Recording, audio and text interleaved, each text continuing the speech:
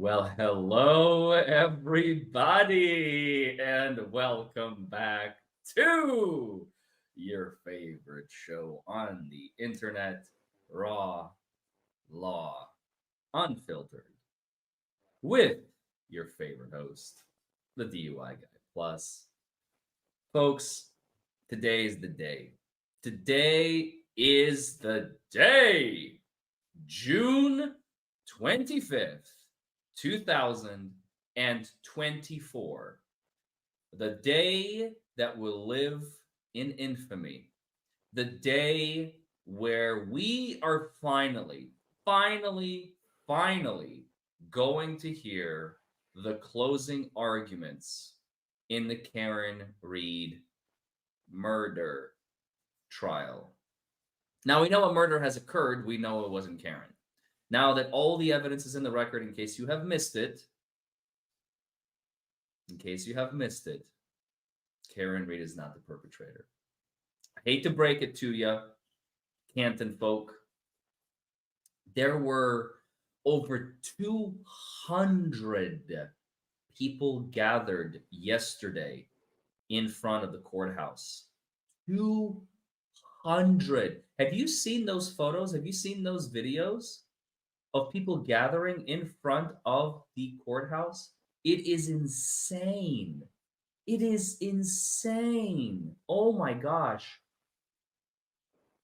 It is absolutely crazy. And I am here for it, folks. This trial, for those of you who may be joining us for the first time, welcome. You're about to, if you're joining us today for the first time, there's no better day to join than today, honestly.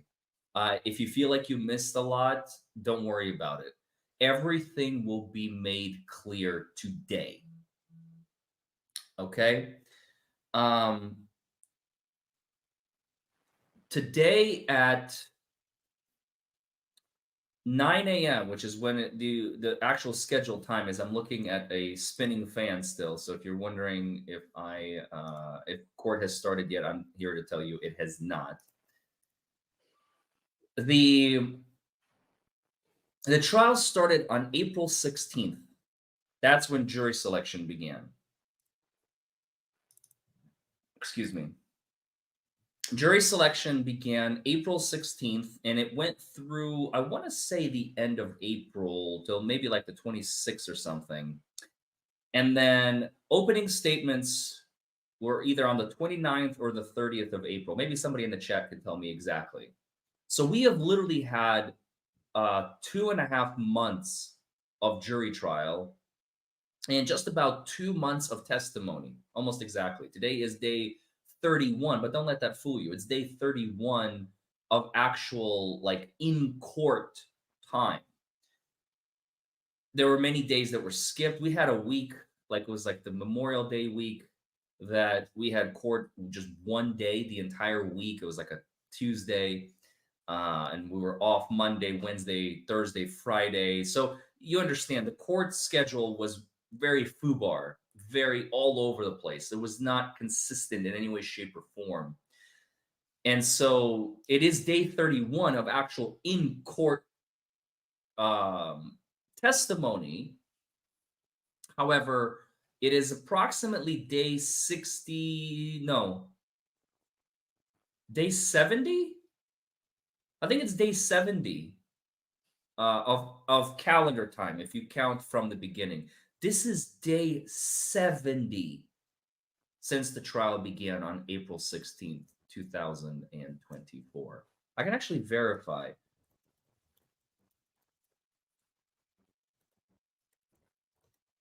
Yep, exactly 70. Wow. Okay. Damn, it feels good to be a gangsta. Today is day 70 since we started jury selection. Think about that. Think about that.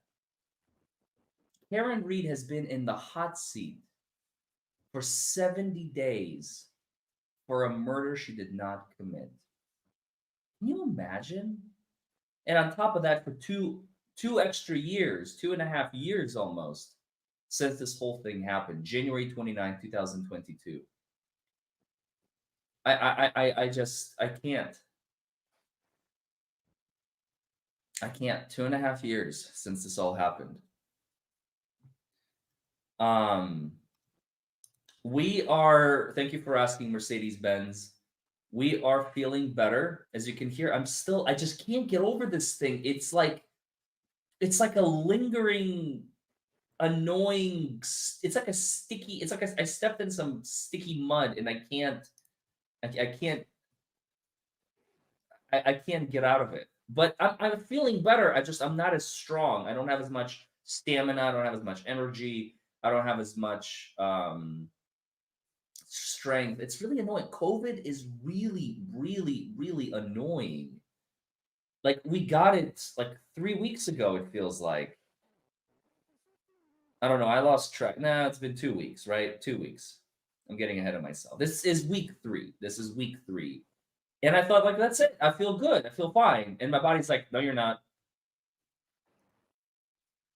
I was like, man, this sucks. Um, like I still have like phlegm. I had to literally, I was supposed to have a jury trial on Monday.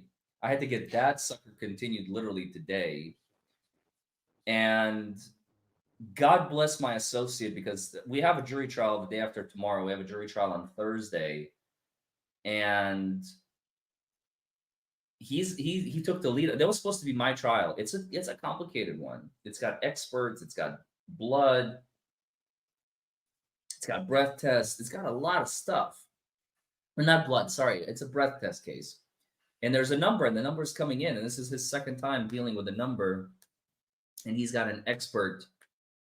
We've got an expert, and I was supposed to take the lead on it because he's newer, but I have full confidence in him. He's doing fantastic. He said, Larry, if you're not going to be up for it, I'm going to take the lead on it. And I'm like, God bless you, son. Like, good for you. Um, I did not get a booster. I got a vaccine in 2021. Is that when that happened? 2021. I got a vaccine in 2021, and then I've been sick with COVID once a year. I got it in June of 22, September of 23, and now. So, what are you talking about, S Stagger? Pics are all over X, so gross. What are you talking about? I missed the original.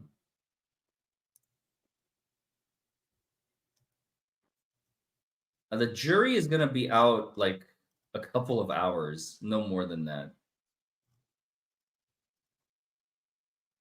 Chandler is doing well. Chandler is still also a little sick. I think we both. People call it long COVID. I don't think it's long COVID.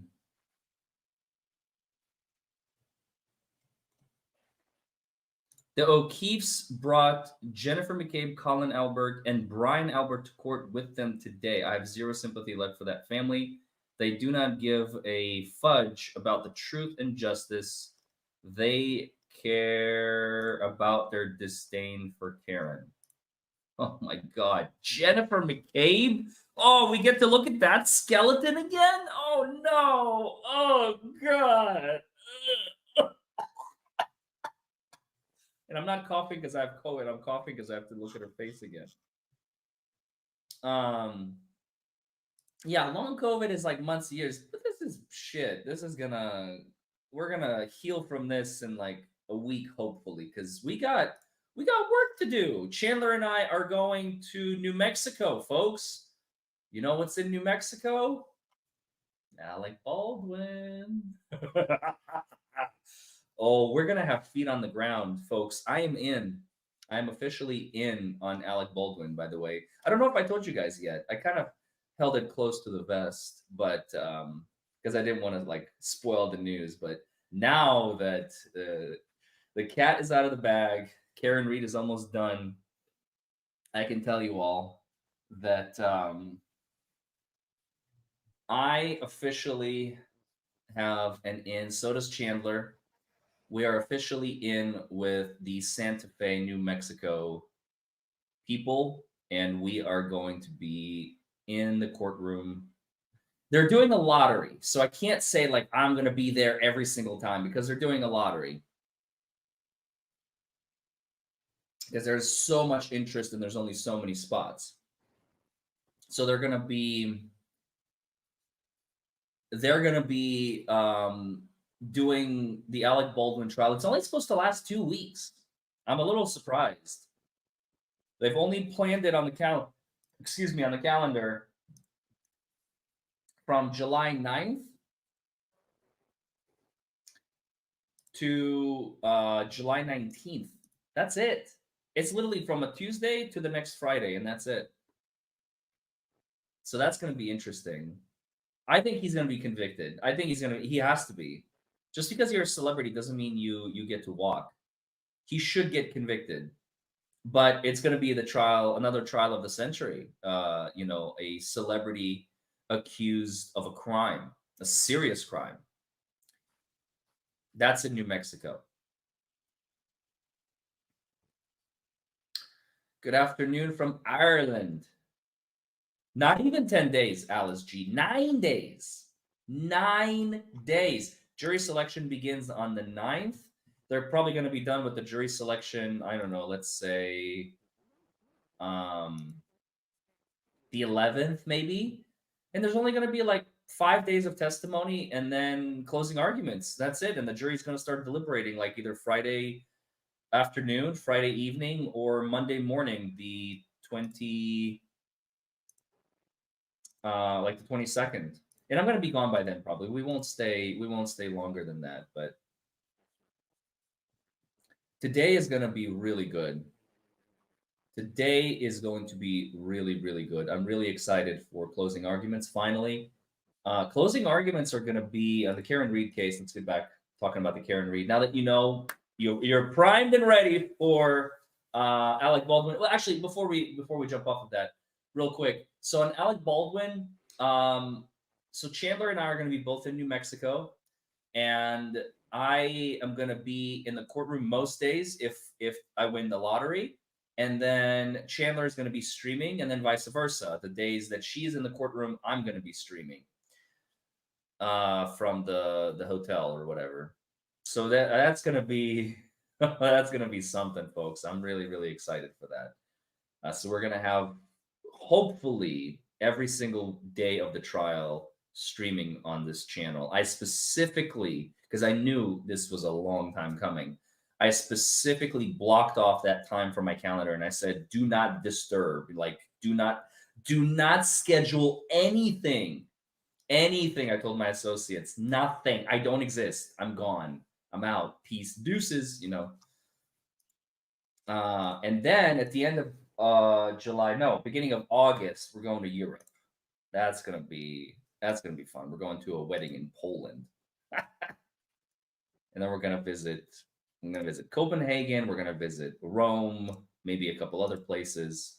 And then hopefully Chandler's gonna be starting law school. But we'll see. That's gonna be in August. Anyway. Karen Reed, closing arguments. Remember the theme. Remember the theme. David Yannetti's first words after Lally finished his closing. Karen Reed was framed. And then he had 3 points. Remember, boom, boom, boom. 1, 2, 3. I don't remember exactly what those points were, but I remember his theme. Karen Reed was framed. And so, by the way, I asked it in chat yesterday, but I don't know if I got an answer. How does it go in Massachusetts? So some states like Kentucky, defense closes first and then the prosecution goes second and that's it. Some states, the prosecution goes first, then the defense, then you have a rebuttal by the defense. Some states do defense closing, prosecution, defense gets a rebuttal. Those are extremely rare. I think only one state does that. It's usually either prosecution's last or prosecution is first and last, and then the defense is sandwiched in the middle. Mrs. K. Grift is saying first the defense, then the prosecution. That's it, 1 hour each. Okay, got it. Easy. That's what I expected. So that's basically like Kentucky. Kentucky does the exact same thing. Defense goes first, then prosecution. End of story.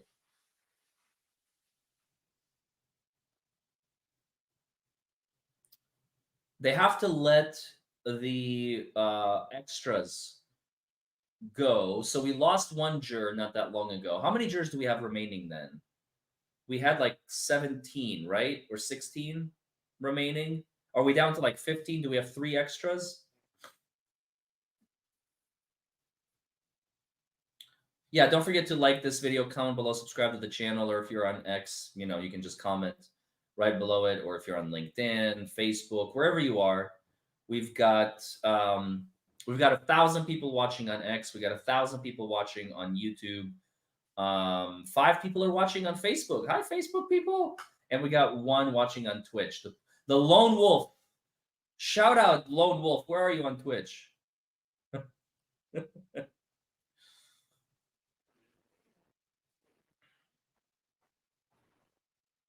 There are 15 remaining, says Kelly Brown.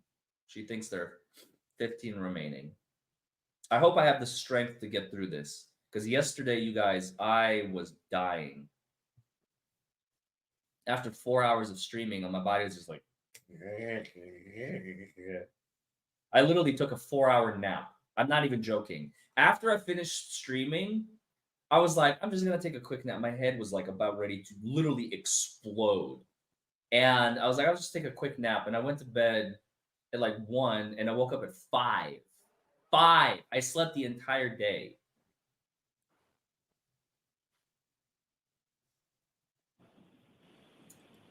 People are saying she is wrong. There is a rebuttal. You are unmuted. Oh, wow, slams. I need to see counsel with sidebar.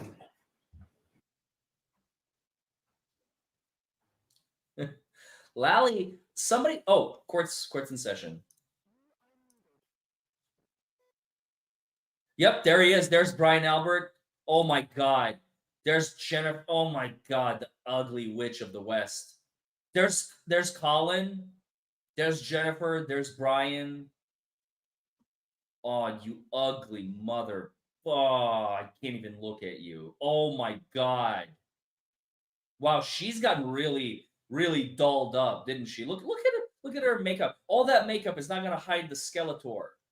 Your ugly soul, ma'am.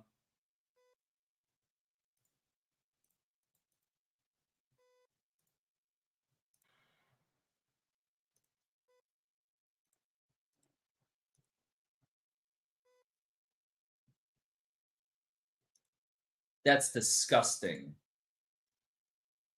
You're going to try and intimidate the jury. Exactly. Why are they back? I mean, they can be because there's no more testimony. That's it.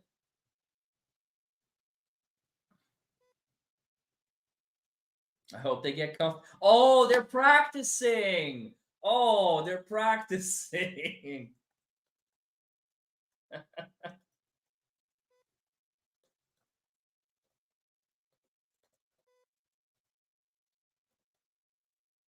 They're practicing for their future litigation.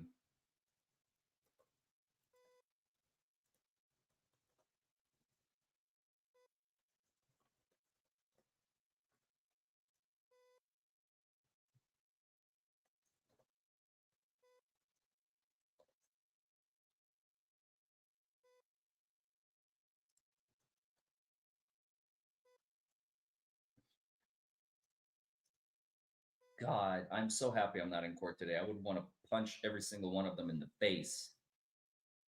Trying to intimidate the defense? Oh, oh, please.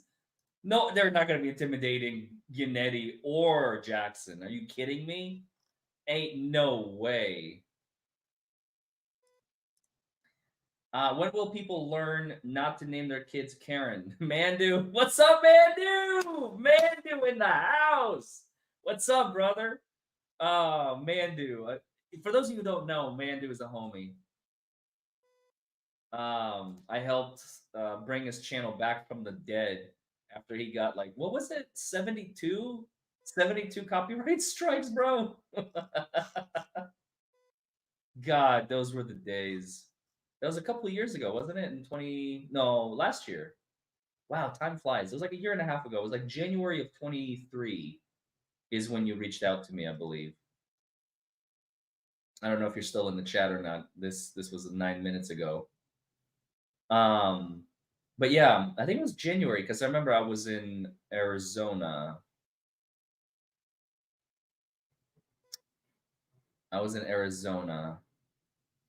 Yeah, I agree. It has to be a non-guilty. C Sims 22, welcome to the channel. Thank you for joining on as a member.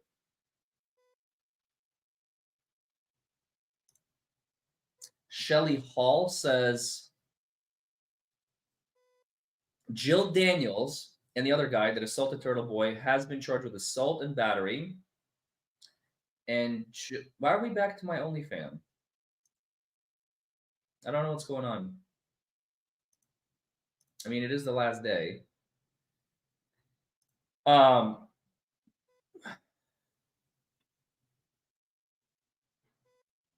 Assistant District Attorney Greg Connor is sitting beside Ms. Reed. Mr. Reed, sorry.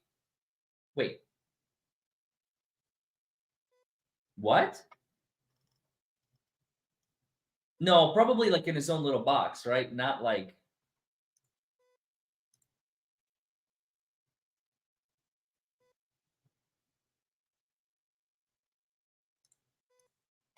Not like next to him. Holy crap. Wait, he is sitting next to him. No. He's across the tape. He's across the tape. I see what you mean. No, but he's across the tape. So they have 5 seats. They have 5 seats. 1, 2, 3, 4, 5. And then there's this tape for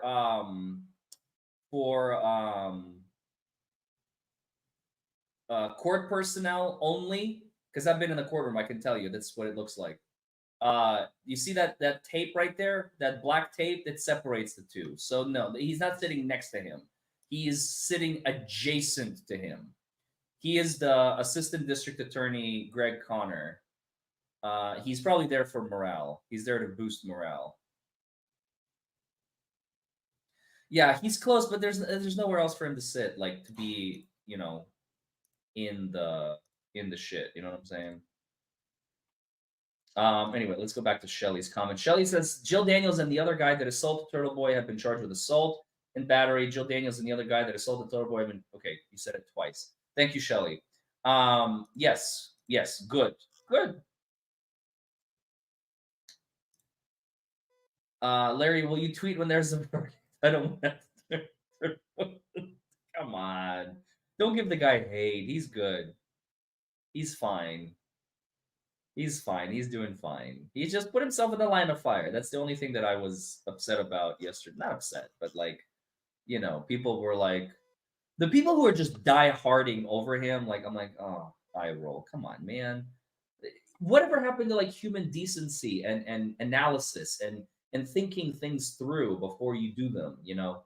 That's all I'm about. I'm about using your brain, using common sense. Sometimes common sense is eludes you. But yes, I will tweet when the verdict is reached, of course. As long as I'm around and not like asleep or dead by the McAlberts.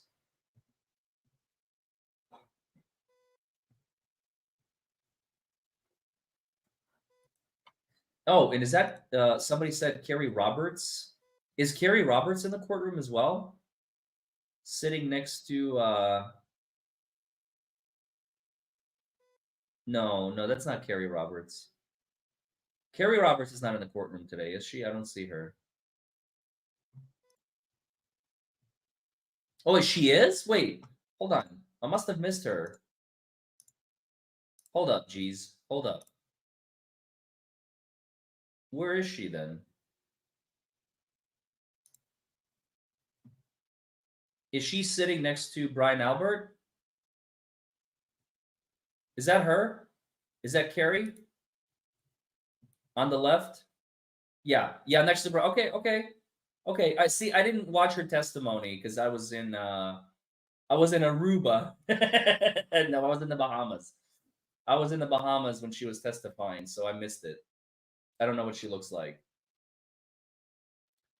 But she looks prettier than she was on the stand. I mean, they all dolled up. Like, look at all the makeup.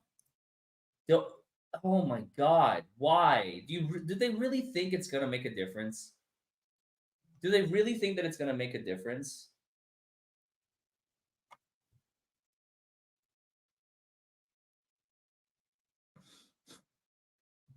Do they honestly think it's going to make a difference? Like, if I look pretty, the jury will acquit. Maybe they'll ignore the evidence, look at my pretty face, and go, yeah, you know what? Let's just convict her. Like, screw it. Brian looks like a killer. Damn. Damn. That's a hell of a statement. He looks like a killer. He does, though, doesn't he?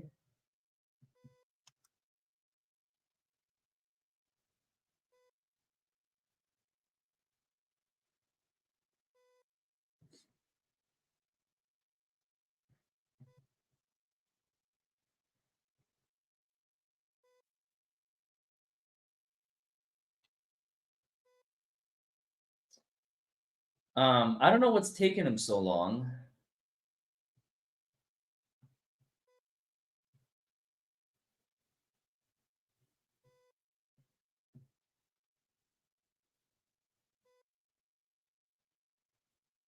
Does anybody think,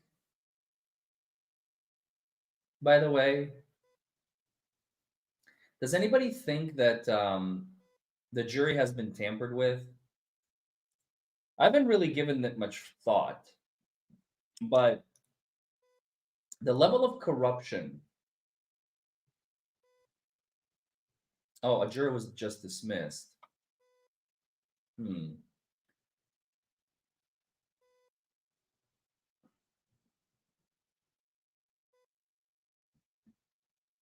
Not dead by the McAlpin speech and laugh like an idiot. You built a cannon? Yeah, it was pretty awesome.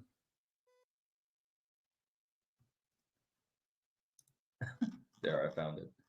I've been wondering if the jury has been like tampered with, because look at all the level of corruption that we've had so far in this case. We had corrupt cops, we have a corrupt judge, we have a corrupt prosecutor.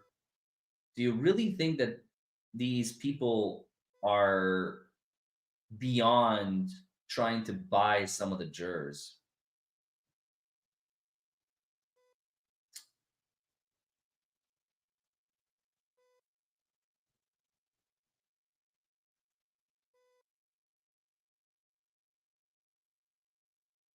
I don't think they're above that. I know, isn't that sad, Sugarfoot? It wouldn't surprise me at all either. But one dirty juror is not enough. If they have one dirty juror, unless they're like really good at convincing, which I highly doubt,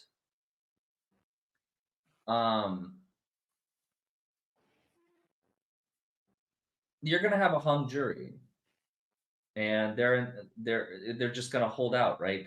They're not gonna vote not guilty. Like everyone else is gonna be like not guilty, not guilty, not guilty, and then one person is gonna be like, I'm not changing my vote. I'm sorry. And then the judge is gonna have to give them an Allen charge. If you don't know what an Allen charge is, I'll tell you. An Allen charge is basically the judge bringing the jury back and going, ladies and gentlemen of the jury, we really appreciate your time that you have spent trying to reconcile and get a verdict in this case. Now, where do we stand? We're 11-1. So 11 votes in one direction, one vote in the other direction. You won't know which is which because they don't reveal it intentionally. And you just hear the split. Like, how are they split? 12-1, 11-2, or sorry, such an idiot. 11-1, 10-2, 9-3, whatever it is, 6-6, And then the judge goes, okay, this is an Allen charge. What I need you to do is I need you to go back and I need you to try again. I need you to try and like come to a resolution, come to a conclusion. Like if they're split like 6-6, like straight up or something like that in a case, Normally, a judge may even go like, "I'm not even going to Allen charge them. It seems like they're dead in the water." But if it's like, even 7-5 or 8-4, 9-3, especially if it's 11-1, 11-1 screams Allen charge me to the jury. That's what an Allen charge is. But I don't think we're going to get that far unless there's a bought and paid for juror sitting on the jury. That's the only time that might happen.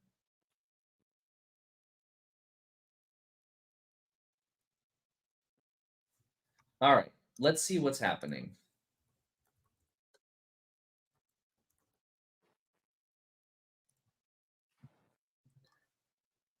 Juror number 3 has walked out, according to Aiden Kearney. This is as of 7 seconds ago.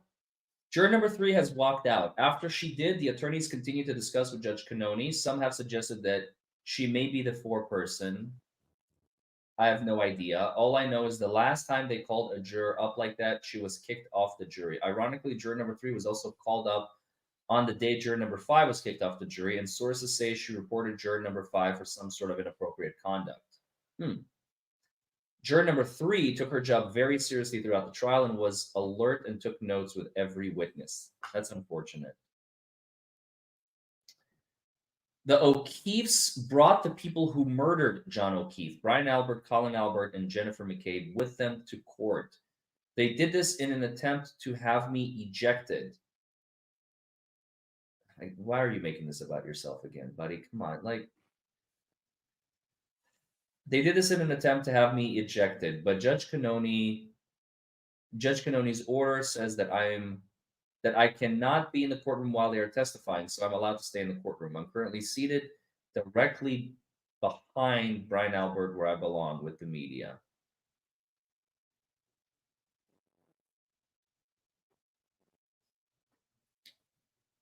People are saying this is possibly the worst move they could have possibly made.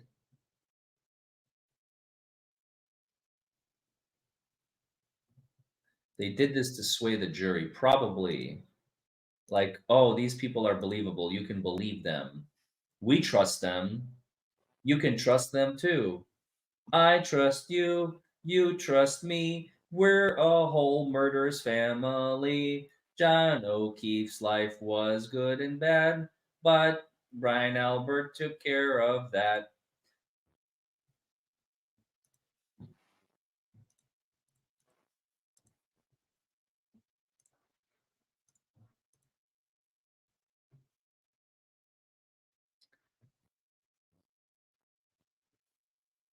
So juror number 3 is gone.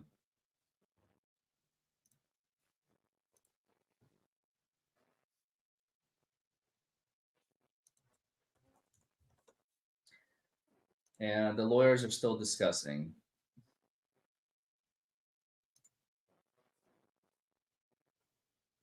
The lawyers are still discussing.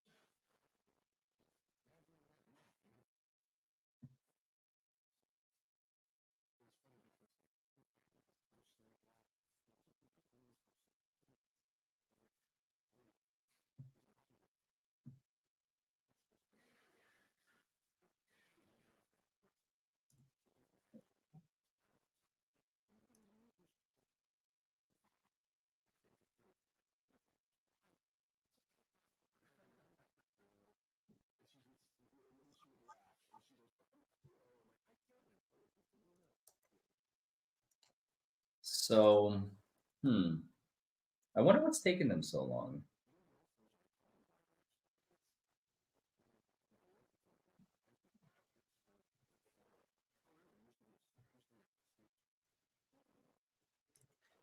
Sean McKinnon says, I'm calling it. There's going to be some crazy mistrial shenanigans. What do you all think?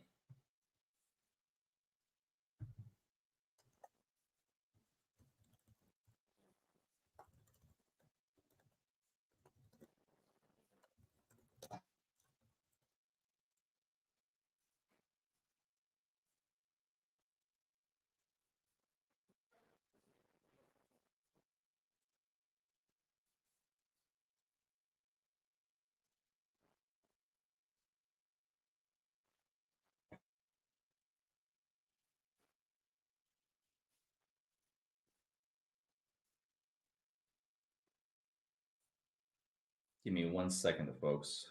I have a fire I have to put out.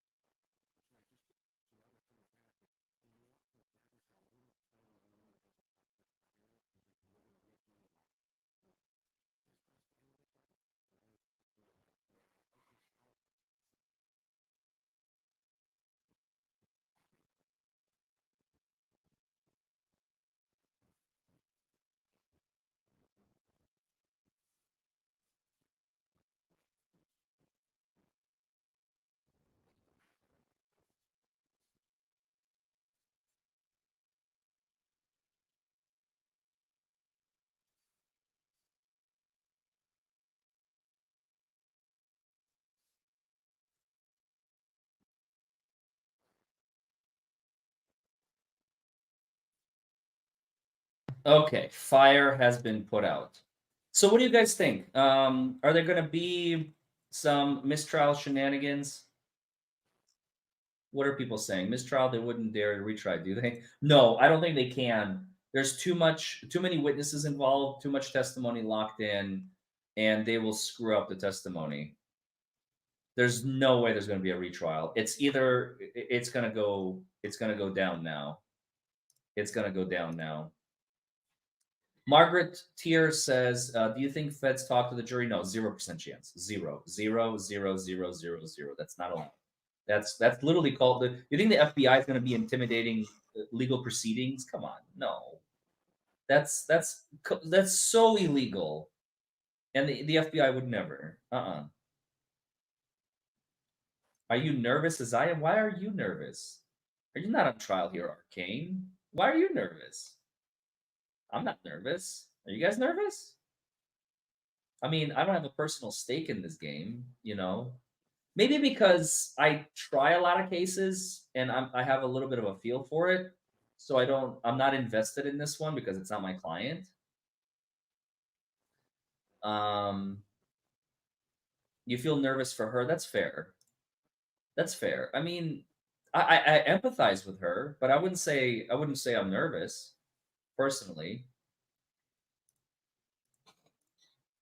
Chris Kestrel says the fact that the McCabe's are in the room is going to be hysterical when they bring up the discrepancies in Jen's testimony during closing. That is true. That is true, actually.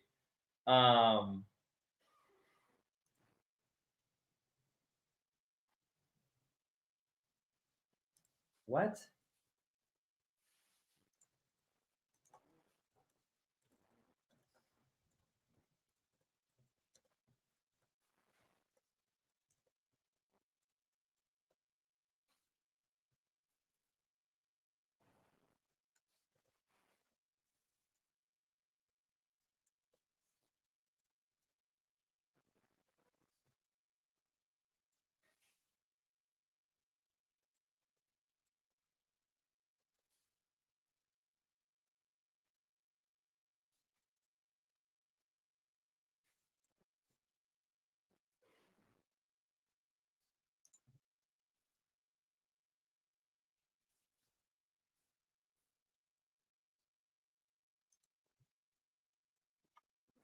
Aiden is tweeting some nonsense, so I had to reply.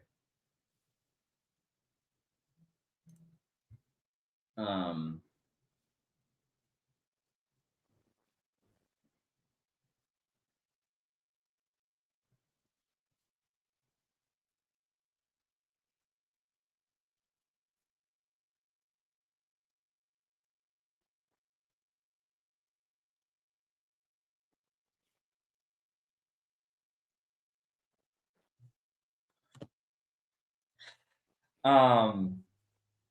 the fact that the McCabe's are in the room is going to be hysterical when they start bringing up the discrepancies in our testimony and closing. That is going to be. I can't wait to look at her face.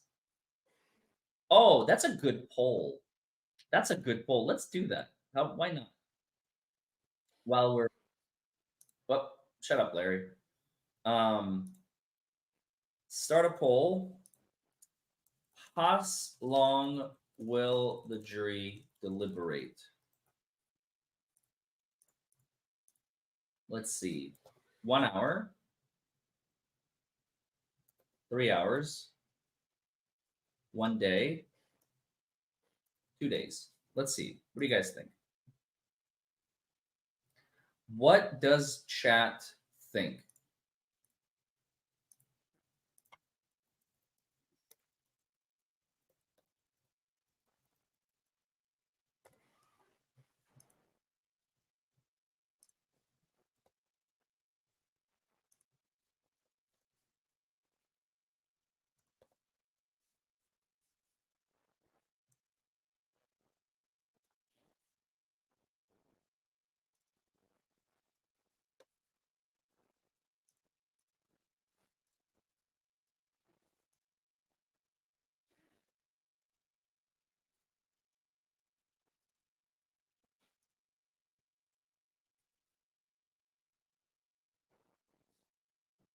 Let's see. And I started the poll on Twitter as well, if you want to go vote there.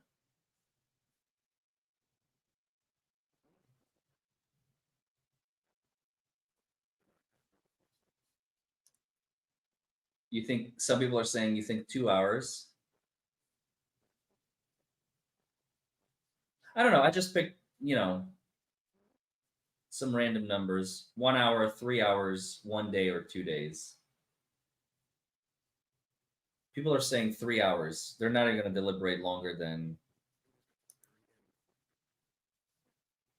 15 minutes.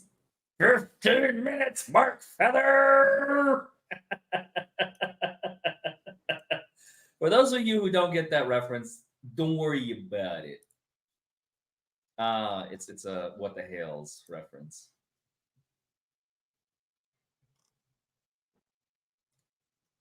Mark Feather has his own channel, Birds of a Feather, or something. Oh gosh, I forgot. What's the name of this channel? Bloody hell!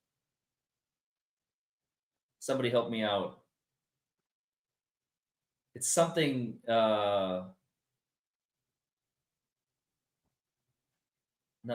Birds of a Feather. Redacted Feather. Yes, Redacted Feather. Where is he at now? Redacted Feather.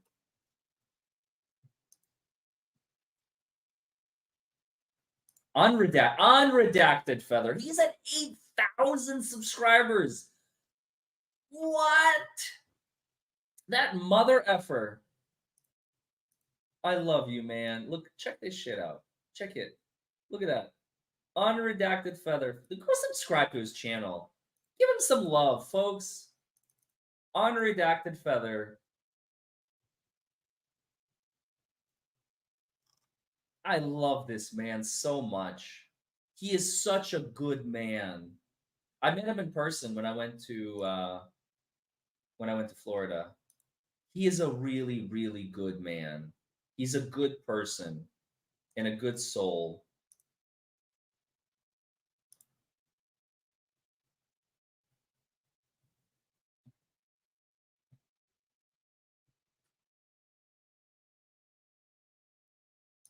Hey, Larry, off topic, but have you ever? Yes, I have. I have no idea what the question is. What did I what? Have I what?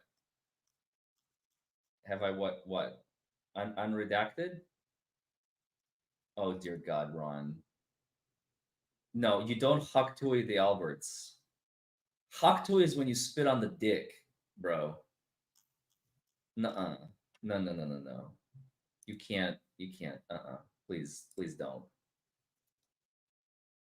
That is disgusting. At least that's how I took it. Unless you actually mean like just spitting. Oh, have I ever done the liar liar bit? Oh, you mean like, Your Honor, objection, Your Honor. This is really hurting my case. No, I've never done that. Only bad lawyers do that.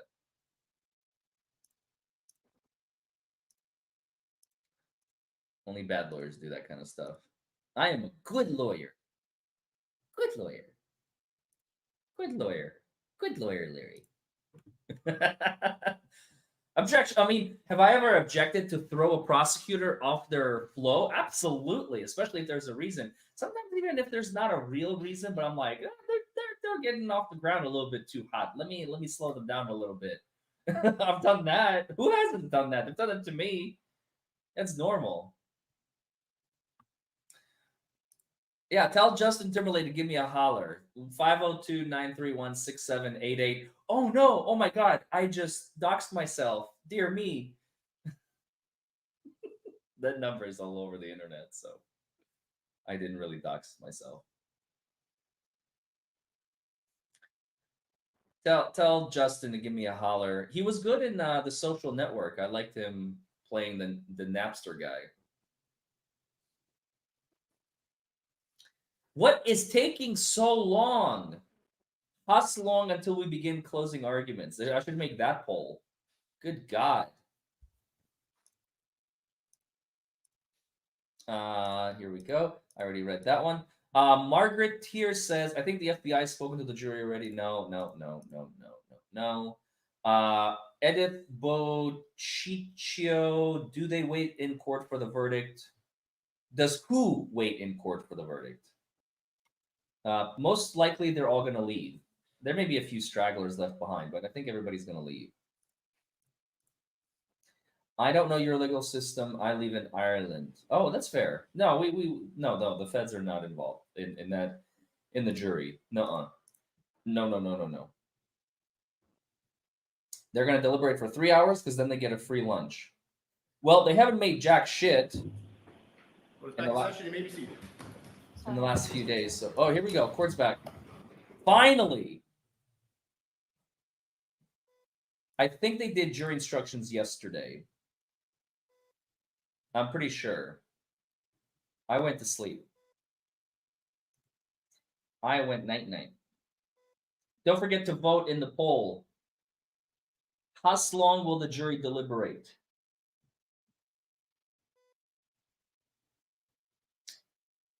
Half of you are literally saying 3 hours.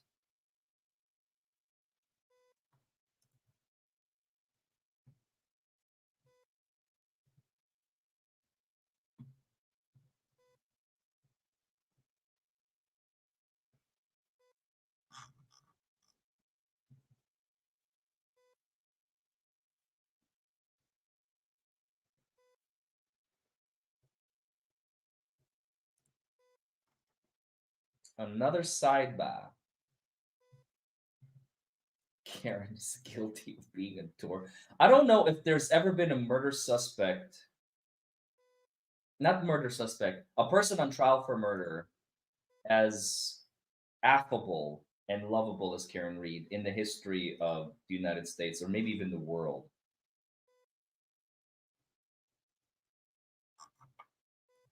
Has there ever been a more loved person in the hot seat on trial for murder that has been disloved and disliked in the history of... No, not OJ. OJ was hated. To this day, everybody knows OJ did it. No, nobody liked OJ. What are you guys talking about? Are you insane? Johnny Depp was not on trial for murder. What the? He was prosecuting. He was the plaintiff suing Amber Heard. He was not the defendant on trial for murder. Oh my God. No, Johnny Depp was not on trial for murder. Stop saying Johnny Depp. Look at Jennifer McCabe with her death stare. Those beady little blank eyes. Just because you're the GOAT? I'll take the compliment, but I have no idea what's in reference to. Oh, fangirl. Fair enough, fair enough, fair enough, fair enough. Okay. Fair enough.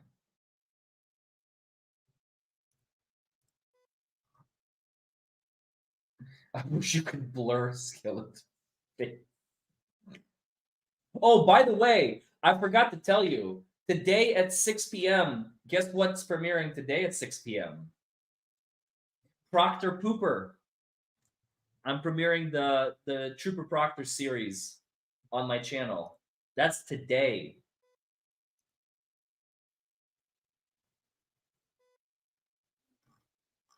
Super exciting stuff. Super exciting stuff. Trooper Proctor episode 1. I already have 4 recorded. So today, tomorrow, Thursday, and Friday is already definitely premiering. Saturday, I'm hoping to go live. And then Sunday will be episode 5. Oh, it's going to be glorious, you guys. Oh, it's so...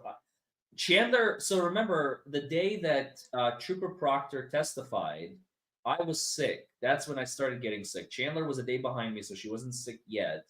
Chandler saw all of his testimony, and I remember laying in bed and hearing, "Oh my God!" Like, "Oh!" Like Chandler sitting here going, "Oh!"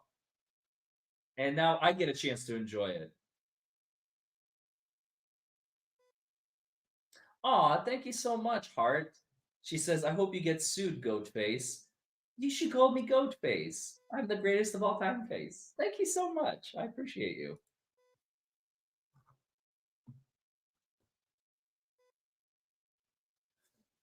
Um, I have no idea what's taking them so long, to be completely honest.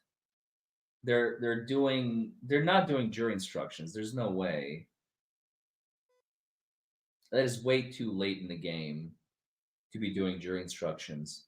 Oh, and by the way, so once we're done with this series, and when I say this series, I mean the Karen Reed case, I may do some of the other witnesses. I haven't decided yet. I haven't really decided yet.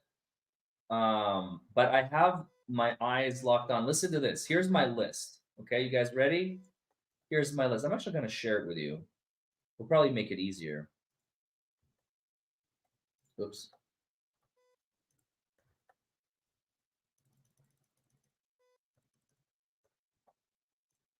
I'll share screen real quick since we're still. Here we go. So I'm going to do an analysis video on the Johnny Depp's plaintiff closing and the cross of Amber Heard by Camille Vasquez. I'm going to break it down. The Karen Reed opening, I already did. Why did I have it listed on there? I already did that. The Kyle Rittenhouse cross-examination of Gage Grosskreutz and the closing by the defense is a masterclass. I really want to break that down. O.J. Simpson, the closing, of course, by Johnny Cochran. Now, the Scopes trial, the Scopes monkey trial, that was Clarence Darrow. Obviously there's no video of it. I would have to actually like read it. So I don't know. I don't know how I'm gonna throw it in there, but and then somebody said Jeffrey Curley. I don't even know who that is, but I added it to the list. Jeffrey Curley's closing by the defense is a masterclass, apparently.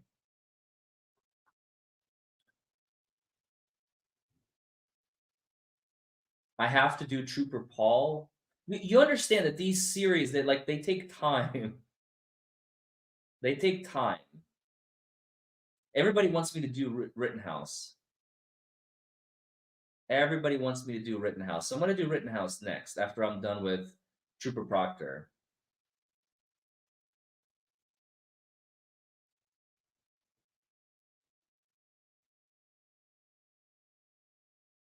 Sarah Boone hasn't started yet.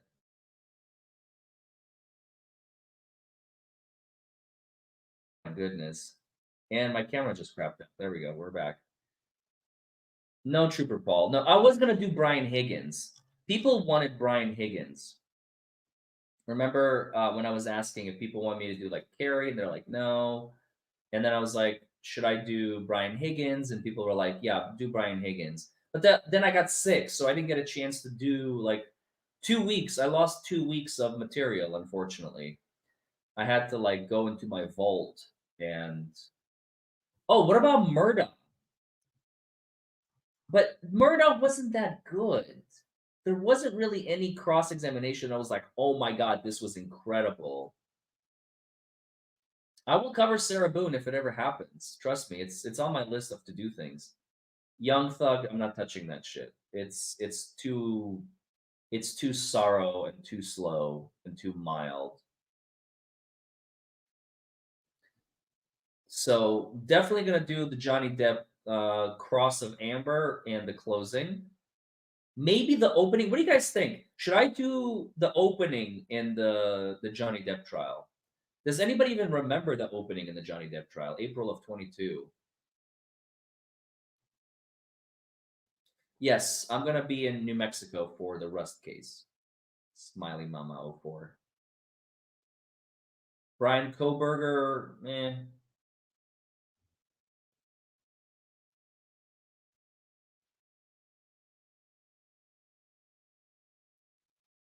I'm still following it from a distance, but if it goes to trial, I'll probably follow it closer.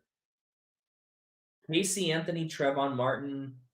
Again, nothing really stands out. Like these guys stand out. These guys all stand out. The cross-examination of Grosskreutz and who's Jeffrey Curley? Why do I have it on the list?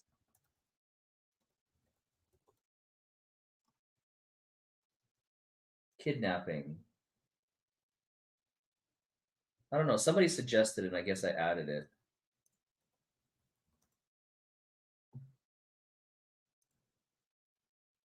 Is there even a video? Wait, oh, David Yannetti. Yannetti represented him, didn't he?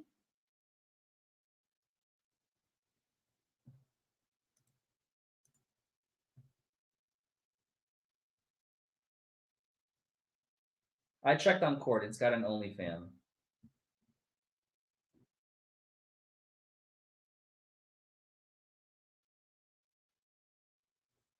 No, I never want to. I don't want to touch Casey Anthony either. There's nothing really stands out.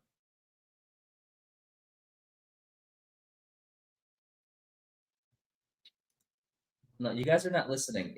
We're not talking about cases that are coming up. We're talking about I'm not talking about cases that are upcoming. I'm talking about cases that have already happened. Okay?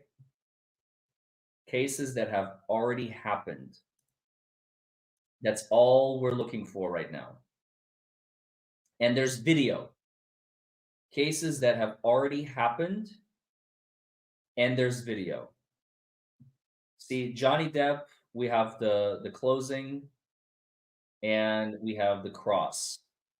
Karen Reed, the opening, which I already did. So I need to remove it probably. I don't know why it's on my list.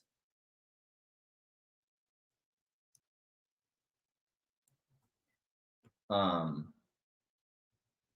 Rittenhouse, the closing.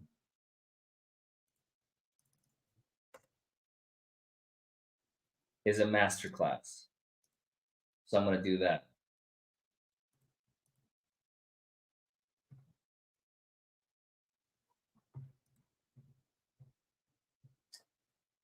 Nobody tells us nothing. Juror number 3 has been dismissed. She was an obvious not guilty vote and by far the most attentive juror the entire trial, according to Aiden. Oh, so they're still sorting things out with juror number 3. That's what's taking so long. Juror number 3 is back in the courtroom speaking with Judge Canoni and the lawyers. She has her hands on her hips and looks peeved. She now walks out. Hard to tell from looking at her face how that went. Oh, the cameraman is panning up because the juror was there. That's why.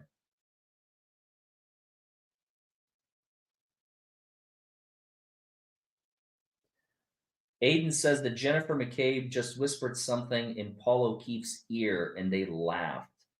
Earlier, she was rubbing Aaron O'Keefe's shoulders. Ugh.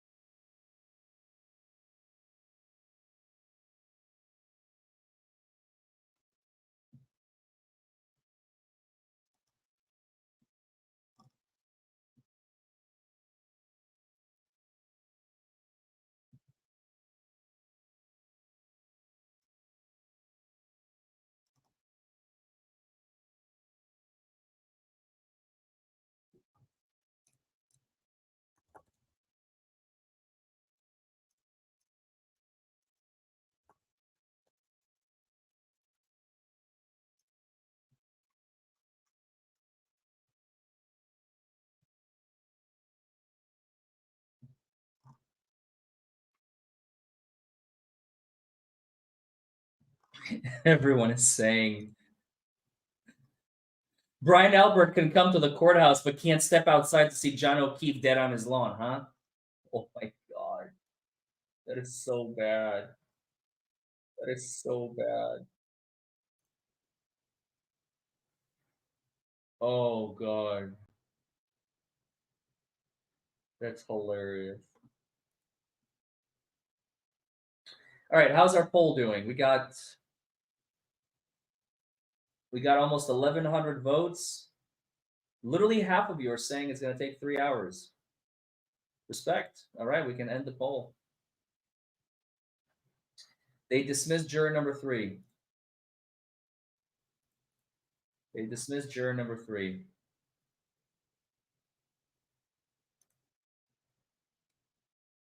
And not guilty vote.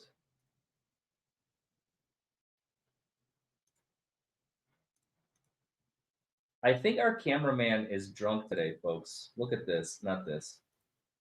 Present, share screen. Our cameraman is drunk. Look, he got the OnlyFan off center. He's usually pretty good about his job, except not today. Maybe because he has to keep panning to it over and over and over. Yeah, no kidding, James. How long to get to closing arguments? I have a massage today. I don't have time for this. Give me the closings, folks. Give me the closings.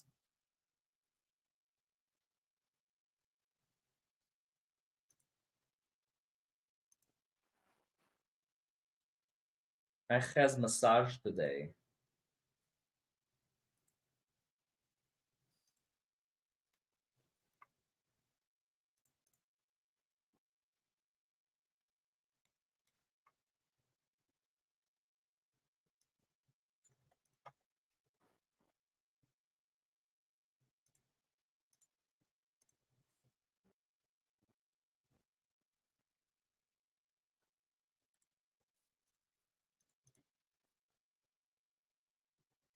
Juror number 3 is gone. Bye-bye.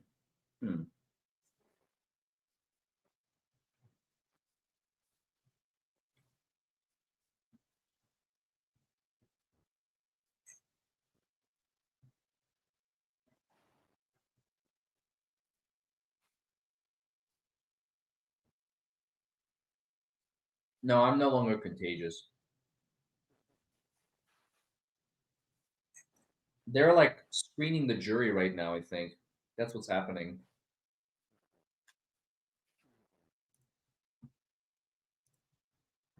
But I don't know why. I don't know what the issue is.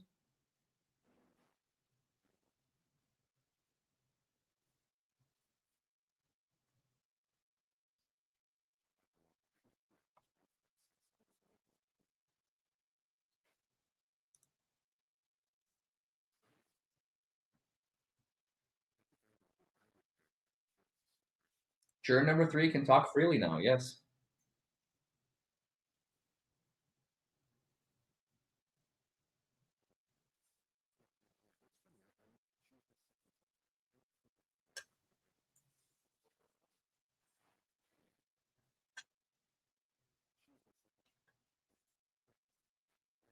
By the way, all of you who are asking me to cover the Delphi murder case, I don't know if I will.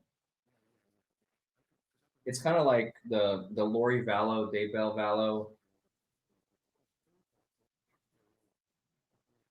Anytime children are involved, man, I just can't.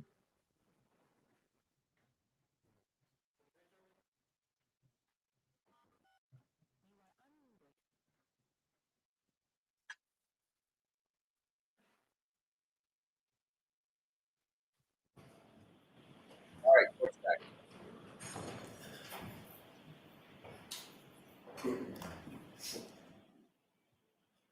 Doctor's the name of the idiot talking to. That's true. All persons have any business before the Honorable Beverly Kennedy, Justice of the Norfolk Superior Court in the County of Norfolk. That's hilarious. Give your attendance and you shall be heard. God save the Commonwealth of Massachusetts. This court is now open. You may be seated. 22-117, the Commonwealth versus Karen Reed. All right, good morning again, counsel. Good morning, Ms. Reed. Good morning, jurors. So I don't know how many times I start in the morning by saying we appreciate your patience, but today is one of those days. Again, we appreciate your patience. You may notice that one of your fellow jurors is not sitting with us today. I can assure you that that is because of an issue that is just personal to that juror and has nothing to do with Liar. any concern of any of you. So please disregard that, okay? I do have to ask you. Speak up, Bev. Were you able to follow the instructions and refrain from discussing this case with anyone since we left yesterday? Everyone said yes or nodded affirmatively. Were you also able to follow the instructions and refrain from doing any independent research or investigation into this case? Everyone said yes or nodded affirmatively. Did anyone happen to see, hear, or read anything about this case since we left here yesterday? So now we're at the point of the trial where the lawyers get to do their closing arguments. Closing arguments. Here we go. Each an hour to do so, and they both tell me that they want me to give a 5-minute warning. I just don't want you to think I'm scolding them when I give a 5-minute warning, so we'll let them do that. When I was a trial lawyer, I tried a lot of cases in this courtroom. The thing I liked least about the trial was just before I stood up to give my closing I think Jackson's doing the judge would closing. say, jurors, remember, closing arguments are not evidence. But it's true. So because of that, you have to put your notebooks away. All right, so if you just put your notebooks away and just listen, and though the closing arguments are not evidence, they're certainly a very important part of the case. And we've all seen how hard the lawyers Yeah, Jackson's work doing it. He's for this stressed. Look at how long stressed he period is. of time. Fixing his We've all tie. noticed that you've paid Jackson's great doing the closing. attention throughout the entire trial. I'd ask that you extend your courtesy to the closing arguments. And in Massachusetts, because the Commonwealth has the burden of proof, the Commonwealth goes last. So we will hear now from Mr. Jackson. Here we go. Thank you, Your Honor. Karen Reed was framed. Look the other way. Look the other way. 4 words that sum up the Commonwealth's entire case. 4 words that sum up the hopes of those who have tried to deceive you. Conflicts of interest? Doesn't matter. Just look the other way. Magic hairs, magic glass. Look the other way. Late night calls and Google searches, falsified affidavits, inverted videos, and butt dials galore. just look the other way. That's what they want. That's what they're counting on. But the uncontrovertible fact is you have been lied to in this courtroom. Excuse me. And your job is to make sure you don't ever, ever look the other way. Your singular duty is to stare down the evidence and do it unflinchingly and do it unwaveringly. You see, you're the only thing standing between Karen Reed and the tyranny of injustice. It's your job you didn't ask for, probably a job you didn't want, but it's the greatest responsibility we have as citizens here in America. Lest the government stop answering to us Yes. and we start answering to the government. Yes. Love that. And woe betide any one of us who might find ourselves in the crosshairs of a Michael Proctor. Ooh. Preparing for today, I was reminded of a quote. It's a quote about the truth, and I want to share it with you. It is of great importance to set a resolution never to tell an untruth. There is no vice so mean, so pitiful, so contemptible, and those who permit themselves to tell a lie once find it much easier to do it a second time and a third. This falsehood of the tongue leads to that of the heart, and in time, it depraves all its good dispositions. What does that mean? It means that it's been observed that to tell an untruth, to exaggerate, to make a false claim, it's a cancer. One lie begets another, and it's a malignancy that grows over time. And that, folks, is how a cover-up is born. That's how a Massachusetts state trooper says in whispered tones to his friends when he thought no one was looking or listening, how he would make a case, how he would make it cut and dry, no matter the truth. Oh, How he yes. would make sure to put, quote, serious charges on the girl. In other words, pin it on the girl. You may ask yourself, how does this happen? How could this happen? It's 2024. Surely people aren't going to come to this courtroom, this hall of justice, and lie to us, just give us false information. They wouldn't do that. They wouldn't try to cover up the truth. The Alberts, the McCabe's, Higgins, Lank, Michael Proctor, Yuri Buchanan, Brian Tully. You don't have to wonder if they would lie to support their narrative. You need only wonder how many times they did lie. Over and over and over, they and others were caught deceiving you. Big things, small things, it didn't really matter. They feared True. nothing. Yeah.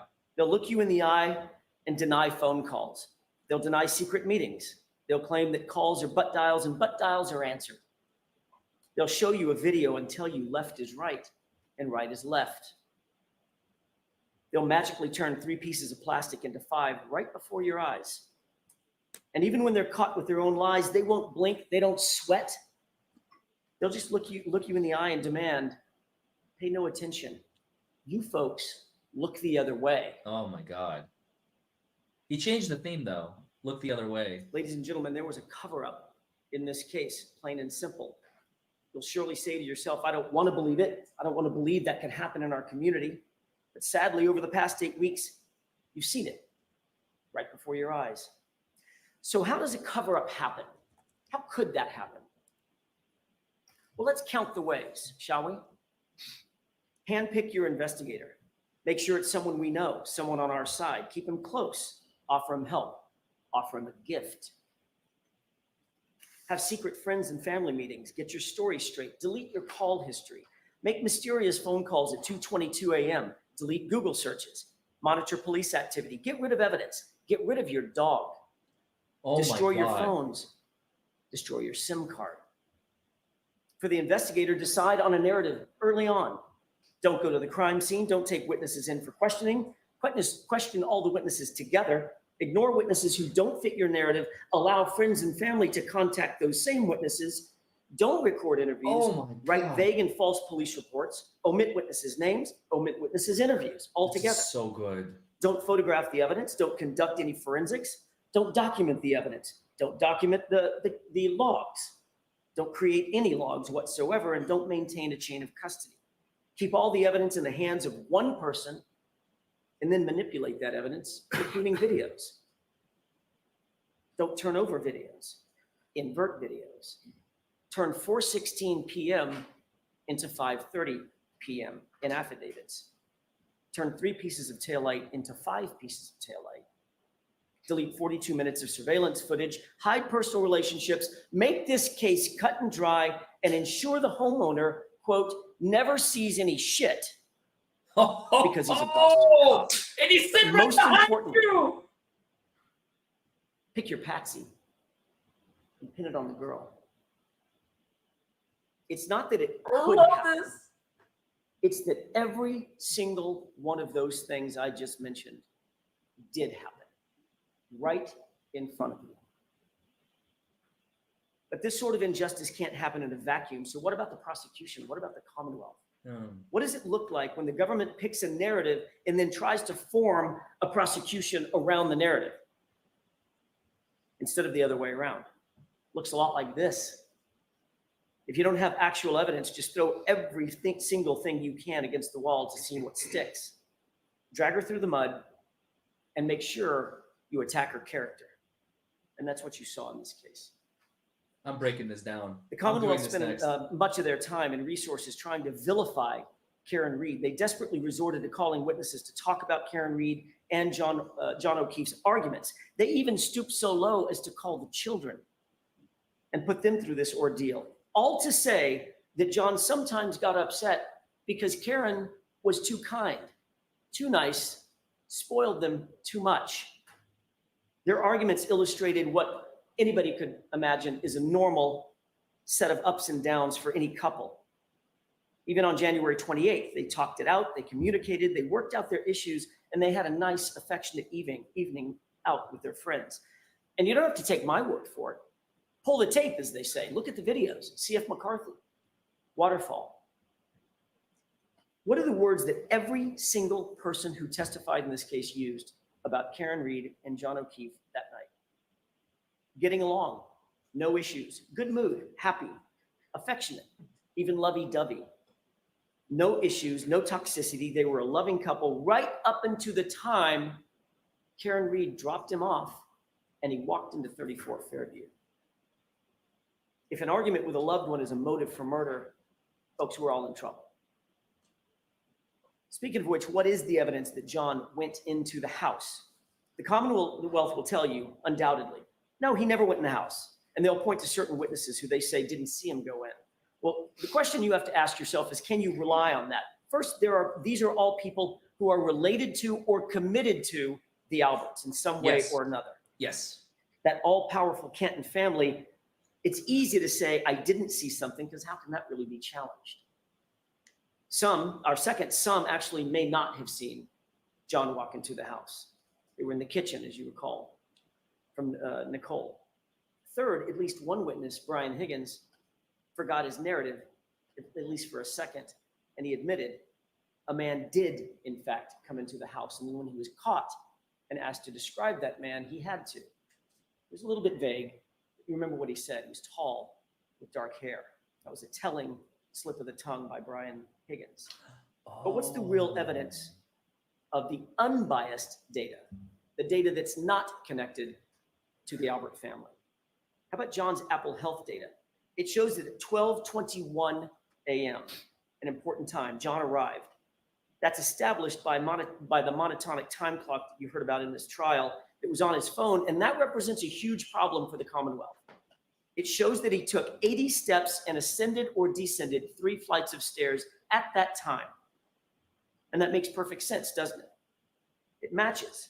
Walks into the house, goes directly to the basement. There's your 80 steps and your descending flights of stairs. The big problem for the Commonwealth is he wasn't outside at the car ascending and descending stairs, wasn't climbing on top of the car.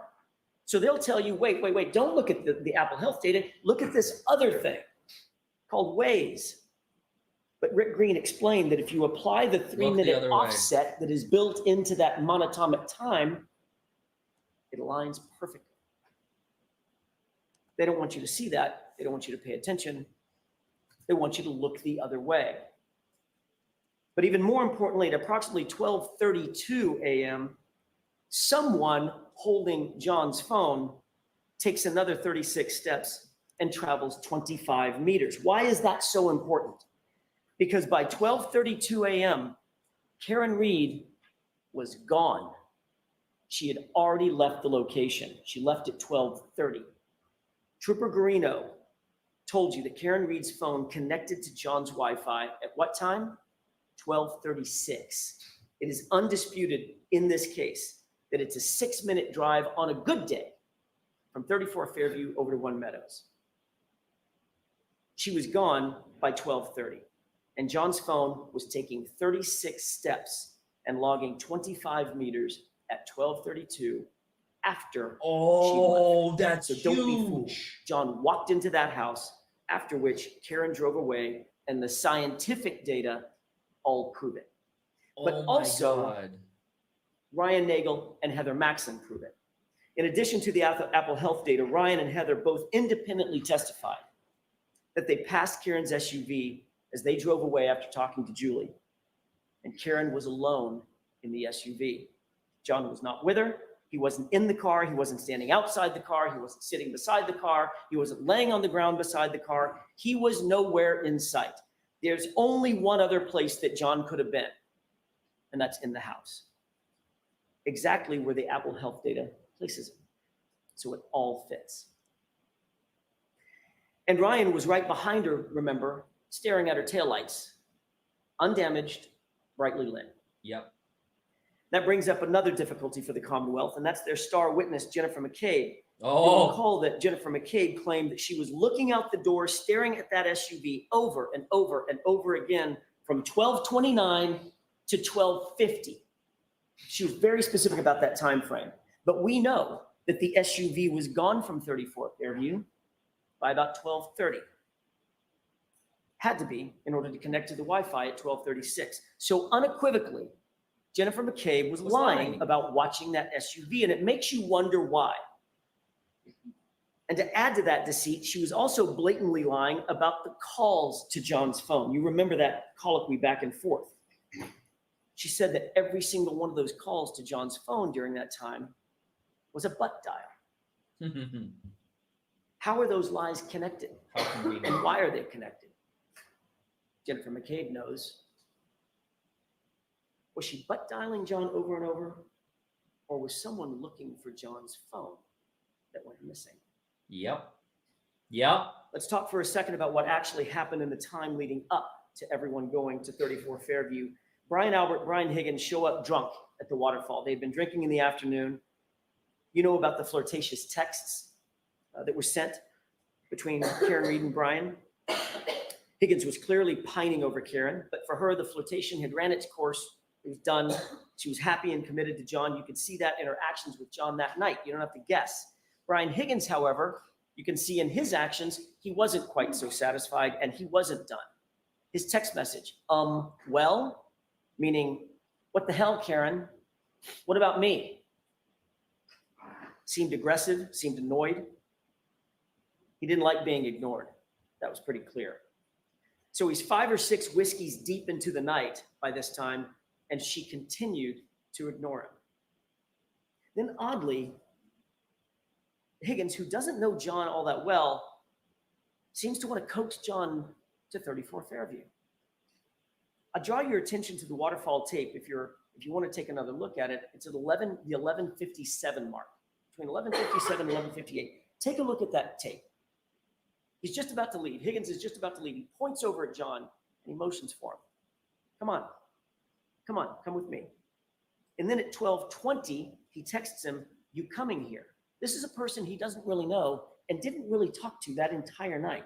Ask yourself, why was Higgins so insistent that John go to 34 Fairview that night? And then there's that sparring and fighting that he and Brian Albert were engaged in. They were using the blizzard as a. Of all the things they could be doing, this is what they were doing just minutes before John Because they knew a blizzard was coming. walked into that house at 34 Fairview. We know that once John actually did walk in the door, it's about 2 steps, 4 feet or so, 2 steps for an adult male to reach that basement door. Remember, everybody was gathered in the kitchen. That's what Nicole Albert said. And every single witness agreed that at some point, Brian Higgins and Brian Albert left the group and went to another room. Where did they go? Where did they go together? The basement. Another important point. Chloe was not upstairs. Brian Albert slipped in one of his in testimony that he provided. Quote, I was watching Chloe downstairs, monitoring her because of the other people in the house. She's not good with strangers. Remember that testimony. So what happened next? We absolutely know that John was in the house. The data, Ryan, Heather, they all established that. We know that John ascended or descended stairs. We know that Brian Higgins and Brian Albert excused themselves. How long does it take to have a crossword? How long does it take to have a fight? How long would it take for Brian Higgins to say to John, you know, your girl's been texting me.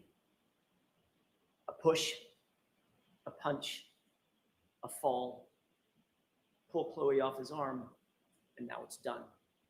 What is that? 5 seconds? 10? Doesn't take long at all. And then the panic sets in. It wasn't intended to go that far, but what's done is done. And then some very, very odd things start happening at the Albert household. Very odd indeed. What do we know? We know through the testimony and key swipes that Brian Higgins very oddly goes directly to Canton Police Department. Why would he do that? After a night of drinking and partying, why go to CPD when you're drunk? What was so important there? He couldn't even get his own story straight. First, he said it was administrative work. Then he said he was moving cars. Then he said it was a factor of both. Is it both? Was it neither? Or was he there to gather intel? Ask yourself, why go? But the odd things keep piling up, and here's another. Chloe was the Albert family pet.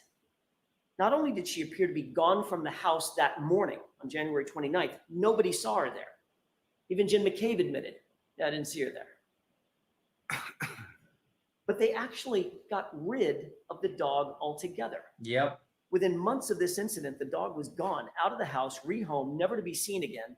This was a dog they had had for 7 years. Yep. Also a dog who had a bite history. Why was it so important to get rid of that dog? Was there something about the dog they did not want law enforcement to find out? Recall what Dr. Russell said. She's seen up to 1,000 animal attacks.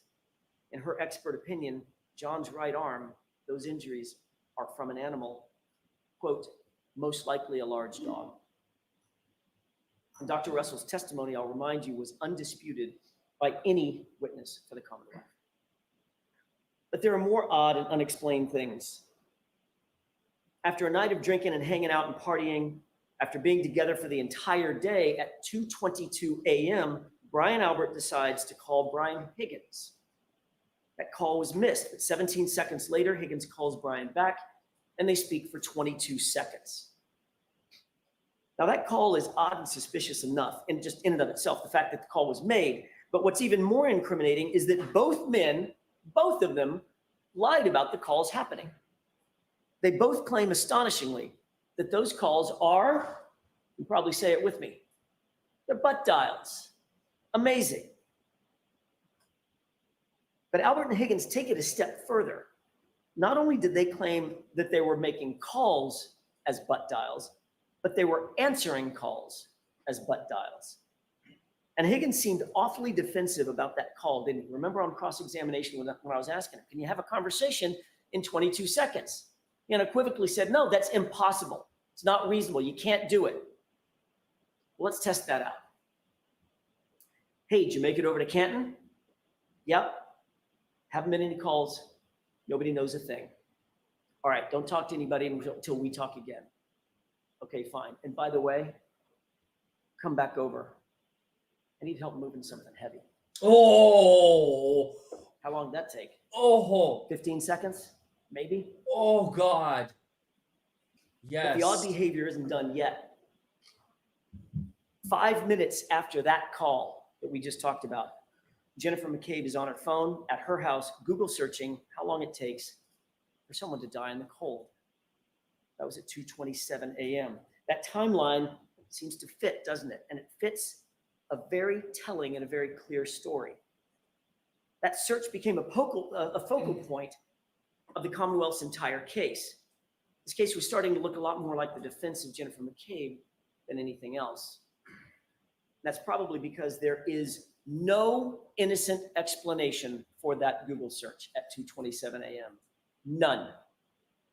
At the end of the day, clearing away all the confusion, the Commonwealth's experts were left with two things that are true. First, neither of their experts could absolutely rule out that Jennifer McCabe made that search at 2:27 a.m. Neither. And second, the only person to use the actual phone model, the actual data, and the actual precise operating system was Rick Green. And he was clear. That search was at or before 2:27 a.m. And then Bam. it was deleted. Bam. So what else was going on at or around this same time when all this suspicious activity was happening at the Albert house and the McCabe house? 3 minutes after that search and 8 minutes after the Albert Higgins 2:22 a.m. call, Brian Loughran drives down the street in his snowplow. And he told you that there is no body laying on the lawn at 34 Fairview at 2:30 in the morning. Importantly, he didn't just simply say he didn't see a body, he wasn't paying attention. He said there was no body there. He knows the property, he knows the owners, he's grown up with these folks, he passes by all the time, not once, not twice, 3 passes. There was nobody on that lawn, period, at 2:30 a.m. And what other suspicious thing happened that night? By 3:30 a.m., someone moved a Ford Edge in front of the very area that would obstruct the view of where John's body would ultimately be discovered. Who's the only person in this case that you've heard about with a Ford Edge? Brian Albert. Remember, as you're thinking about this, the basement at 34 Fairview is serviced by a bulkhead. It's a quick and convenient door to the backyard. And that backyard is serviced by a side fence. And that side fence is easily accessible to the front yard at the side of the house. Yep. Which side of the house? The side where John's body was found. And by 6 a.m., John's body was, in fact, now outside. While this flurry of suspicious activity was going on with the Alberts and the McCabes, what's happening with Karen? All she knows at this point, think about it, at approximately 2:21, she dropped off John. He walked into 34 Fairview, and that's all she knows. She knows nothing else that was going on. So what was she left to think? He goes in to check the party out, but all of a sudden he's not coming back. He's not responding. Minutes start to pass. 1 minute turns to 2, 2 turned to 10. Where is he? Why isn't he responding? She's sitting in the cold, dark, freezing outside in the car. Naturally, she's perturbed. Being perturbed turns into being peeved. Being peeved eventually turns into being pissed. By 12:30, Karen's mad. She's left 34 Fairview to make a point, but she's still texting and calling. What could she reasonably be thinking at this point? What's going through her mind? 12:33 turns into 12:34. I can't believe you do this to me. 12:34 turns into 12:35. Where is he? Why aren't you answering, John? 12:35 turns to 12:36. Jesus Christ. I'm calling and you're not answering. Where are you? Pick up the phone. But there's still no answer. There's still no response. By 12:37, she's getting furious. She does not know that something has happened to John. She does not know that. Oh, So that's she leaves big. the first angry voicemail. Oh, Illustrates frustration, aggravation, all the normal responses anybody might have, you and I might have.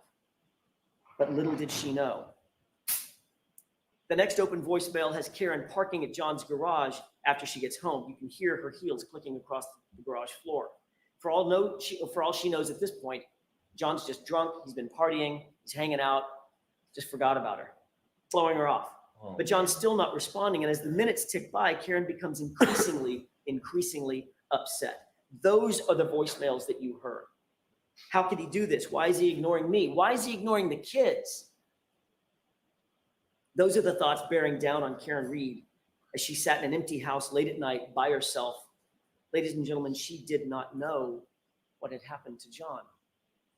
But within the next voicemail, quickly learn what she was thinking and what she was feeling. Now it's 5:23 a.m. She's woken up. She's realized that he hasn't come home and he hasn't responded to a single text, not a single call. And anger quickly turns to panic and abject fear. She's so distraught, she reaches out to him again. She looks John, so where the sad. fuck Look at are her you? face. She says That's in genuine tears and emotion, folks. desperation. And at 6:03, the question was answered, and her worst fears are realized when she finds his body laying, dying in the cold in Brian Albert's front yard. You heard her. You can feel the grief. You can feel the raw anguish. You could see it. You don't have to wonder the emotional journey that Karen traveled that night. You can see it in the video. You can hear it. I can in see it right now. Audio. I feel it. From the time he left That's her, genuine he emotion, walked into folks. 34 Fairview, and she called. She reached out 53 times. She called him 53 times before finding his body. Think about that. The Commonwealth wants you to believe that she murdered this man. And then after that murder, she called him not once, not twice, 53 times. It makes no sense. What does make sense is that she emotionally moved from anger, then to panic, then to grief. So back at 5:07, when she began her search looking for John, she backed out of the garage, and what would happen next would change the entire course of this case. As she backed out of that garage, she hit John's Traverse and cracked her right rear taillight. Folks, the Commonwealth has one job to do in this courtroom. It's an immutable responsibility to provide you with the truth. That's it. Not to win the case, but to seek justice and to do it through the truth. Ask yourself, did you get that truth from the Commonwealth? The Commonwealth continually tried to tell you that that video showed that the SUV came close to John's Traverse, and it took us showing you the video to unequivocally establish that Karen hit that car and cracked her taillight at 5:07. You can almost hear an audible gasp in the courtroom when we finally showed you the actual video. You can see that tire move. I'm only going to show you one series of exhibits during my entire closing, but it's that important. And it's this. Look at the condition of her taillight when she pulls out of the driveway at 5:07. Oh, and I'm going to choose my words very carefully here. That taillight is cracked, but it's not completely damaged. And if there was any question in your mind about the level of damage to that taillight at 5:07, all doubt was extinguished when Dighton Police Officer Barrows walked into this courtroom. He's a sworn officer. He's not associated with Canton. He's not associated with the Alberts. He's not associated with the McCabe's. He doesn't know Michael Proctor. In other words, he doesn't answer to any of these folks. He's an outsider and he's completely independent. And his words were the following, quote, "That taillight was not completely damaged. It was cracked. A piece was missing, but not completely damaged." Take a look at this photograph and tell me, which one looks like Officer Barrows' description? The one on the left or the one on the right? The reconstructed light on the left is what that light looked like before it was in Trooper Proctor's possession. Remember that. That's what it looked like before Trooper Proctor had access to the SUV. And you have an independent police officer telling you so. You'll recall that after John's body was discovered, Lank, very good friend of the Alberts, walked into Brian Albert's house and had an off-the-record meeting with him. No one's ever going to know exactly what that meeting was about, what they discussed, because that interview, like everything else in this case, it wasn't recorded. It wasn't memorialized. But we do know that shortly thereafter, the Canton Police Department was recused from the matter entirely. And the case was assigned to one Michael Proctor. You have to believe that when the Alberts found that out, they thought they hit the lottery. They thought they hit the lottery. What are the chances? The department where my brother works, that would have been great to investigate this case, but that department's been recused. That's tough luck. But the guy who catches the case is Michael Proctor, a guy we go back with for decades. Whoa. At such a break, they probably thought, when this is over, we need to get that dude a gift. Oh, wait a minute. They didn't think that. They said it out loud. But still, you've got to imagine that the Alberts True. had to be stressed. What with that whole thing about a dead body being on their lawn. And all, yeah. That might get some attention. And they had to be wondering, will he set up a crime scene? Is he going to come into the house? Is he going to search the house? Is he going to send in a forensics team? Is he going to interview witnesses? Is he going to take us to the station? Will he take our phones? Will he look at our communications? Will he look at our Google searches? Will he look at our early morning phone calls? Is he going to look in the basement? And Michael Proctor answered every single one of those questions. No. Resoundingly. Nope. Nope. He's a Boston cop too. And with that, Michael Proctor didn't draw a thin blue line. He erected a tall blue wall. Oh. A wall that you can't A scale. tall blue wall. A wall that Karen Reed certainly couldn't get over. A wall between us and them. A place you folks are not invited. We protect our own. It's us or it's them. And by the way, who's she after all? Nobody. An outsider. This is going to be easy. Or so they thought. Let's look at what Michael Proctor actually did and did not do in this case. One of the consistent issues that's come up throughout this trial is how evidence always seems to be changing and evolving when in Michael Proctor's hands or somebody in his orbit. If it happens once, let's chalk it up to a mistake. Twice, it's starting to look a little bit like incompetence. If that happens every single time, it becomes intentional, which means it becomes corruption.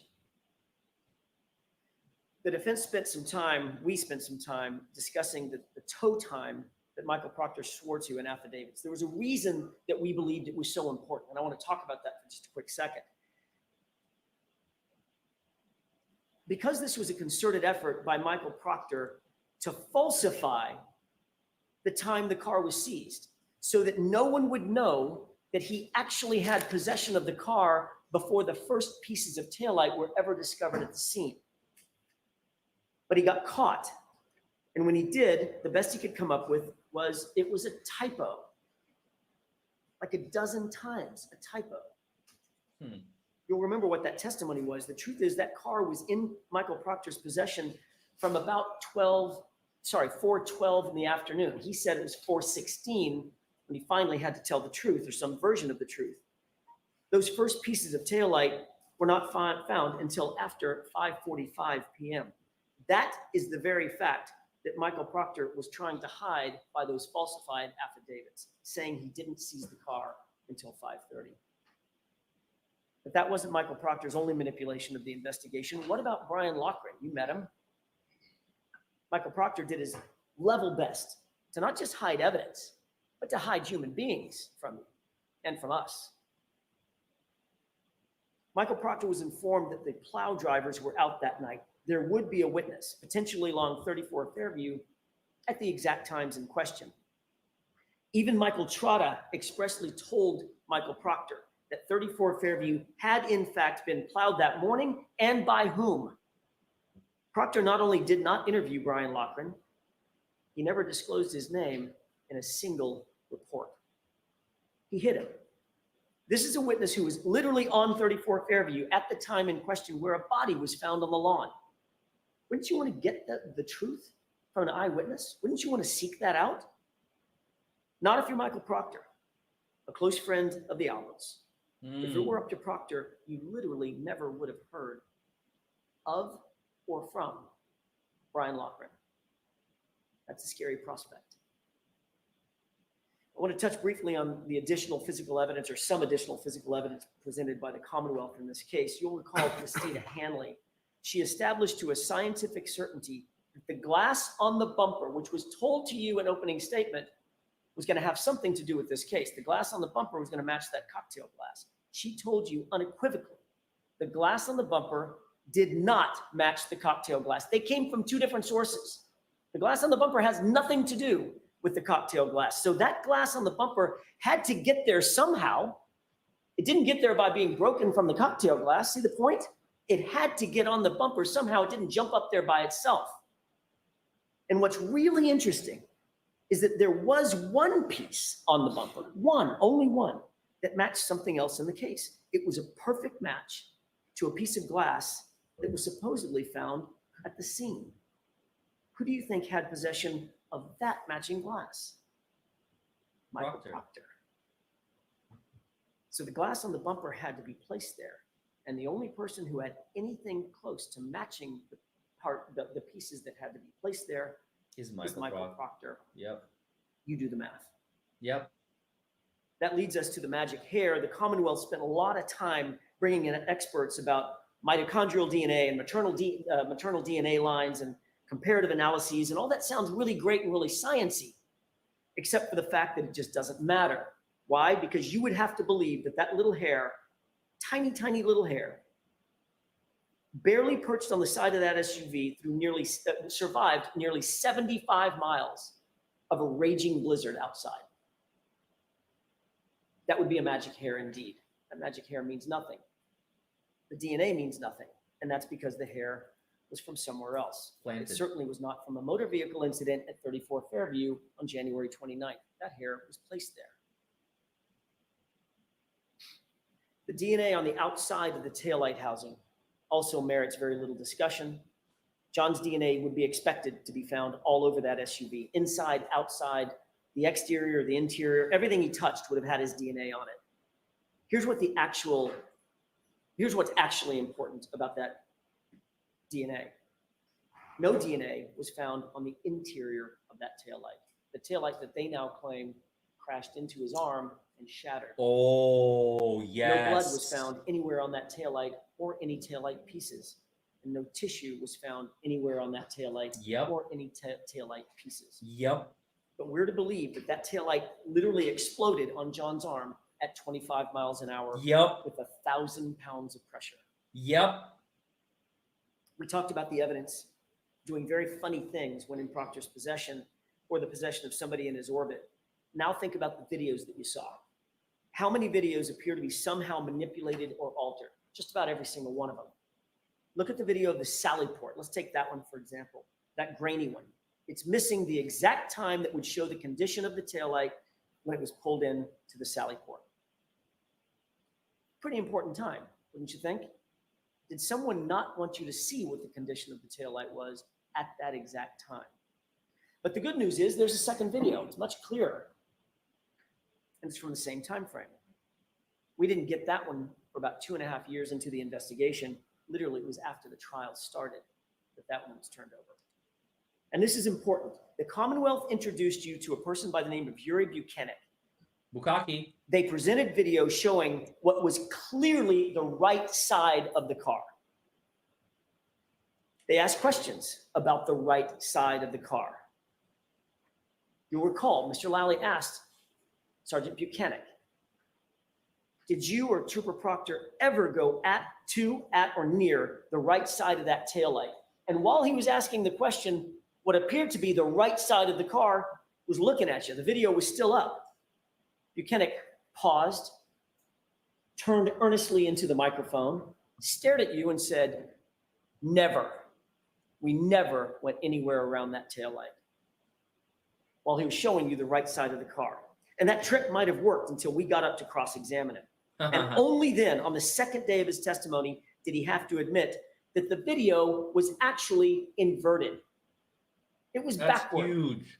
And it was cleverly huge. inverted at that. The timestamp had the proper orientation, which means that timestamp had to be removed, the video inverted, and the timestamp placed back on it, which means that was done intentionally. That was not a mistake. And when caught in that obvious fabrication, Buchanan doubled down and said, it's exactly the same. You remember that back and forth. It's exactly the same, he said, as if we're stupid. Is it exactly the same, or is it exactly opposite? Ladies and gentlemen, you were lied to. There is no other way to say it. It's inexcusable. It's abhorrent. But it's also a paradigm of everything that the investigators have been willing to do in this case. Lie, obfuscate, manipulate, alter. And when they're caught, they just excuse it away. Doesn't matter. It's the same thing. What's the big deal? Just look the other way. Mm. And don't forget, Buchanan is Proctor's supervisor, and he was in that little group chat where Mm. Karen Reed's naked photos were being searched for. Oh my God. You know the saying about the apple falling from the tree. Mm-hmm. Ladies and gentlemen, we haven't even started talking about the taillight yet. You'll recall that at the very beginning of this case, you were introduced to no fewer than 5 CPD officers very early on who searched the scene. None of them, not a single one, found any taillight material at the scene. 0. Stephen Seraph, Sean Good, Stephen Mulaney, Michael Lank, Paul Gallagher, they were all there. They were all walking right around there. They were all looking. They were searching with their eyes. They were searching with their hands. Some said they were searching with their feet. They even used tools, a leaf blower. Not one piece of bright red taillight material was at the scene, not a single piece, but incredibly, over the course of the next 3 weeks, according to Michael Proctor, 47 pieces of taillight material would end up being found, some of which were the size of a salad plate. The CERT team shows up later on January 29th, and according to O'Hara, the first few pieces of taillight were found about 5:45. And here's some interesting testimony that you heard. Who else was there? Who did O'Hara say was there? Well, he said his team was there. We certainly expected that, but then he said there were others. These other mysterious figures, some from Canton PD, some from the Massachusetts State Police, that he could not account for. Heavy coats, big masks, hats. Even Lieutenant O'Hara could not tell who was who, but he did note Canton police officers were there who were unaccounted for. Massachusetts state troopers were there unaccounted for.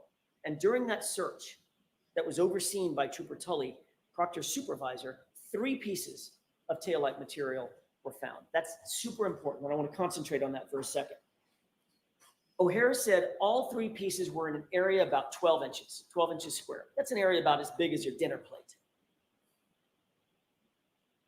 Tully, however, claimed that 1 red piece was found. About 3 feet away from that was a shoe. About 1 to 2 feet from that was a clear piece of plastic, and a few feet away from that was a red piece of plastic. So we have red, clear, and red over the span of about, added up, probably 10 or 12 feet. Ladies and gentlemen, both of those things cannot be true. Somebody is taking liberties with the facts. Yes. Then Lieutenant Tully comes to court and makes this big grand gesture of opening all these evidence bags.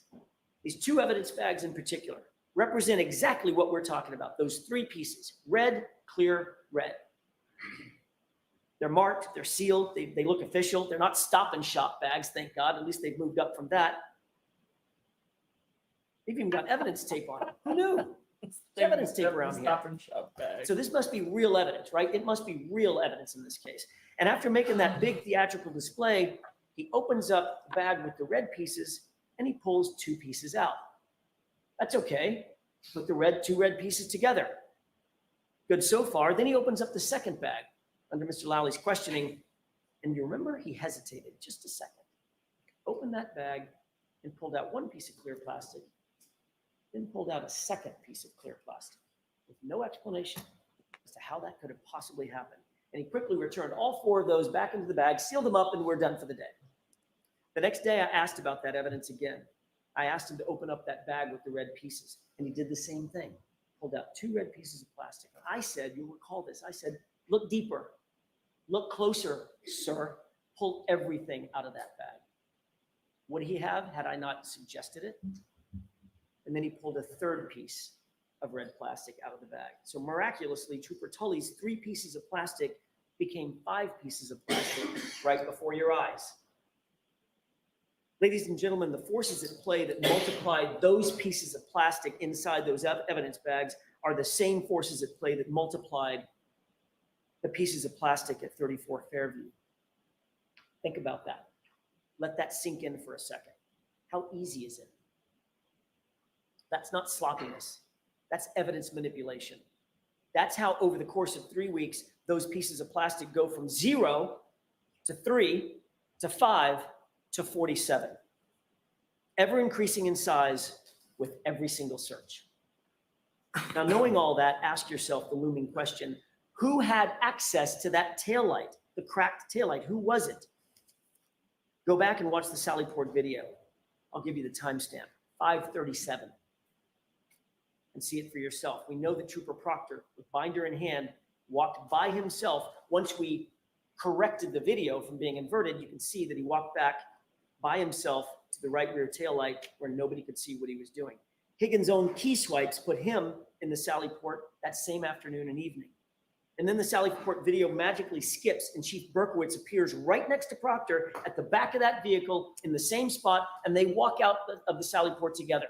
Where were they going? Remember O'Hara? Unidentified troopers in Canton Cops were at the search at 34 Fairview. How hard is it to drop a piece of plastic? We spent a long time talking about the compromised and altered and tampered and manipulated evidence. And I want to switch and talk a little bit about the true facts in this case, because you did hear some true evidence and true facts. The true The Commonwealth facts. presented about 67, maybe more, witnesses and expended 30 plus days of trial and 9 weeks of your life. Maybe we're in the 10th week. Yeah. For what? It should be relatively simple, right? The Commonwealth claims that Karen Reed pulled up to 34 Fairview. John got out of the car. She reversed into him and hit him, and then she drove home. That's 4 facts. It's just 4 facts. That's all it is. What evidence do they actually have to prove that that SUV ever hit John? The answer is none. They don't have any. There's no evidence whatsoever that Karen Reed's vehicle ever struck John O'Keefe, or that Karen Reed ever wanted to strike John O'Keefe. Yep. In fact, every single piece of material evidence in this case unequivocally proves the opposite. Yep. John went into that house. That SUV was not damaged by hitting John, and John's injuries did not come from being hit by a car. Yep. That's what the evidence actually shows. The Commonwealth knows that, and they've known it for a long time, and Proctor knows that. Bastards. Because of that, the Commonwealth just resorts to character assassination and talking for weeks on end about the snow. The snow. Let's talk about what the real evidence actually shows, the unassailable science. Real evidence. Let's talk Listen about to the those truth. words. The real evidence. Concerning John's injuries first, the Commonwealth's own medical examiner, Dr. Scortibello, could not conclude that John was hit by a car. Think about that. And she would not even say that it was a homicide.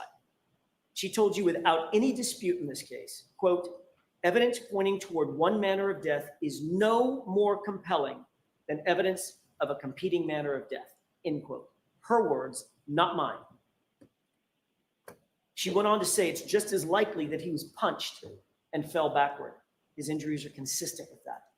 In fact, in her expert opinion, his injuries are consistent with a physical altercation, as she testified, but they are not, in her words, not classical injuries from an auto pedestrian accident. That by itself is reasonable doubt. But the evidence and the truth goes far further. We introduced you to not one, but 2 thoroughly credentialed medical examiners, or medical experts, Dr. Sheridan and Dr. Russell, both of whom said John's arm injury is consistent with an animal attack. Dr. Russell studied, diagnosed, and treated up to 1,000 animal wounds. She's an expert in animal wounds, and she was unequivocal. Those wounds are from an animal, likely a large dog, which means that John was attacked inside the home where Chloe was. Yep. There is no other possibility. And Dr. Sheridan, for his part, with thousands of 13,000 autopsies under his belt, decades of experience as the chief medical examiner, who's triple credentialed in anatomical, forensic, and neuropathology, he told you that John's injuries are inconsistent with a motor vehicle accident or incident. They're consistent, however, with a physical altercation. In layman's terms, the science proves John was beaten. Yep. That also is reasonable doubt and should end this case. But the facts and evidence don't stop there. 2 of the most highly educated and highly qualified engineers you'll ever meet, Dr. Dan Wolf and Dr. Andrew Rinchler, mechanical engineer and a biomechanist. They reviewed this case. They did testing, they did analysis, they evaluated the case scientifically. They were not hired by the defense. not by the Commonwealth. They're Huge. completely 100% independent Huge. of any party in this case. And they were Huge. equally available, by the way, to the Commonwealth. Yep. They could have called them. They explained that John's injuries were not caused by being hit by Miss Reed's SUV, and that the SUV was not damaged by coming in contact with John O'Keefe's body. That should end the inquiry right there. Both sides of the equation. Yep. From a physics, engineering, and biomechanical standpoint, they established that John O'Keefe was not struck by Karen Reed's vehicle, period. He's about to get his 5-minute warning. And that is yet another fact that establishes reasonable doubt and should put an end to this case. So instead of calling the ARCA experts, which they had available to them, the Commonwealth chose to introduce you to Trooper Joe Paul. You'll remember his testimony. I think I'm being kind when I say that Trooper Paul's analysis lacked credibility. Trooper Paul lacks the experience, the education, the training, the background, and the knowledge to not only render opinions on these issues, but to even understand the issues themselves. He makes the absurd claim that John was hit on the elbow area of his arm by a taillight. He was spun to the left in a pirouette. His arm stayed on the light long enough for the shards of plastic to explode around him, scratching his arm, even though he was wearing long sleeves, then projecting him 30 feet to the left, but not before making a stop to hit his head on either the curb or the pavement, before coming to his final resting place with his unbroken phone tucked neatly under his body. It's nonsensical. It borders on laughable. Compare that testimony to Dr. Dan Wolf and Dr. Andrew Rentschler. Both PhDs in engineering, both top of their field in accident reconstruction, both published peer-review articles on the issues. Both men are highly sought after by the likes of national sports leagues and the United States Department of Defense. And these men are unrivaled in accident reconstruction. Yes. What did Dr. Rentschler say before he left the stand? This was even under cross-examination. He said that the physics and the science don't lie. His words were, you can't deny the science and the physics. John wasn't hit by that car, period. When you The have the Commonwealth cannot FBI explain John testify O'Keefe's for the injuries. They can't defense. explain his head wound. Oh my God. How did he get the head wound if he landed on snow-covered grass and dirt? And by the way, before Mr. Lally gets up and says it, because I know he's going to, there is zero evidence before you, zero, that cold grass and dirt turns into ice or turns into concrete. Zero. They can't explain the injury above his right eye, that laceration. They can't explain his nose. They haven't even tried to. They can't explain the injury to his tongue, the laceration on his tongue. They cannot explain the injuries to his back, to the back of his hands, the bruises, and certainly they cannot explain the injuries to his right arm. But maybe most importantly, they cannot and haven't even tried to explain the lack of injuries on John's body from the neck down. Nothing. He was pristine. Not a bump, not a bruise, not a fracture, not a broken bone. Nothing to suggest that he was hit by a 7,000-pound SUV going 25 miles per hour. And what of that right arm?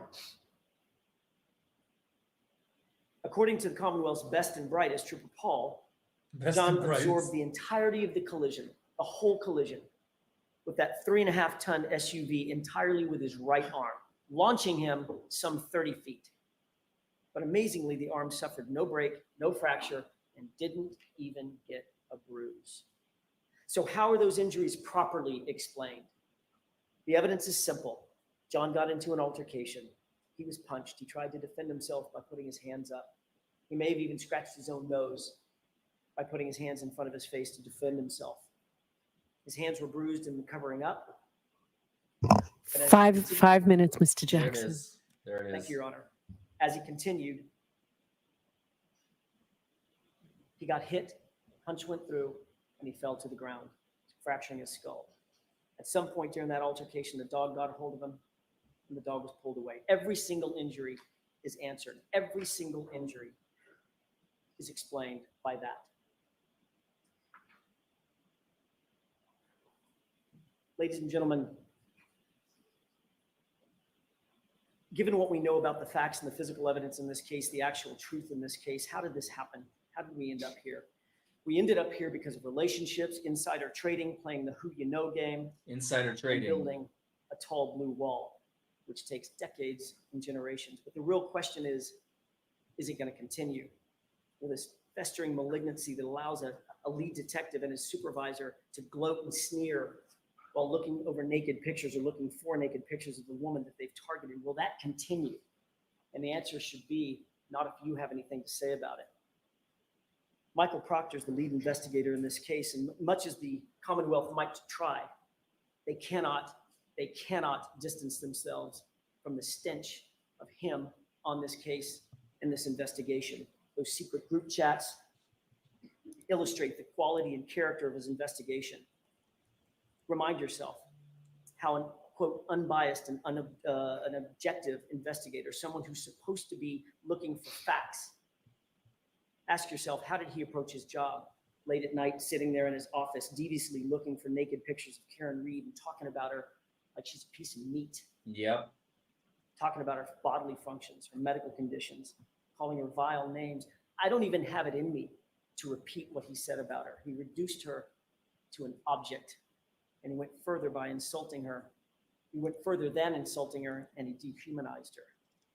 And when he was done betraying that very humanity, he wished for her to commit suicide. That, ladies and gentlemen, is how you frame someone. That's how you dehumanize someone so viciously that you can just pin it on the girl and cover for the homeowner because he's a Boston cop. Yep. That's how you rip a person's life apart and sleep like a baby while doing it. And then further that by saying, I hope she kills herself. Yeah. Ladies and gentlemen, I just began the discussion this afternoon or this morning with a quote about the truth. And I did that because that's what this case is about.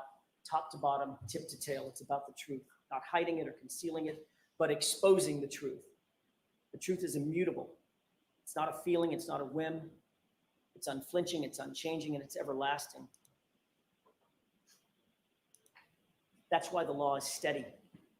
That's why it's not captive to the whims of people drunk with power who think they're above the law, who think they're above scrutiny. That's why you stand as the guardian of justice, the protector of justice. The jury. The law demands the very integrity that Trooper Proctor and his investigation lacks, and it requires that you cannot convict Karen Reed unless the Commonwealth has met its incredibly high burden to prove every element beyond a reasonable doubt and to a moral certainty.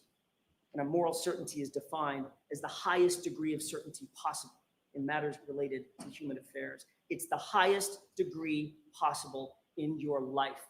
That's the level of certainty. I love that. And I'll leave you with this. You have the most powerful tool known to American jurisprudence because you have your vote. No one can take that away from you. Not me, not the Commonwealth, not the court.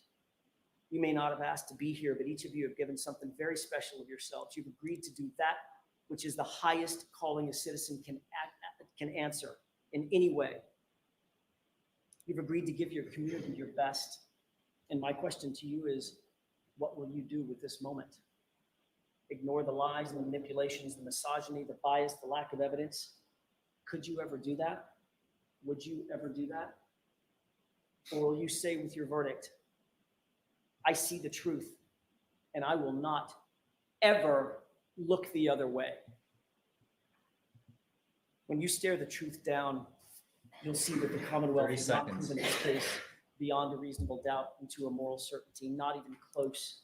Ladies and gentlemen, Karen Reed is innocent.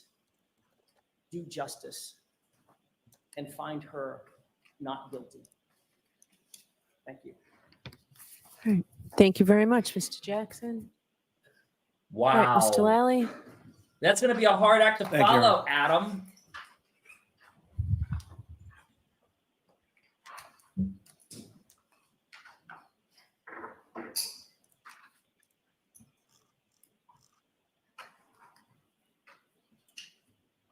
I hit him, I hit him, I hit him, I hit him. Those are the words of the defendant. 4 times.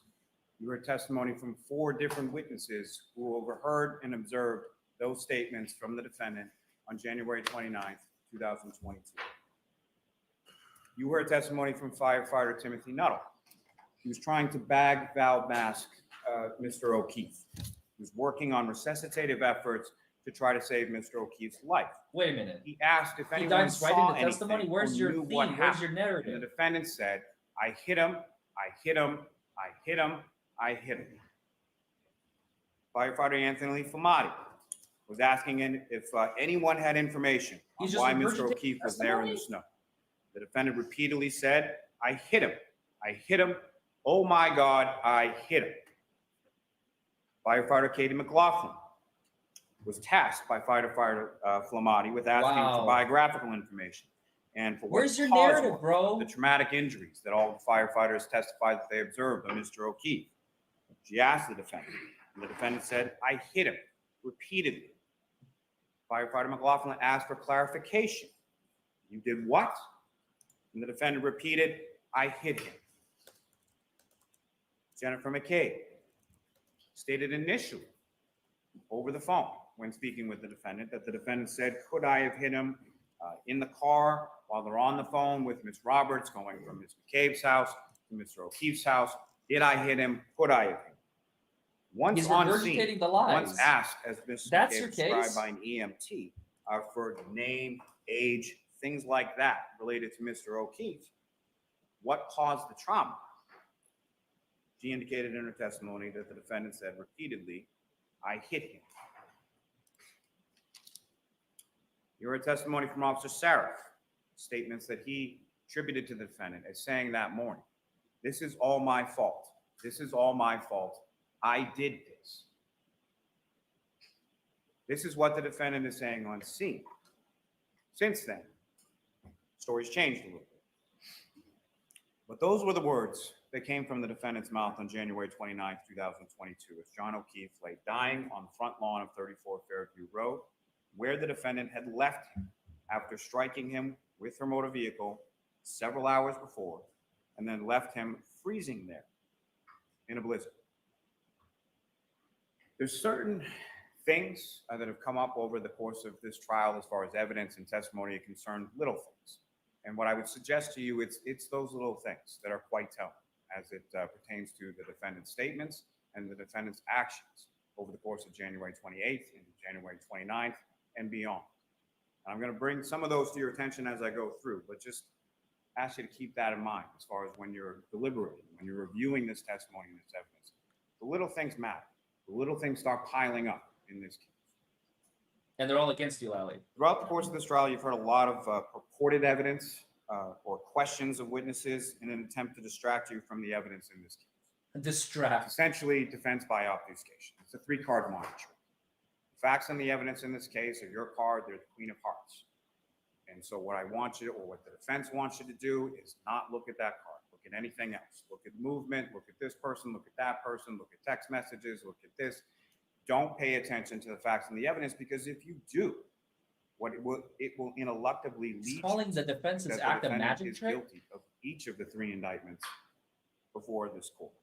He doesn't even believe his own words. The evidence and the facts of this case are for you, the jury, to decide.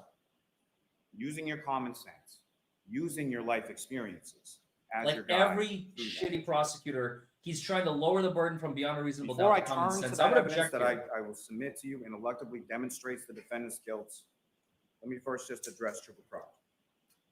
The text messages from Trooper Proctor are unprofessional, they're indefensible, they're inexcusable. However, as distasteful as those messages are, and their content is, I submit they had no bearing whatsoever or impact whatsoever on the integrity of the entirety of the investigation that Massachusetts They State don't Police have a- collectively Oh. conducted into John O'Keefe's death here. As was asked of Trooper Proctor on cross-examination, these were texts from his personal They phone don't have any that he never thought would bearing see the light of on the day. integrity That's whether or not he of ever the thought that he would be asked investigation. about How would these you in a even courtroom, dare to twist your tongue in such put a to him in manner sort of towards a the safe jury? space, a safe place for him to discuss, if you will. What do you not see in those text messages? You don't see any discussion or any illusion of any conspiracy of any framing of the defendant, of any planting of any evidence, no evidence whatsoever. Why? Because it didn't happen. There is no conspiracy, there is no cover-up, there is no evidence of any of that beyond speculation, rampant speculation and conjecture on behalf of the defense. Two things can be true at the same time. They're mutually exclusive. The texts from Trooper Proctor are distasteful, they're disrespectful, they're unprofessional, there's no defense to them. And the defendant killed John O'Keefe. Turning to the evidence, let me first talk a little bit about John O'Keefe. You heard a lot about him over the course of this trial, about his selfless story through his family and friends. Appeal to sympathy? Loved him, Really? In your including, closet? his adopted niece and nephew. Oh my fucking God. I'm sorry. You heard a lot about the lives he touched and the different people who he had friendships with. People are You heard a lot walking about out from from those the Karen particular Reed friends and from his family. I don't blame them. I wouldn't be able Turning to listen to to- this either. Are you kidding me? What I was submitting to Oh you at my the time. God.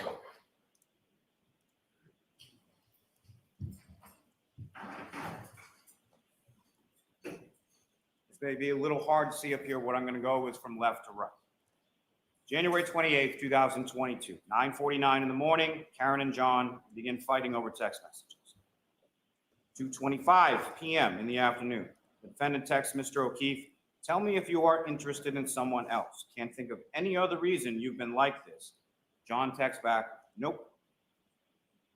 2:25, Mr. O'Keefe texts the defendant, "Things haven't been great between us for a while. Ever consider that?" This is also testimony that you heard through multiple sources, whether it be phones, whether it be from the children, whether it be from other friends or family members as to the relationship in the months and weeks leading up to John's murder. 2:32 p.m. John texts the defendant, "Sick of always arguing and fighting. It's been weekly for several months now." He You then don't texts the murder defendant, someone "OMG, stop calling." This is during the time frame over that Greener was this. talking about, with 18 phone calls, most of which were rejected, some of which were missed, and a couple of which were answered over the course of this afternoon, as she's continuing to needle and try to engage him in a fight that he doesn't want to have. 2:33 p.m. The defendant texts John, "So you're not into this anymore." 2:34 p.m. John texts the defendant, "I am not answering, stop calling." The defendant then texts John, "Then stop starting with me." 2:38 p.m. The defendant texts John, "I'm going to grab a drink in a bit." 2:38 in the afternoon.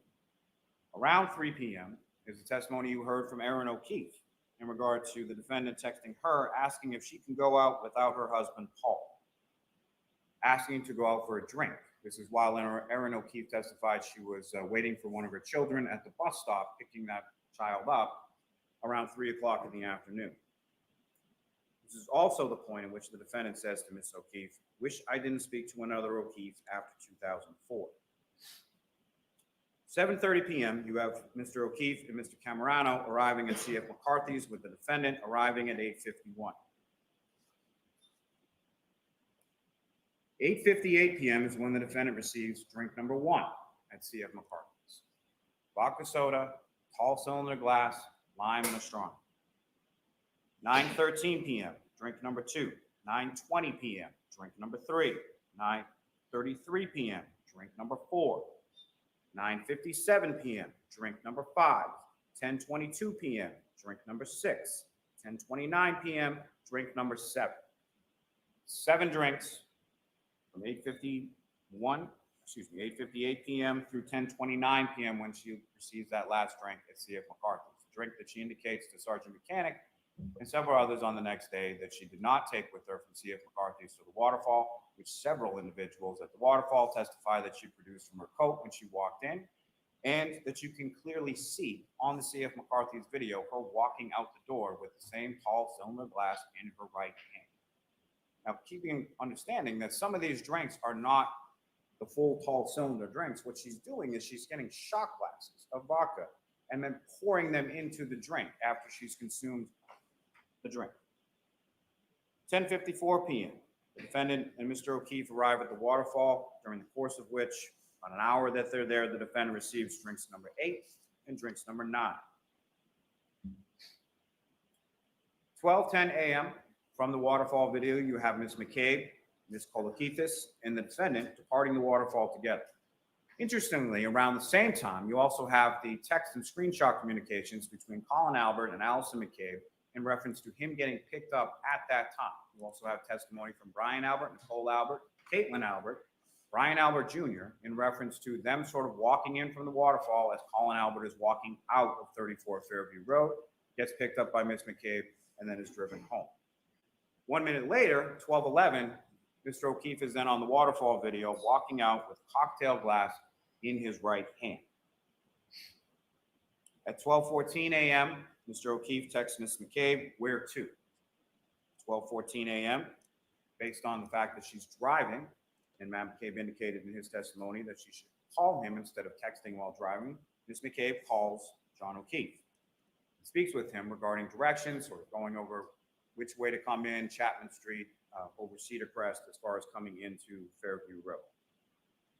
12:15:38 a.m., the defendant's vehicle drives by the Canton Library. You can see that on the video. 12:17:56, the defendant drives by the Temple Beth Abraham video. Again, you can see that on the video.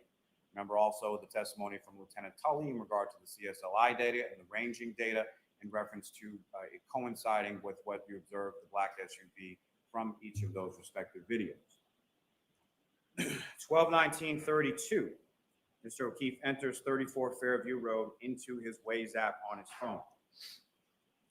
12:23 a.m. is when the defendant conducts a 3-point turn on Cedar Crest and travels back toward Fairview. That's from Mr. O'Keefe's GPS native location data from his phone. Around the same time at 12:23 and 12:24 is when you have that testimony from Ryan Nagel, Heather Maxon, and Ricky D'Antono pulling into Fairview Road around the same time and pulling in behind the dark SUV. 12:25 a.m. is the last native location GPS data of John O'Keefe's phone. It's in that area between 32 and 34 Fairview Road, where his body is discovered the next morning, in which there is no movement of that phone from that 12:25 a.m. period until Miss Roberts then picks up the phone on the grass underneath Mr. O'Keefe's body sometime after 6 a.m. What you have up on the screen right now is that data, those plotting points that Trooper Garino was testifying about as far as the movement of the vehicle. The movement of the vehicle as it comes down Cedar Crest, passes by Fairview, reverses direction, and then comes down Fairview, moving up, moving up, moving up, as the witnesses described, eventually stopping in that area of the property line between 32 and 34 Fairview Road, which happens to coincide with the vehicle control history database information from the Toyota text stream, which you now have up on the screen before you here, indicating that following that 3-point turn, approximately 8 minutes after that, from Trooper Paul's testimony, as far as the mileage, 36 to 38 miles, matching up with the time that the vehicle is in front of 34 Fairview Road, that the vehicle travels in reverse, in a straight line, with 24.2 miles per hour for 62.5 feet, with a minor steering angle change, which the trooper indicated was consistent with a pedestrian collision. At 12:30 a.m., you have that second triggering event 8 minutes after the 3-point turn. When He's the vehicle completely reverses lost me. 24.2 I know he's got a timeline and everything, but I am. 12:35 is when the defendant. I'm like, where's calls your John, point, and that's bro? unanswered. This is what you're gonna spend your 12:36 time on? Is around the time that the defendant's phone connects to the Wi-Fi at 1 Meadows Ave, Mr. O'Keefe's home. 12:37 is when the Wait. defendant leaves this voicemail. Connects.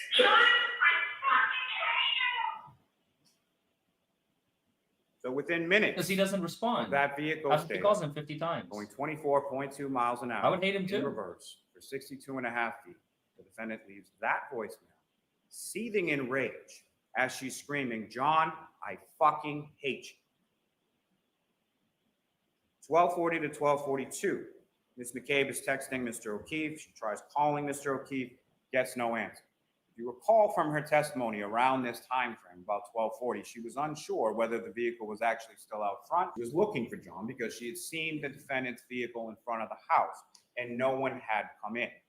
So she was wondering where her friend, Mr. O'Keefe, was. 12:55, the defendant texts John, "See you later."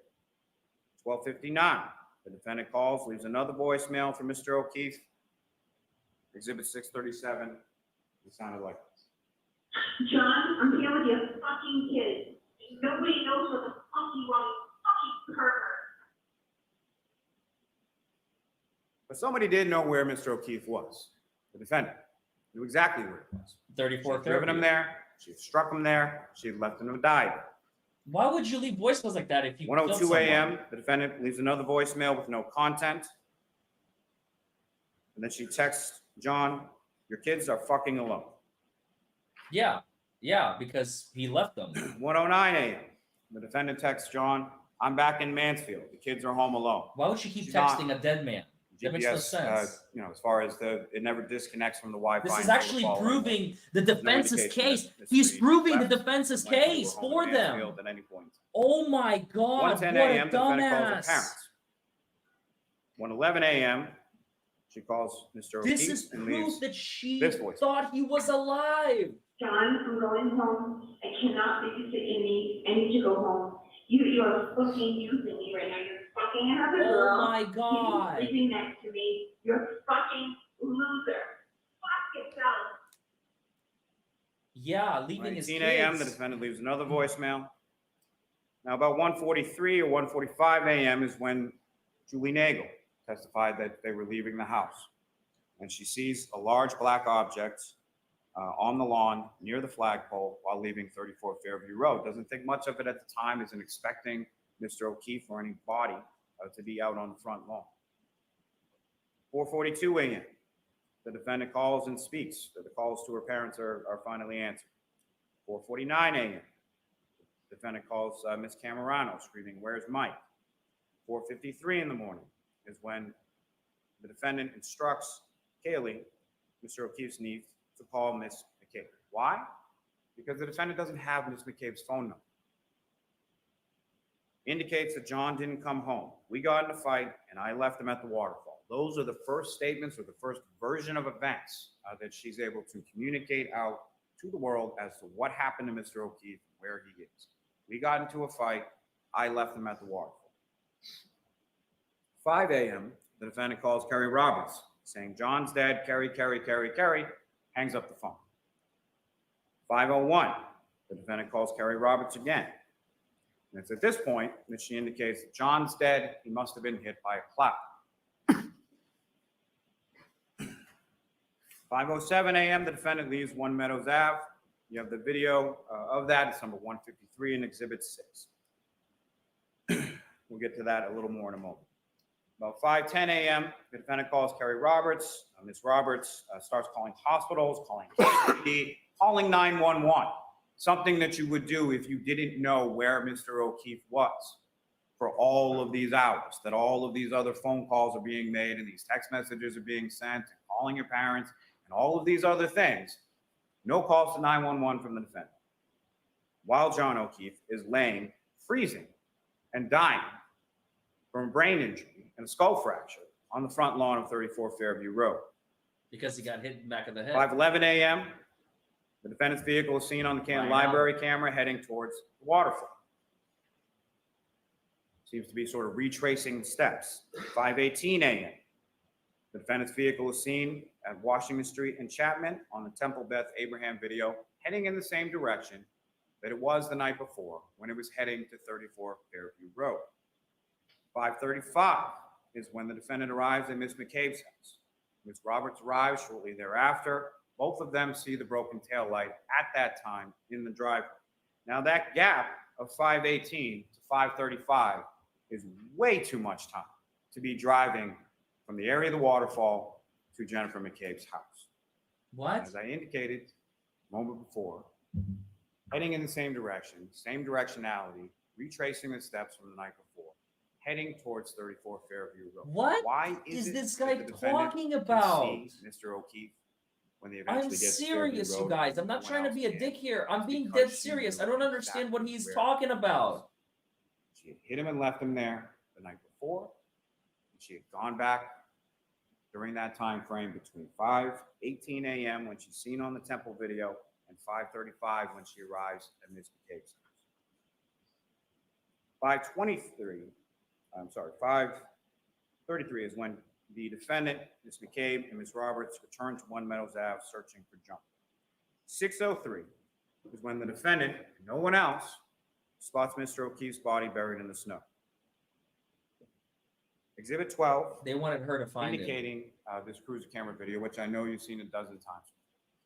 So where I'm starting it from this point. Look in at the this tech guy. part Even the right tech here, guy is the like spots so that antsy. Look at Officer his Sarah hand. had He's to just use like, in order to locate, even with a vehicle. he's of doing Ms. this with Roberts his hand parked because he's right like, in the middle. somebody make this guy shut up.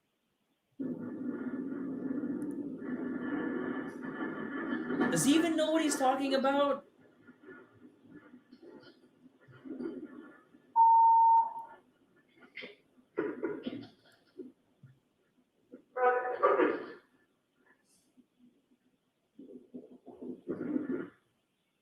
In the darkness, in the snow, in the blizzard, in those conditions, the defendant sitting in the back seat of the vehicle knows exactly where Mr. O'Keefe is, covered in snow, as you heard from all of the paramedics, from the civilian witnesses, from the first responders. But the defendant knows exactly where he is. 6:07 a.m., Ms. McCabe calls 911.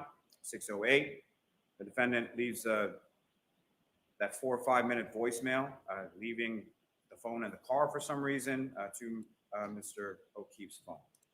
6:23 and 6:24 in the morning is when Ms. McCabe conducts those Google searches. 7:50 in the morning is when Mr. O'Keefe is pronounced deceased at Good Samaritan Hospital. 4:13 to 4:20 p.m. is when the defendant's SUV is towed from When you the don't parents' have a house. case, you just go chronologically. 5:20 p.m. is when the search team arrives in the area of 34 Fairview Road to conduct the search for evidence. 5:30 p.m. is when the defendant's vehicle arrives at the Canton Police Department south. We circle back for a moment to Mr. O'Keefe, to his families, to his friends. When I was And listening to his Jackson, I relationship didn't even have time with to the tweet. defendant. I was so captivated by Her testimony listening to from him Paul tell and the Aaron story. O'Keefe, I'm that they so liked bored. him. I'm tweeting out the Thought he was wazoo good right for now John. because I'm Thought he was good bored for the kids. listening to this guy. All outward appearances of the relationship were good. You heard testimony from the children that that was not true behind closed doors. But Paul O'Keefe testified that he told the defendant's parents this, that he liked Ms. Reed, that he thought that she was good for John, thought that she was good for the kids, weeks before John's murder. He even blew her a kiss in the emergency department at Good Samaritan. Imagine Karen's as worry he was today, walking including out jury and she was still corruption, being says treated Mickey. while they were there. Yeah. He invited her over to John's house to grieve with him, invited her to sit down with him while he explained to their nephew Patrick. Heather Well, Kirks, John's thank you passed. for joining on as a YouTube member. DJ Bennett Raditz, thanks shows for up being at a the member for house. 3 months. Appreciate Abruptly you, brother. goes upstairs with her father for a period of about 15 minutes, which is about half of the time that she Heather spent Kirks, there thank that you for morning joining on meeting as a with the family. member.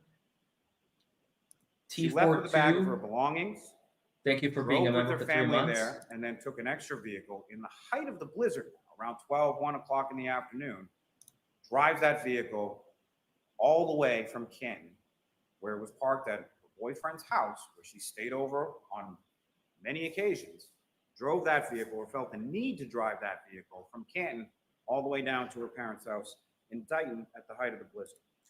Gregory Fisher says, and Boyle, she was You heard compelling testimony even when from they Aaron were cutting O'Keefe off her of head. the text messages in the phone call on January 28th.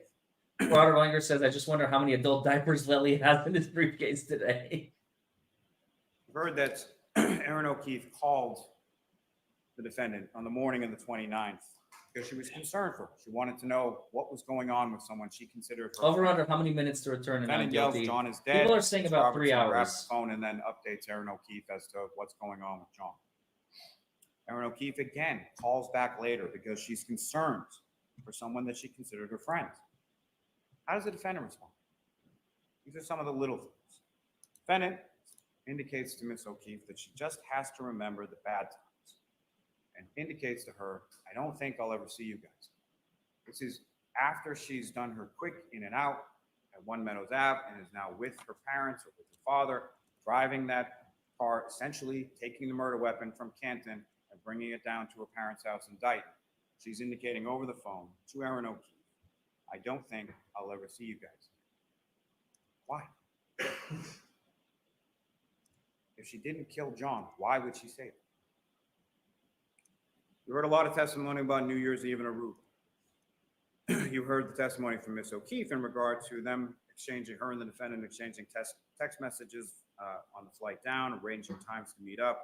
Aruba, And dear then the God, defendant telling Aaron Aruba. via text message that she caught Johnny kissing Laura's sister in the hotel lobby. She got into an argument about it, and then they never. So he cheated on me. Time for murder. O'Keefe got into an argument What? about it, and she and Aaron O'Keefe never ended up meeting up in Aruba. You heard testimony consistent from Laura Sullivan, Marietta Sullivan, as well as the children. The kiss never happened. It never would happen based on the relationship, the godfather relationship that John O'Keefe had with Laura Sullivan, her family, and particularly Laura Sullivan's child. The defendant persists with this unfounded suspicion and accusations of infidelity in her text messages with Mr. O'Keefe, in her text messages with Mr. Higgins, where she's accusing Mr. O'Keefe of making out in the lobby with Marietta Sullivan. Both of the Sullivans and the children have the defendant. He cheated on me, so I killed him. And Seriously, that's your theme. Following this incident with Marietta Sullivan going into a room, both of the children testified that they're in that room for about 20 to 25 minutes, and they're arguing about the defendant indicating that Mr. O'Keefe kissed someone in the lobby. Oh no, And you time have to Laura kill him. Sullivan's testimony about 20 to 25 minutes after her sister comes out and states her displeasure about the defendant. It's about 20 to 25 minutes before Mr. O'Keefe comes out, and then he and Ms. Sullivan have a conversation. Ms. Sullivan indicates that Mr. O'Keefe's phone is essentially blowing up, lighting up with calls and texts from the defendant. I would submit similar to the afternoon of January 28th. Mr. O'Keefe says she's crazy and he needs to take this and goes off from her. Ms. Sullivan has later conversations with Mr. O'Keefe on this Aruba trip, asks him if he's okay, asks him if he's happy. She indicated in her testimony that Mr. O'Keefe shrugs it off and says it is what it is. You heard testimony from the children about the arguments in the weeks and the months. And I know this is a displeasure to defense counsel that the children came in and actually testified as to what happened behind closed doors in the house. They both recall frequent fights. They both think recall so? Mr. I think O'Keefe so too, trying Margaret. multiple times to break up with the defendant, asking her to leave the house, the defendant refusing to leave the house. His niece Kaylee, John tried to diffuse, he tried to walk away, and the defendant would follow each time during each argument. They both indicated that Mr. O'Keefe had told the defendant that the relationship had run its course, similar to language within the text messages you have between the defendant and Mr. O'Keefe. That Mr. O'Keefe was sick of arguing, again, mirroring those text messages from January 28th, leading up into going out to CF McCarthy's, eventually the waterfall, and the defendant killing Mr. O'Keefe in the early morning hours of January 29th. We have the testimony in regard to the ring camera. Kaylee indicated in her testimony that John had had that for about a year. So during the course of 2 years or so of the relationship with the defendant, he got it while he was dating the defendant. The defendant had the security code to the garage. Neither of the kids had access to the camera. Trooper Garino checked the laptop and the desktop that were left after the defendant did the quick cleanup upstairs with her father, upstairs in the home. Neither of those devices had access to the ring cameras. John had access on his phone. The defendant indicates, if you recall, in some of those text messages in regard to the romantic kiss that she placed on Mr. Higgins earlier on January, whatever it was, during the Patriots. Mr. Higgins and Mr. Jackson was indicating weren't very good friends with Mr. O'Keefe, but had been invited over to his home for a Patriots game, at which time the defendant escorted Mr. Higgins out of the garage, and placed a romantic kiss on him. But during those text messages, when they're talking about that, if you recall, the defendant is saying something or joking about something that Mr. O'Keefe had been looking at the videos and had been asking her if there was something going on with her and Mr. Higgins. And what was her response to that? I know where the camera is. Talk about the freaking evidence. The headlight. There are only two or, videos. excuse me, the missing from tail that light. ring system. The One impact. being the defendant getting to Mr. O'Keefe's Because house you don't after have murdering anything, him, Lally. and the other when the defendant is showing Miss McCabe and Miss Roberts the broken taillight, both of which Finally. Miss McCabe and Miss Roberts testified as having occurred. No video. Wait, what? The variety of stories that the defendant tells on the morning of January 29th. There were text messages and voicemails from the defendant to Mr. O'Keefe, 53 phone calls from 12:33 a.m. to 6:03 a.m. 0 phone calls to 911. He just touched on, like, The dude. defendant calls Katie Camerano. He's Defendant calls 30 her minutes parents in, and I at still haven't 1:18 learned in the morning, anything 4:38 about in the morning, the murder. 4:42 in the morning. The call then from Kaylee's phone to Miss McCabe, because the defendant didn't have Miss McCabe's phone number. Both Kaylee and Miss McCabe indicate that the defendant initially indicates or says that she got into a fight with Mr. O'Keefe and left him at the waterfall. From this information, Miss McCabe then testifies she starts to call her Julie Albert, because Chris Albert, Julie Albert, they live close by the waterfall. Maybe that's where he went. As the phone is ringing, this is a phone call that both Miss Albert and Miss McCabe testify was never answered. As the phone is ringing, her husband Matthew McCabe reminds her that they saw the defendant and Mr. O'Keefe and the car outside of 34 Fairview. So she hangs up. During this call, or during these subsequent calls, the defendant indicates to Miss McCabe, maybe I hit him, did I hit him? She then calls Miss Roberts at 5 a.m. on the dot, indicates John's dead, hangs up the phone, calls back a minute later, indicates that Mr. O'Keefe was now hit by a plow and that he's dead. And then indicates further that she's drunk and doesn't remember. She tells Miss McCabe about the cracked tail light before they even get in the vehicle and go anywhere, as you recall the testimony of Matthew McCabe, indicating that he had some concerns about them driving around in a vehicle with a damaged tail light in the middle of a blizzard. Miss Roberts' testimony that she saw the broken tail light in the driveway at Miss McCabe's house, and that it was consistent with what she observed in the photographs that were shown to her of it later in the Sally Port at the Canton Police Department garage when the search warrant is executed on February 1st. You have the text messages between the defendant and Laura Sullivan from January 29th, in which the defendant indicates to Laura Sullivan that John is dead, indicates that we found him in the snow at 5 a.m.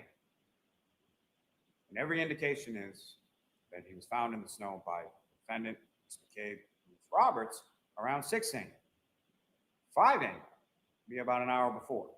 5 a.m. would be between that time of where the defendant is unaccounted for, heading in the direction of 34 Fairview Road, 5:18, 5:35. Little things. The defendant asked Ms. McCabe to Google how long to die in the cold. She did so at 6:23 and 6:24 in the morning. You And have the 2:27. testimony of Ms. Hyde and Ms. Liar. as to SQLite databases, P-list databases, Knowledge C databases, state DB tabs, as far as all of that. Also from Trooper Garino as well. These searches were unequivocally done at 6:23, 6:24 in the morning, and not at 2:27 and 40 seconds in the morning. They were not deleted by a user. That is not what deleted means. What? Frankly, Mr. Green, the last question that I asked Mr. Green is, was he aware that Cellbrite, and by Cellbrite, the person who designed It was that thing accidentally deleted by itself? had to Things don't get alter deleted by themselves. exactly how their software worked because of people like Mr. Green misinterpreting the data as he did in this case. And What? what did Mr. Green say? Yes. What? But those questions, as far as how long to die in the cold, I would submit mirror the questions that the defendant asked firefighter Whitley in the back of the ambulance. If you recall those, she asked firefighter Whitley how long to die in the cold without a jacket. She knew how Mr. O'Keefe was dressed. She knew when she left him to die in the cold how he was dressed.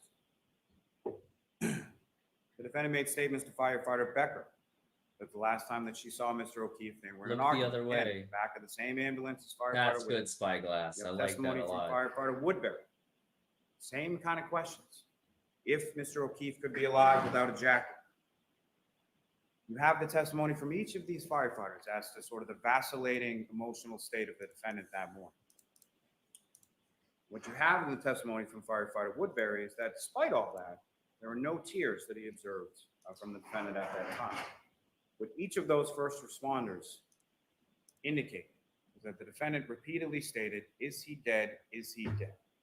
Not, is he okay? Is he going to be okay? How is he? Any sort of questions about the medical condition. Is he dead? That phraseology repeated over and over and over again. And when you take into juxtaposition that phraseology, text to Laura Sullivan, found him in the snow at 5 a.m. The unaccounted for time heading in the direction of 34 Fairview Road, 5:18 to 5:35. The repeated questioning of firefighter Whitney, firefighter Woodbury, asking Miss McCabe to look up those things in her phone. She's looking for confirmation, is what she's looking for. When she asks over and over again, is he dead? Is he dead? Is he dead? You have the testimony that you heard from Miss McCabe and Miss Roberts. I say them together because as far as these two women were concerned, they did not know each other really at all. The only time, as they both testified to, that they had ever spent appreciably together prior to January 29, 2022, is when Mr. O'Keefe nicely took them out for sneakers because he had some sort of What deal with are you Reebok's talking outlet or about? something like that to sort of try to pay them back for the help that they provided him and the children. Jennifer with respect to the niece, and Kerry with respect to the nephew. But they're both contacted by the defendant in the early morning of January 29th. As Ms. McCabe testified, John was my friend. I love John. He was an amazing guy. Yeah, with zero emotion. At the waterfall, Mr. Albert said going home to have a drink with his son, Brian Jr., if anyone wants to come. Open invitation to the table. She said to Mr. O'Keefe and the That's defendant, funny. you guys should come. Someone tweeted caution, The gaslighting in defendant progress. and the victim indicated that they That's wanted funny. to come and that they were coming. She describes the phone calls and the text messages that she receives from Mr. O'Keefe, that she's providing directions. She indicates she's providing them directions to go down Chapman. She describes how that is. And you've heard this testimony from a couple of different witnesses as far as the steepness as you're going down Chapman, going down Fairview of coming off of Chapman, that you first go down a big steep hill. It flattens out for a little bit, and then you go down. You're flattening out. 2 hills going down on Chapman. Matching. Mary Yes, Coppola native says, I hope the location and health McCalverts data and the as far as McCabe's are where there for the Mr. verdict so the O'Keefe's feds can phone handcuff half a their mile away asses. from 34 Fairview Road at the time that his health data is recording. That would have been Ascending awesome. or descending 3 flights of stairs. George Martinez says, Here can you the move your... Testimony from Ms. FA McCabe as far as the logo. last time that she Oh, spoke. no, I can't. I would have to She's terminate the stream and still trying remove to it and then provide restart the stream, unfortunately. Sorry, Directions to George. Fairview because Mr. O'Keefe has never been there before. It's not there. yet. It's I can't. It's immovable. Which is further corroborated. It's part of my Reno's settings. testimony as far as the vehicle Jay passing Water by Roadless Fairview Wolf says, I mentioned a coming week back ago in on the or other so side. that the garage looked funny. I didn't To think the reverse video was direction. inverted. But she's giving Yeah, directions and she's exactly. indicates that she uses a house that Mr. O'Keefe HBO is Matt says familiar the with. Fort Worth cop that Kruger belonging body to slammed Bella, 57-year-old grandma Bella's for recording him, knocked her out, and Bella's destroyed her mom right was arm. an ex-girlfriend Yelled, stop resisting for a after short she was, period of oh my time, God. a long time ago. However, This is the terrible. defendant's Sorry to hear that, HBO Matt. it's so prescient on That's her. insane. She's still talking about it the next morning. or Jay later Water on that Roadless Wolf when says, she's oh riding baby, keep lying, keep towards omitting, Fairview keep Road twisting. with Ms. Aesop Roberts fairy and Ms. tales, McCabe and Ms. full of Roberts' Disney cars. tale with a She's happy ending talking for Kristen's Jenny. at that time. It's that much on her mind. 1 Ms. hour, but McCabe only because of indicated, form, says that she crazy old looked out fart. and she saw the vehicle I in dozed front off. of the front Don't feel like door I as missed Mr. anything, says McCabe, Tobin as T. Brian Albert Jr., as Julie Nagel, as Brian And Nagel. Jay Water The Roadless vehicle Wolf moved also up says, glad several Jackson went times, first. His several closing argument spots, would not get to where it was to then present the positioned facts with those fairy tales getting debunked. initially Exactly. at some point in front of the door, then it moves up further. So that Lally in is the area so of the fire bored hydrant, of the his black own hole where testimony. Mr. Look at O'Keefe's him. body was discovered later on that morning, at least by Ms. McCabe and Ms. Roberts.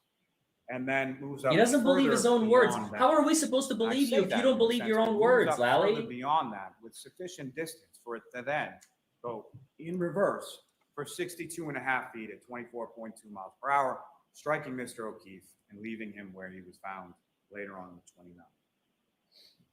Again, the testimony from Ms. McCabe that about 12:40 when she's texting him, she indicated in her testimony she couldn't be certain if Mr. O'Keefe was still out front or had left at that point. She wakes up to a phone call from John's niece Kaylee at 4:53 in the morning. This is from an 8th grader, 14-year-old girl. That's why she answers the phone at 4:53 in the morning. She then hears the defendant screaming loudly over and over again, "Jen, Jen, Jen. John didn't come home. No. Got in a It's fight. Left him at the waterfall." The variations, the different iterations of that story as it evolves and changes over the course of that morning. Ms. McCabe then indicates to the defendant, "We saw you outside." You my want me to sister's mute house." him? I Then can she mute starts him. yelling, "Jen, Jen, did I hit him?"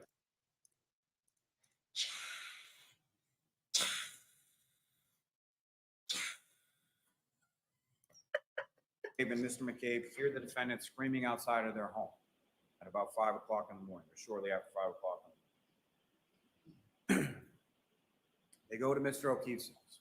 Like him muted, him unmuted, Both. it's the same thing. Ms. McCabe and Ms. Roberts indicates, and you heard this testimony from a number of different witnesses, friends and family.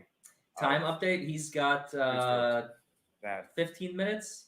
he had a rule, No. pretty strict rule in his house as far as you take your shoes Hold off. on, I'll tell you exactly.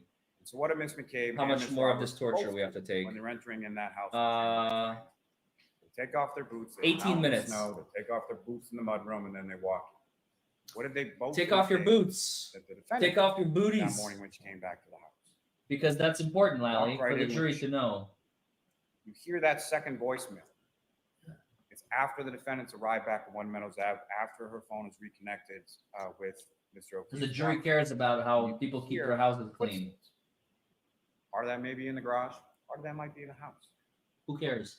Why is it that the defendant have no issue with wearing shoes in the house? Oh my God. That strict rule. She must have killed him. She didn't like to wear shoes in the house. She knows it's not an issue. He's not coming home because she hit him with her SUV and she left him in the snow. Oh God. Ms. Roberts and Ms. McCabe Talk frantically about sort of running the around the house evidence looking for of Mr. the O'Keefe. tie the SUV And it's to not. John. They then get in the vehicle.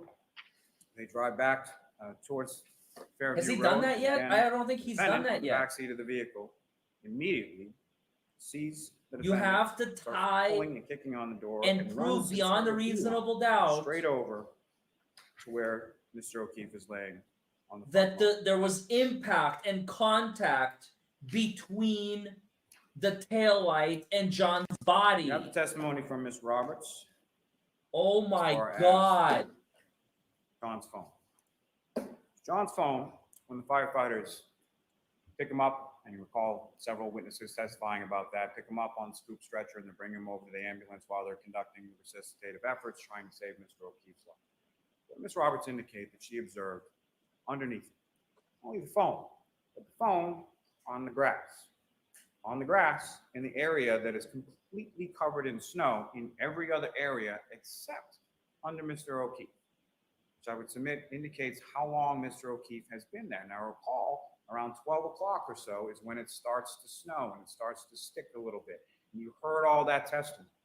And I know it was a lot of testimony about snow and a lot of testimony about weather, but there's a purpose to that. There's a point to that, okay? What is it? As far as the grass underneath Mr. O'Keefe's body, where his cell phone was, Ms. Roberts observed some 6 hours later after it starts snowing, it's still visible only under Mr. O'Keefe where his body is, which I would submit as evidence to you as to how long he's been there.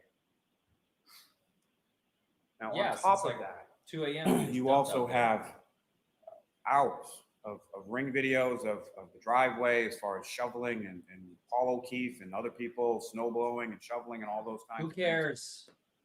There's a purpose to that as well. If you look at those, if you look at the video of the Oh, God. defendant crashing into Mr. O'Keefe's vehicle at a speed of anywhere from 0 to 5, which even Dr. Wolf would indicate would not cause the damage to the taillight that was observed in this case. You know what you don't see? You don't see snow move off Mr. O'Keefe's vehicle when they come into contact. You don't see any red or clear plastic pieces in the snow. And if you look at those stills, not the ones that counsel put up there during his closing, but if you look at each of the video and the stills, you can see the damage consistent with the taillight at each and every point.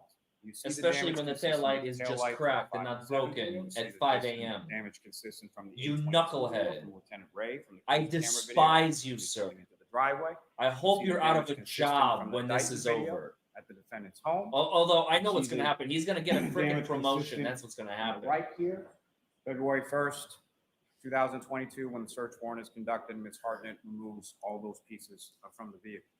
The weather is also important when it comes to the hair.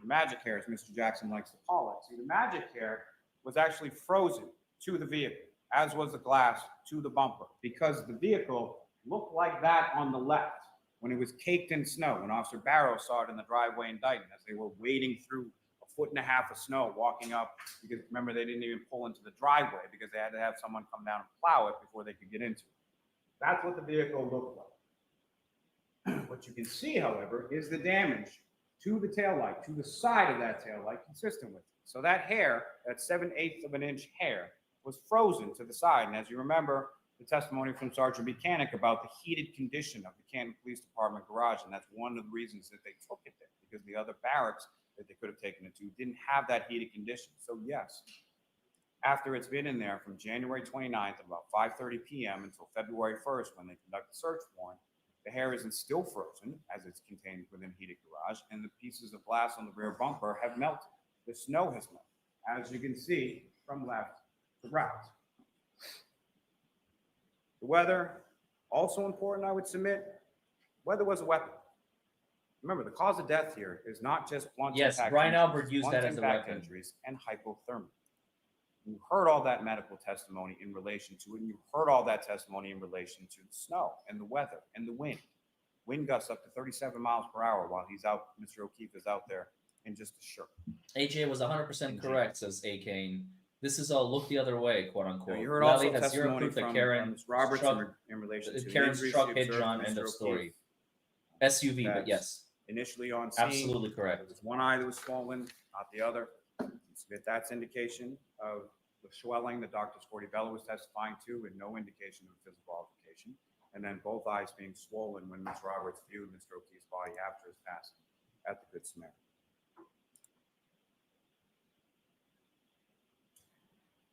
Submit that all the testimony tells you the same consistent account. Internally, Mickey externally. says, yet his Civilian blood testimony to investigator on his testimony, cold body, medical with all testimony, the blood, forensic with no signs testimony, of frostbite, reconstruction wasn't testimony. out there all night. That's Exactly. the testimony from Ms. McCabe and Ms. Roberts that they Exactly. couldn't see Mr. O'Keefe at Fairview when they initially pulled up. You can see that from Officer Saraf's cruiser. You have Mr. O'Keefe being covered in snow from the storm. Did You somebody know just where pass him a Mr. note? O'Keefe's body was. It's clearly visible on the cruiser camera from Officer Saraf. You have the testimony from each of the responding officers, anywhere from 5 to 12 feet off the roadway. And from I the was off civilians as screen well. for a second. Was there a note McCabe, passed Ms. from Roberts, somebody to Officer somebody? Mulaney has 6 inches of snow on Mr. O'Keefe when he first sees him. Firefighter Kelly says that he couldn't even see Mr. O'Keefe until he was 5 feet away in the darkness, in the snow, in the blizzard conditions. There's no footprints around the body. There's no drag marks around the body. There's no evidence of anything in relation to Brian Albert and Brian Higgins. Brian Albert and Brian Higgins spent January 28, 2022, traveling to New York City to go to a funeral for another police officer, for another department, who they didn't even know. Traveled all the way down to New York and then came back before the blizzard, only to come back from that to go out drinking, to come back to Mr. Albert's house, Oh, he to flipped then his murder paper. another police officer who they did know, who worked for the same department as them. And then criminal mastermind genius that Brian Albert is, 28 He years on is. the Boston Police Department. He he's then actually going to is. leave Mr. O'Keefe's body on his front lawn. Really? That's the conspiracy? What evidence do you have of that? A You have lot, statements that actually. the defendant made to Sergeant Buchanan on January 29th. She was willing to speak, but didn't want to give too much detail. Conversational tone throughout. She indicated that the night before, they had gotten into an argument, something about what was fed to the children. Nothing Talk about about the the detailed evidence. All he's arguments, doing. incessant phone calls, and God. everything else that you saw from the Hi, defendant and Mr. Karen O'Keefe's phone Reed's on the 28th. SUV to She John's indicated that she got to body. see at the Go. parties around 9 p.m., started drinking vodka sodas. The men were drinking beers. When asked where she parked her vehicle, she said she parked on Washington Street across from C.F. McCarthy's. None of this facing matters. northbound on the side, This is a murder same side trial, of not. He's Same literally testimony trying that to you heard discount from the Mr. conspiracy O'Keefe, rather than talk observing about the defendant murder. Going over to her vehicle, getting He's in the so driver's focused seat, on the defense, he forgot his Mr. own O'Keefe job Getting into the passenger because he doesn't have anything. She said he they knows were he's gonna left lose. the waterfall, were invited He to her knows residence. he's gonna lose. She drove her He's and John trying to to the lose location at this in Camden. point. She dropped Mr. O'Keefe off. Did not see him walk into the home. She, being the defendant, stated she made a 3-point turn and then left. When asked about the damage to her vehicle, she indicated to the troopers, "I don't know. It happened last night."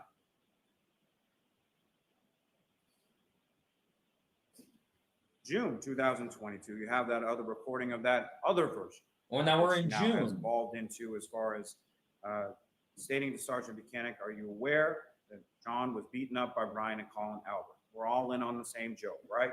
John was pulverized and my taillight was cracked." What? What evidence do you have of that? What? Mr. O'Keefe never went in the house.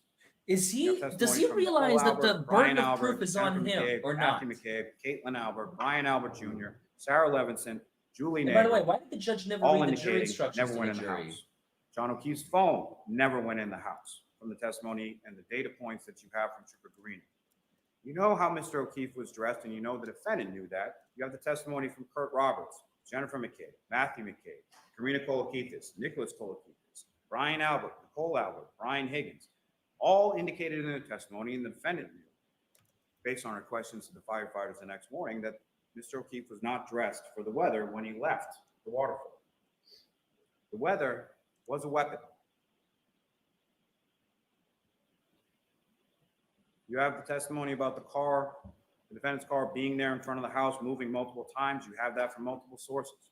You have that from Matthew McCabe. You have that from Jennifer McCabe. You have that from Brian Albert Jr. You have that from Julie Nagel. You have that from Ryan Nagel. You have the testimony of Ryan Nagel, Ricky D'Antonio, and Heather Maxson.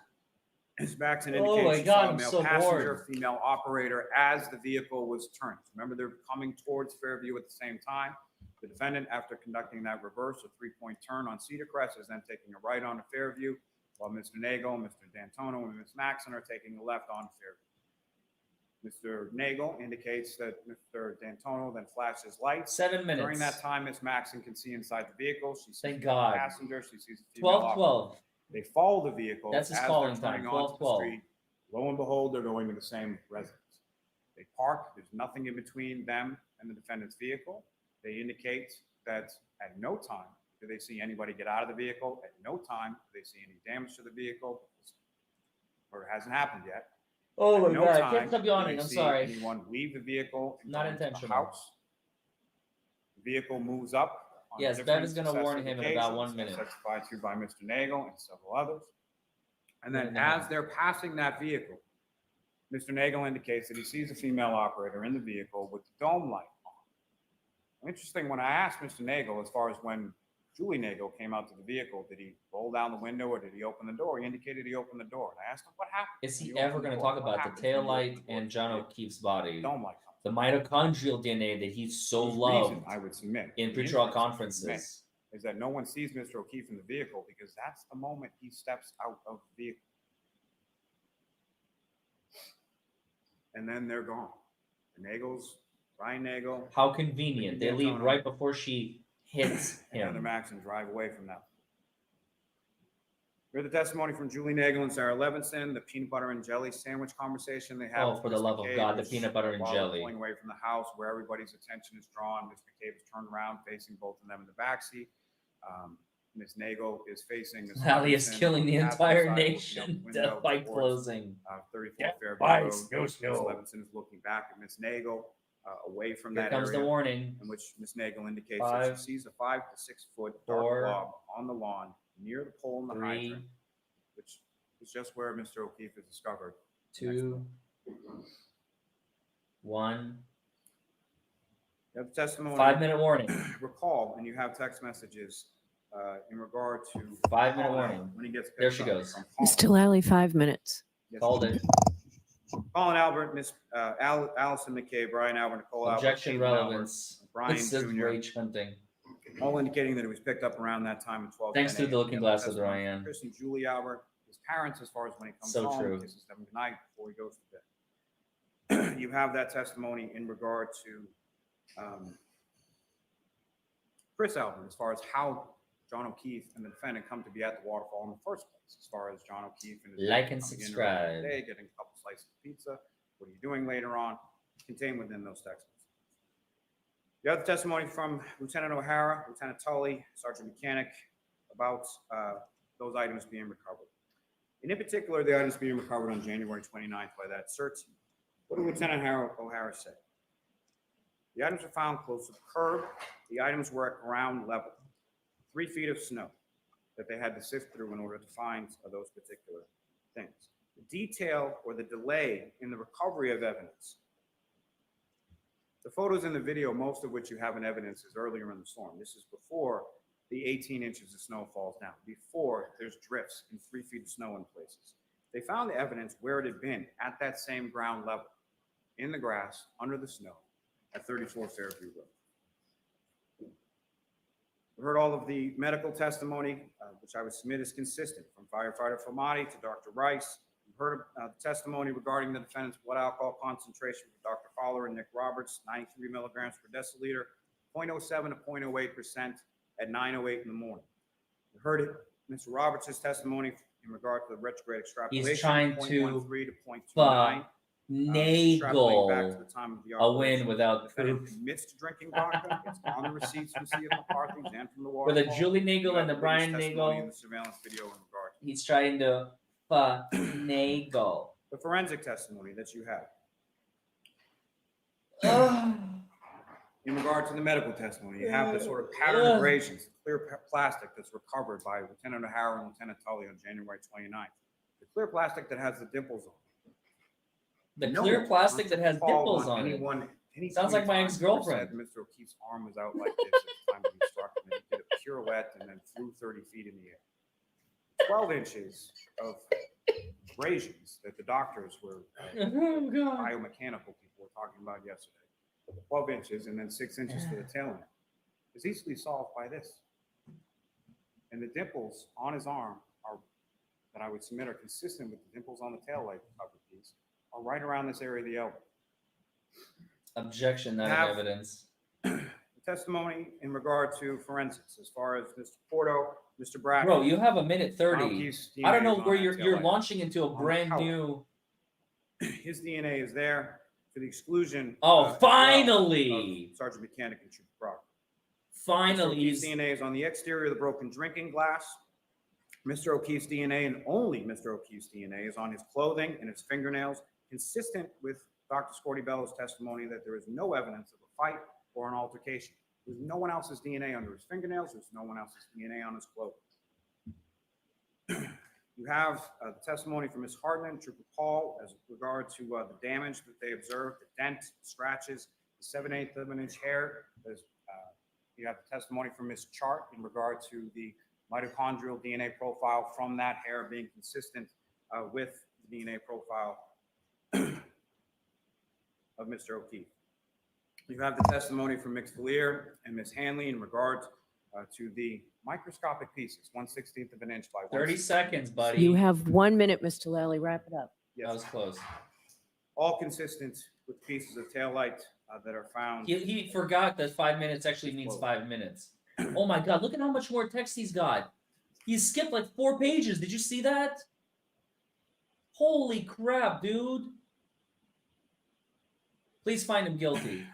Ms. Gilman, Or her. 605.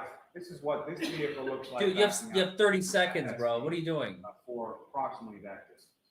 You don't have time. You're out of time. There's another, years and years ago, started practicing in Norfolk County in Braintree, what is now Quincy. I eventually became a far smarter man than myself. Eventually became president of the United States. His name was John Adams. Oh my Lyons God. once wrote, No, "Facts are don't, stubborn things. please shut Whatever up. may be our wishes, our Oh my inclinations, God. dictates of our passions, they cannot alter the state of the facts and the Oh evidence. God. What the constellation of the facts and the evidence ineluctably Oh my demonstrate God. here is that Time the is up, defendant dude. Call drove it, her Judge vehicle Bev. in reverse Call it. for 24.2 miles Call per hour it. for 62 and a half feet, Call it. struck Mr. O'Keefe, It's causing over. those catastrophic You're head out of injuries, time. leaving him incapacitated. She's giving him extra Mr. time. Riley, I have to stop you. Thank you. You've gone over. I literally have one sentence. One sentence I'll give you. From that facts and that evidence, I would submit ineluctably demonstrates her guilt on each of the indictments before you, and I would ask that you find this. Thank you. All right. What a you. loser. Jurors, I have my instructions on the law I'm going to give you. My guess is it's probably Wow. about an hour. I'd like to start it now, but if She you gave him an somebody extra needs minute and a short half. break, we can take a short break. Okay, we'll come back in 5 minutes. The jurors need a 5-minute recess. I don't blame them. After that, I would need to go You are muted. take a dump, a shower, and a nap.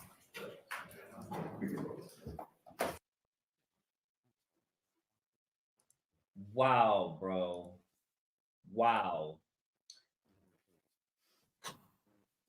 Okay, let's break this down. What have we learned? We learned that Jackson has the full story, cover to cover, and Lally is just spewing some narrative that Jennifer McCabe wrote for him.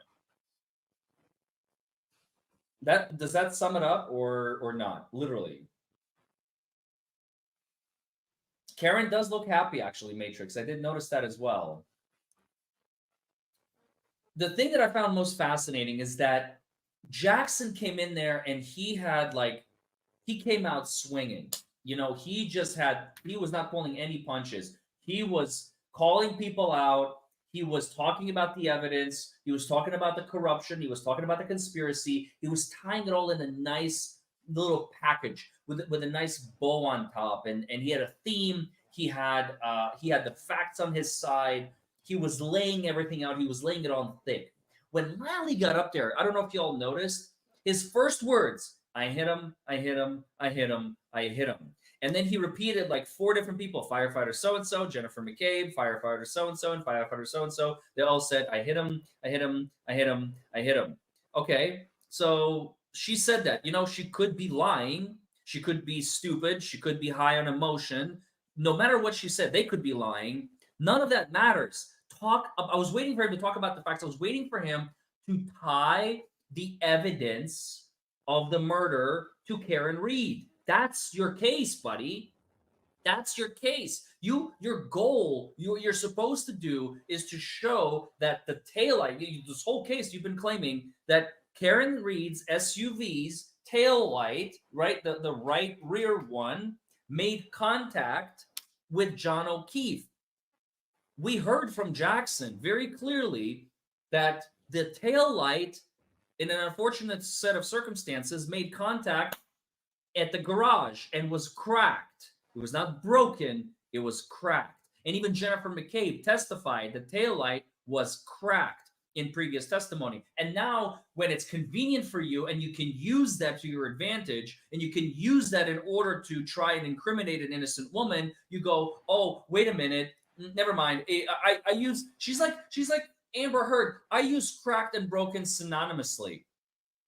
It's like I use donate and pledge synonymously. That's what liars and gaslighters do, is they manipulate words, they manipulate evidence, they change testimony, they change their mind, and they're like, well, what I said was not actually what I meant what I said. I didn't say what I meant. I didn't mean what I said.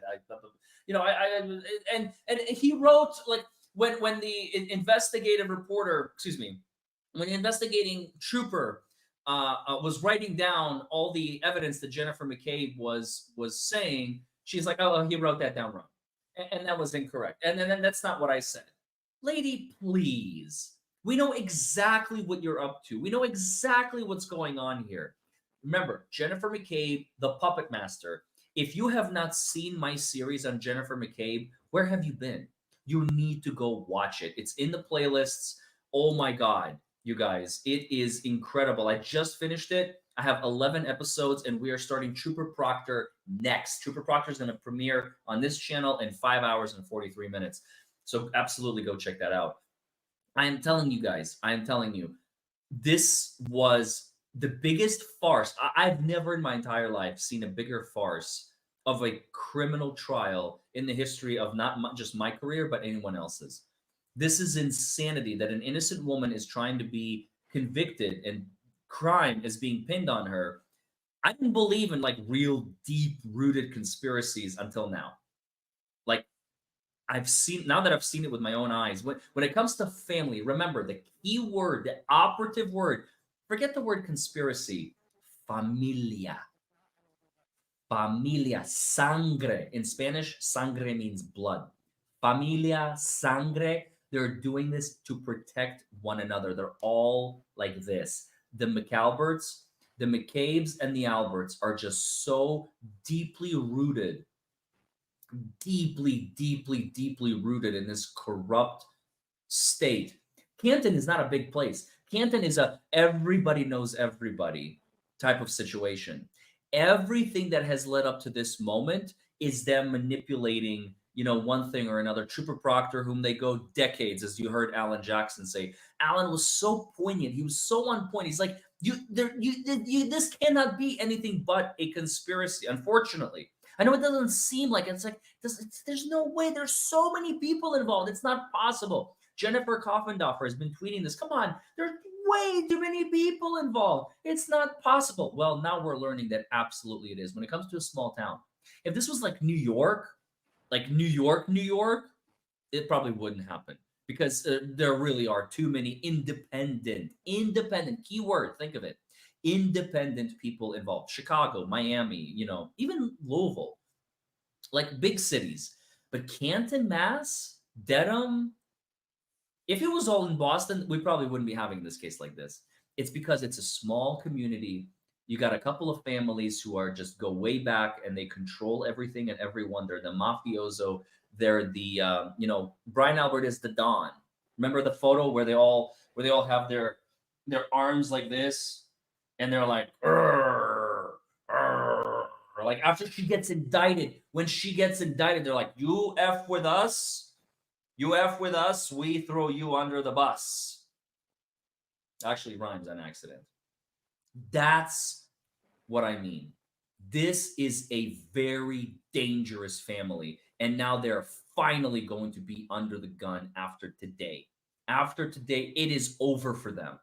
It is completely over. I hope some of them get indicted. I hope some of them go to prison. We already know the FBI is looking at it. We had 2 FBI ARCA investigators testify in the courtroom yesterday. So we know that they're involved. Now we have direct proof. It's no longer words on a piece of paper or words in a courtroom that an FBI investigation is underway.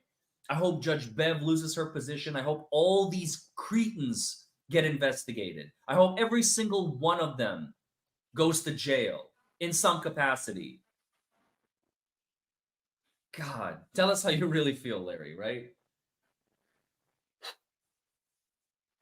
Lally does need a community college course in public speaking. Yeah, no kidding. That was one of the worst closings I have ever seen. I made a poll, by the way. I made a poll on Twitter just out of curiosity. I think it actually just ended. No, there's 3 minutes left on it. Look at this. Look at this. I made a poll. How swayed are you by Lally's closing?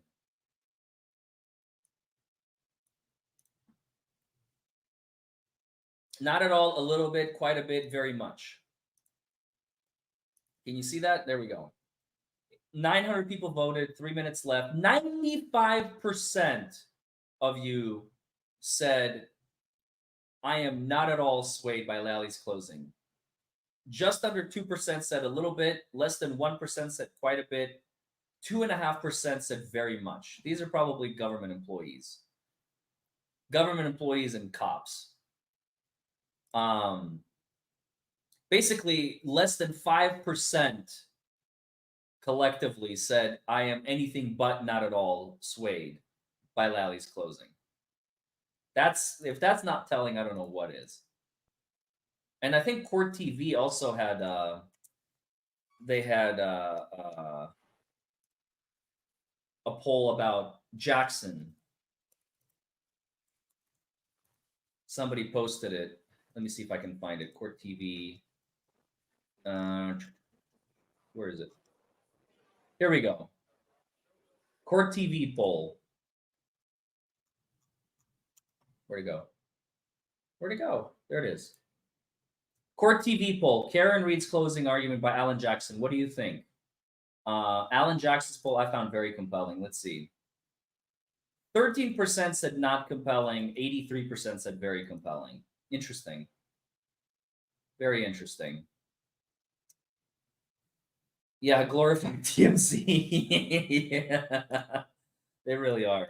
They truly are.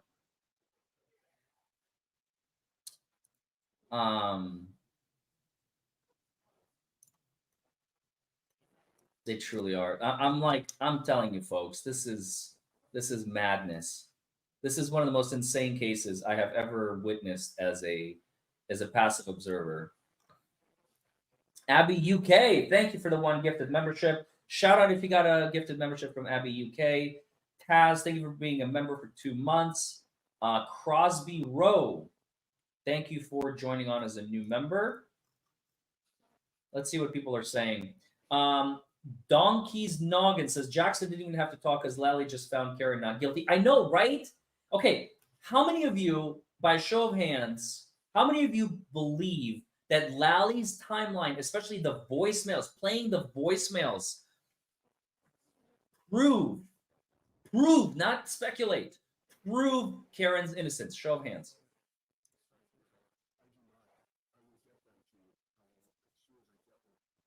How many of you believe that Lally playing the voicemails actually shows? Because who leaves voicemails to a dead person?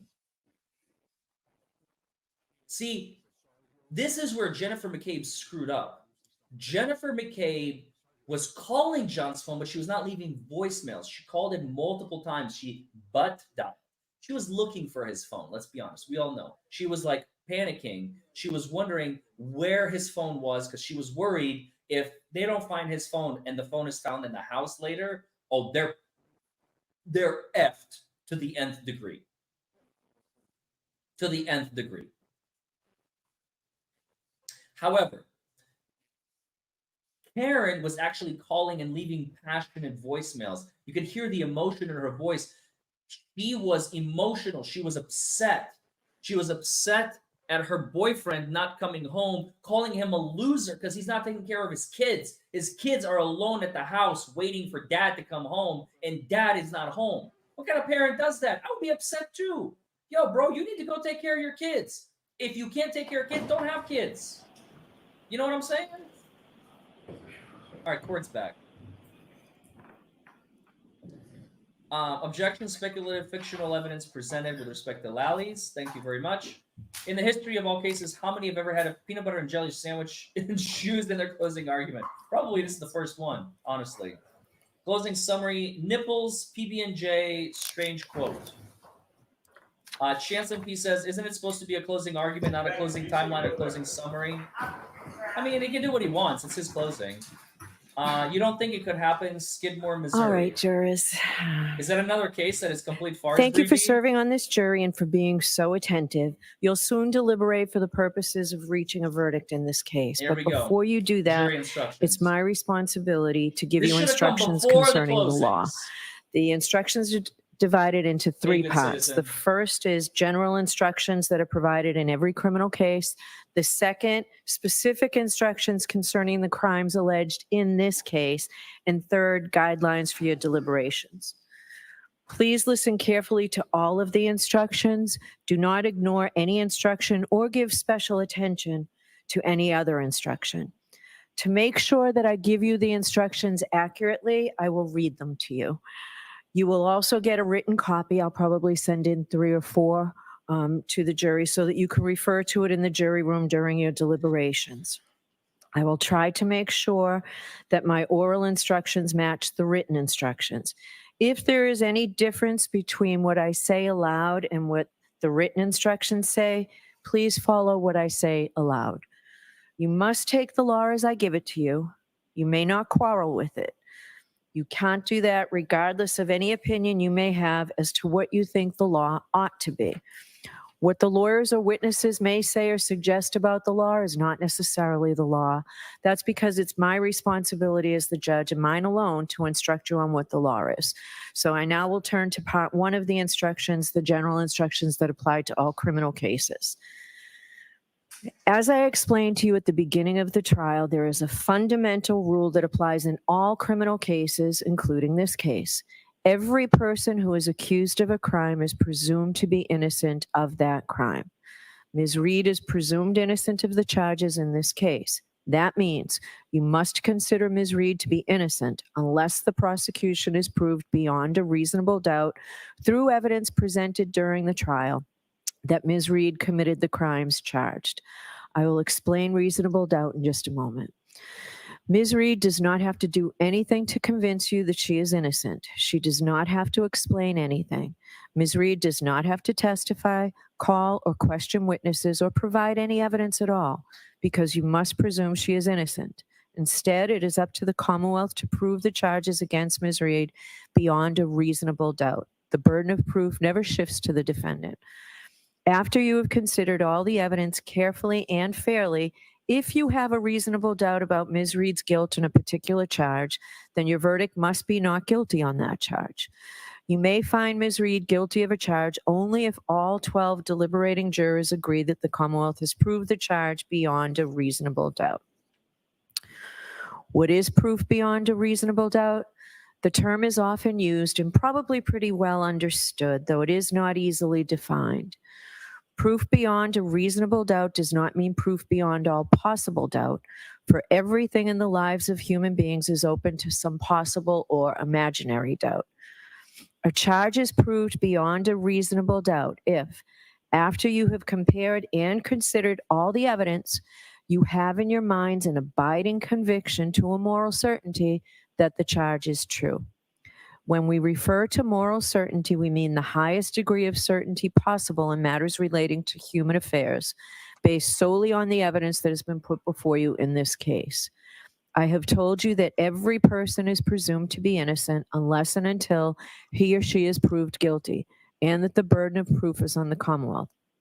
If you evaluate all the evidence and you still have a reasonable doubt remaining, the defendant is entitled to the benefit of that doubt and must be acquitted. It is not enough for the Commonwealth to establish a probability, even a strong probability, that the defendant is more likely to be guilty than not guilty. That is not enough. Instead, the evidence must convince you of the defendant's guilt to a reasonable and moral certainty, a certainty that convinces your understanding and satisfies your reason and judgment as jurors who are sworn to act conscientiously on the evidence. This is what we mean by proof beyond a reasonable doubt.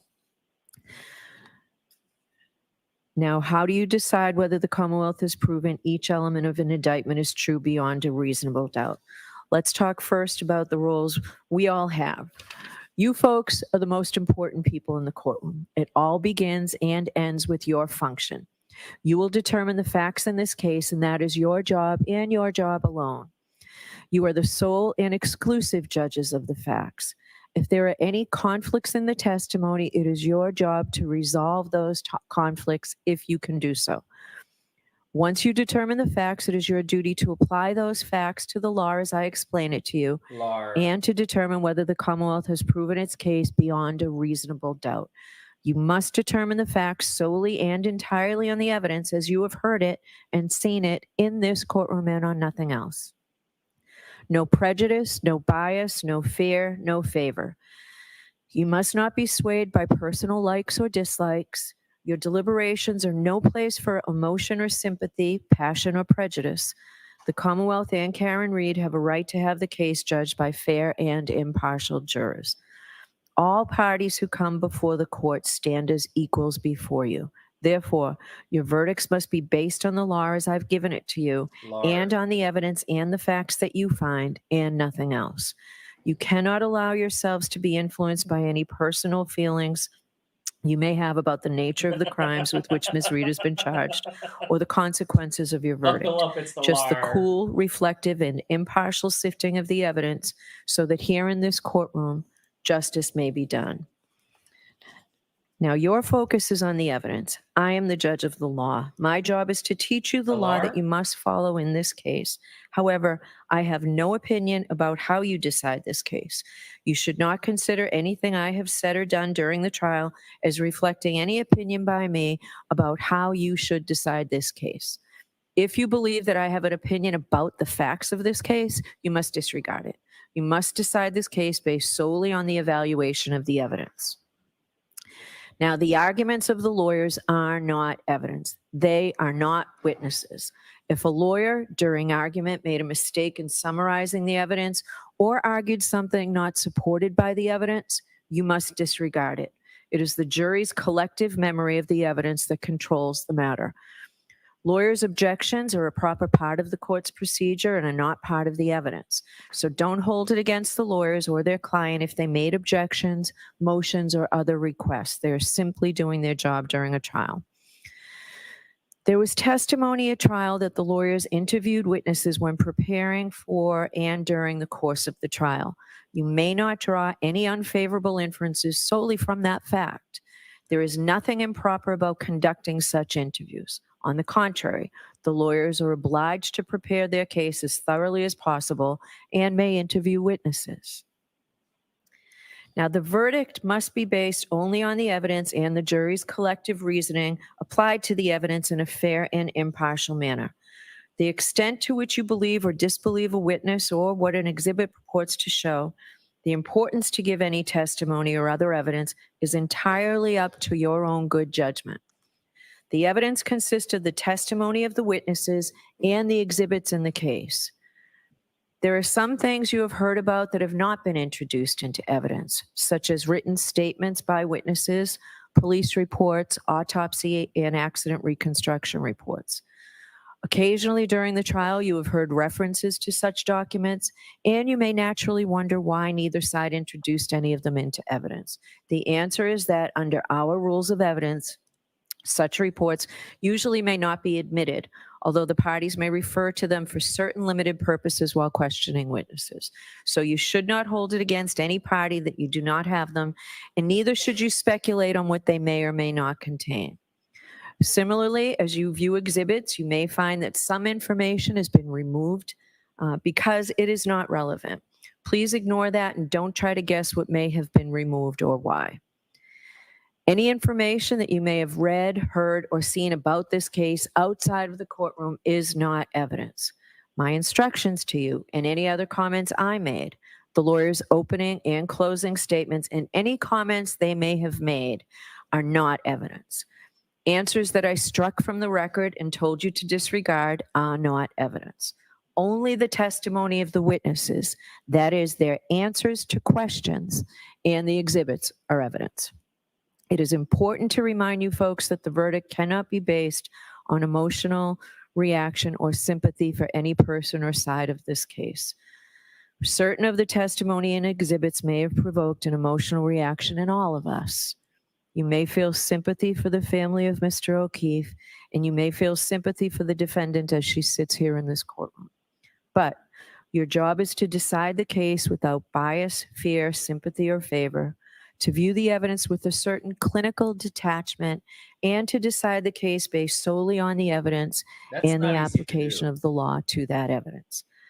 I have allowed you to take notes during the trial, and you may refer to those notes during your deliberations. But remember, they are not evidence or a substitute for the evidence and your recollection. They are for your personal use. Please do not share them with other jurors. Consider the evidence as a whole. Do not make up your mind about what the verdict should be until after you've gone to the jury room to decide the case and you and your fellow jurors have discussed the evidence. Please keep an open mind until then. You'll remember that we took a view in this case. The purpose of the view was to help you better understand the evidence that you heard during the trial and to help you appreciate the locations and their surroundings. Your responsibility in the view was to see the places, observe them carefully, and remember what you saw. The view is part of this case. You may use and consider the observations that you made while on the view in your deliberations in reaching a verdict. The same is true about the demonstration we saw from the witness stand. The demonstration was done simply to help you understand the evidence, and you may consider it in your deliberations. It is the jury's job to earnestly seek the truth of the matter. In doing that, the jury must decide questions of credibility and reliability. The jury must decide how truthful or reliable or convincing any part of the evidence is. In deciding questions of credibility and reliability, you may rely on your common sense and reasoning powers and your life experiences. Consider a witness's testimony in the context of all the other evidence, not in isolation. You may consider the demeanor, candor, and appearance of the witness in testifying. Who was the witness? What relationship do they have to the case or to the other witnesses or the parties? Did the witness have any bias, reason, or motive to give false or shaded testimony? If so, you may consider that bias or motive in your deliberations, and ultimately as to whether or not it impacts the credibility of the witness and the assessment of the evidence presented. Is the witness someone likely to give an honest and impartial account? Consider not just whether the witness was honest, but also whether the witness's testimony was accurate and reliable or honestly mistaken. A prior statement by a witness, if inconsistent with his or her trial testimony in any way, may be considered on the witness's credibility and reliability, and only for that purpose. Now, you've heard some evidence suggesting that the Commonwealth did not conduct certain scientific tests or otherwise follow standard procedure during the police investigation. This is a factor you may consider in evaluating the evidence presented in this case. With respect to this factor, you should consider 3 questions. First, whether the omitted tests or other actions were standard procedure or steps that would otherwise normally be taken under the circumstances. Second, whether the omitted test or actions could reasonably have been expected to lead to significant evidence of the defendant's guilt or innocence. And third, whether the evidence provides a reasonable and adequate explanation for the omission of the test or other actions. If you find that any omissions in the investigation were significant and not adequately explained, you may consider whether the omissions tend to affect the quality, reliability, or credibility of the evidence presented by the Commonwealth. All of these considerations involve factual determinations that are entirely up to you, and you are free to give this matter whatever weight, if any, you deem appropriate based on all the circumstances. Now, during the trial, I gave you some limiting instructions on how you were to consider some of the evidence you heard, and importantly, how you are not to consider the evidence. I am going to summarize those limiting instructions here. Ms. Reed is not charged with committing any crime other than the charges contained in the indictments. You have heard evidence about interactions that Ms. Reed had with Mr. O'Keefe and other witnesses in Aruba.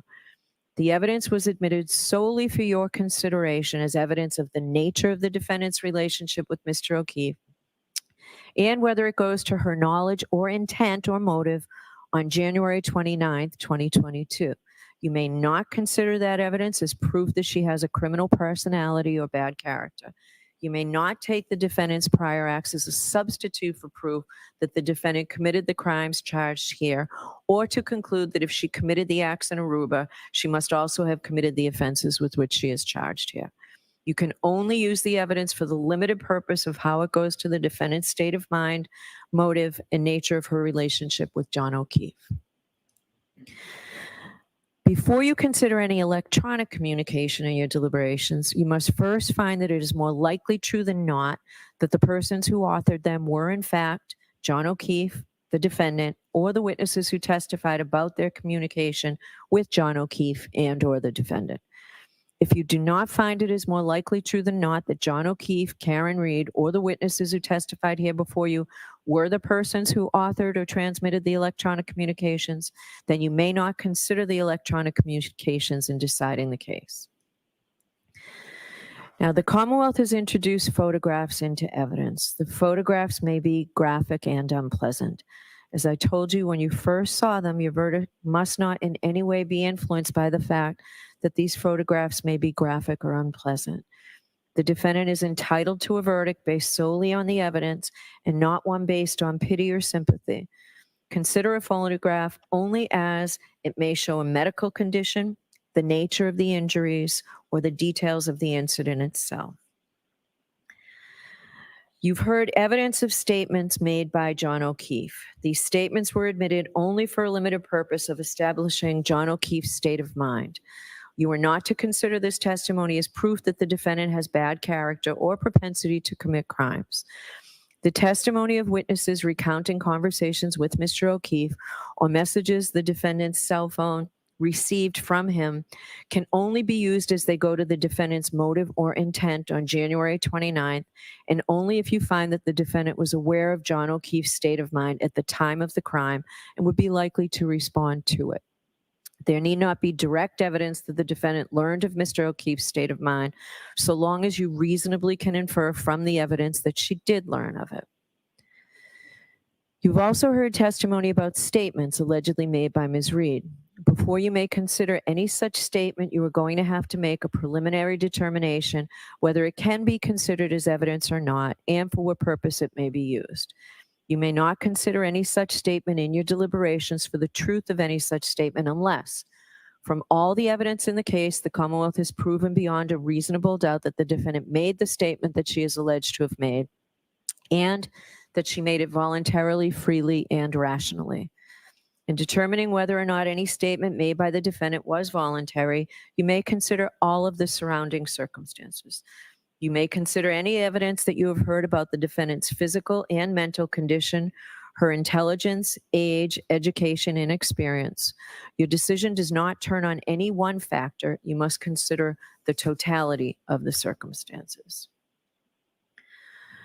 Some testimony came from witnesses who saw or heard something. Some witnesses also told you about opinions or conclusions they reached based on some special training or experience. But special training or experience does not necessarily make the witness's testimony any more believable or important than any other evidence. So you should consider the same questions about witness testimony that I mentioned earlier, including any bias or motive these opinion witnesses may have had to testify in a certain way. You may also consider the witness's level of experience and training, and whether they base their opinions on the facts that you find to be true. There were hypothetical questions asked of some of these witnesses.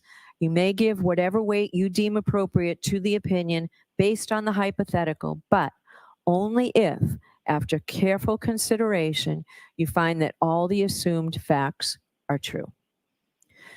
Remember that witnesses, even those with special training or experience, do not decide cases. Juries do.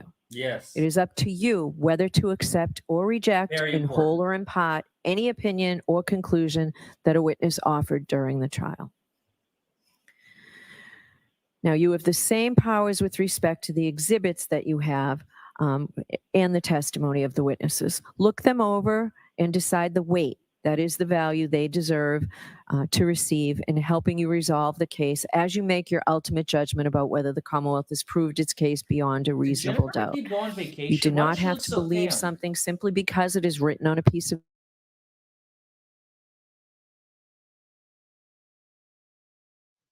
you decide whether to believe what the exhibit purports to show and how much weight, if any, you give each exhibit.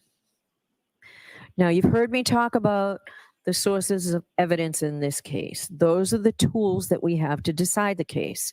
Now, with the evidence in mind, what can you do with it? As jurors, you may bring to bear all your knowledge and experience. You don't check your common sense at the door to the jury room. Just the reverse. I instruct you to use your common sense. Give the evidence a reasonable and fair construction in the light of your common knowledge. Sorry, I was saying that Jennifer McCabe looks like she got a tan. Like she went on her last vacation before the FBI indictment. Because you are entitled to rely upon both direct and indirect or circumstantial evidence. Direct evidence is evidence of what a witness claims to have seen or heard or touched or somehow perceived with their own senses. Circumstantial evidence exists where a witness does not testify directly to the fact that is sought to be proven, but you are provided with evidence of other facts and then asked to draw reasonable inferences from them about the fact that is sought to be proved. Such inferences may be considered with all of the other evidence in reaching your verdict. Circumstantial evidence is competent to establish guilt beyond a reasonable doubt. Now, what do I mean by an inference? An inference is a logical deduction or conclusion that you may, but are not required to draw from evidence that you have accepted as believable.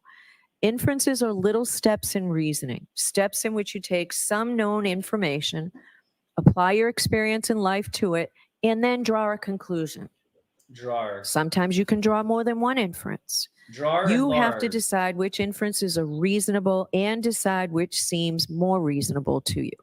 Remember, when you are dealing with inferences, you never have to infer anything. You may, but do not have to draw any inferences whatsoever. An inference drawn from circumstantial evidence need not be necessary or inescapable, but any inference which you do draw must be reasonable and possible. It must be logical. It must be a natural one, which is not too remote in the ordinary course of events. You may not guess. You may not speculate. You may not engage in surmise. You should not pile inference upon inference until the pile gets so high that it tips over logically, or the chain gets so weak that it doesn't hold together anymore. Like in this When case. you run through your inferences, check the starting point and the ending point to make sure that they're still reasonable. Further, when the evidence tends equally to give rise to either of two inconsistent propositions, the Commonwealth has established neither proposition. In order to convict the defendant, you must find that all the evidence and the reasonable inferences that you have drawn, taken together, prove that she is guilty beyond a reasonable doubt. Let me give you an example of an inference. Suppose that the issue you must decide is whether the U.S. Postal Service delivered the mail today. If you go home and someone in your household, a child, roommate, or spouse, hands you the mail and states that he or she observed the letter carrier deliver the mail and retrieved it from the mailbox, this would be direct evidence that the U.S. Postal Service delivered the mail. The witness perceived the event with his or her own senses and told you what he or she observed. The issue you would have to decide is whether the witness is credible. On the other hand, if you go home from court and find mail in the mailbox, you may infer that it was delivered by the U.S. Postal Service today. You draw this reasonable inference based on the following known facts. The mailbox was emptied yesterday. You know that the mail is delivered by the U.S. Postal Service Monday through Saturday. The letters in the box are postmarked. You have exactly the same power in this case, not the power to speculate or to guess, but the power to draw reasonable inferences warranted by the evidence in the fashion I have just described. You may have noticed that the defendant did not testify at this trial. The defendant has an absolute right not to testify, since the entire burden of proof in this case is on the Commonwealth to prove that the defendant is guilty. It is not up to the defendant to prove that she is innocent. The fact that the defendant did not testify has nothing to do with the question of whether she is guilty or not guilty. Very important. You are not to draw any adverse inference against the defendant because she did not testify. You are Extremely not important. to consider it in any way or even discuss it in your deliberations. Yep. You must determine whether the Commonwealth has proved its case against the defendant based solely on the testimony of the witnesses and the exhibits. All right, that completes my first part of the instructions. Oh, dear mother of God, there's more. Now I'm going to turn to the elements of the charges against Ms. Reed. The Commonwealth has alleged that on January 29, 2022, Ms. Reed did assault and beat John O'Keefe with the intent to murder him, and by such assault and battery did kill and murder John O'Keefe. Ms. Reed is charged with second-degree murder. Murder. In order to prove murder in the second degree, the Commonwealth must prove the following elements. First, the defendant caused the death of John O'Keefe. 2, the defendant intended to kill John O'Keefe or intended to cause grievous bodily harm to John O'Keefe or intended to do an act which, in the circumstances known to the defendant, a reasonable person would have known created a plain and strong likelihood that death would Oh, result. My camera just. I will now discuss each of these requirements in more detail. The first element is that the defendant caused the death of John O'Keefe. A defendant's act is the cause of death where the act is a natural and continuous sequence, results in death, and without which death would not have occurred.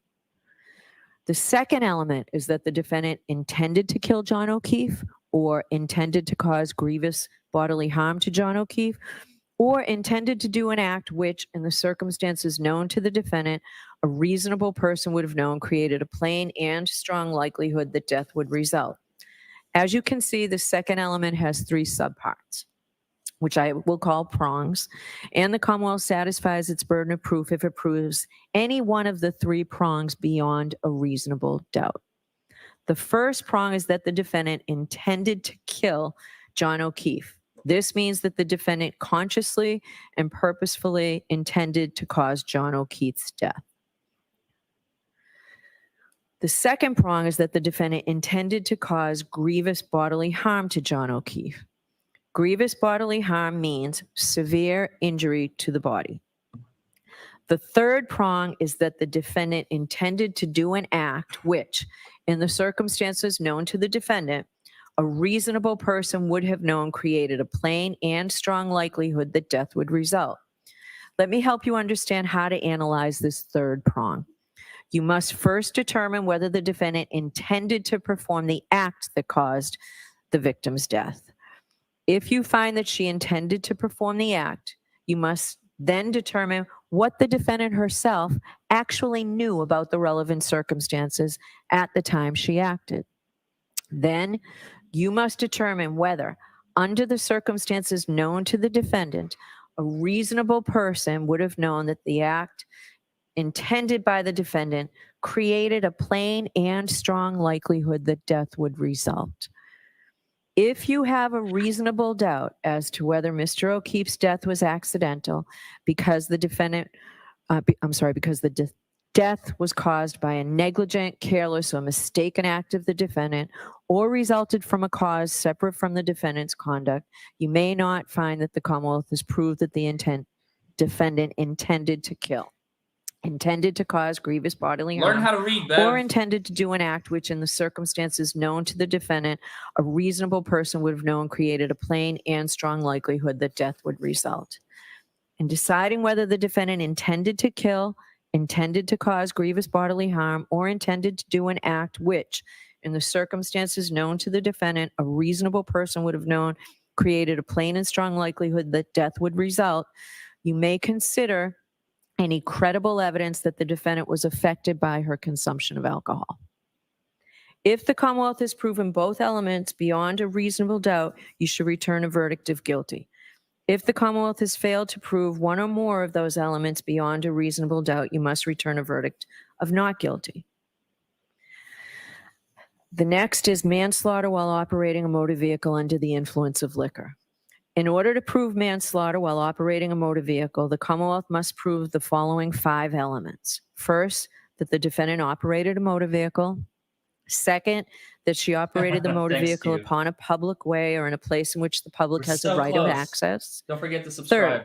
That while the defendant was 900 operating the motor away. vehicle, she was under the influence of intoxicating liquor and or the percent of alcohol in the defendant's blood was a 0.08 or greater. You'll have both these choices on the verdict slip.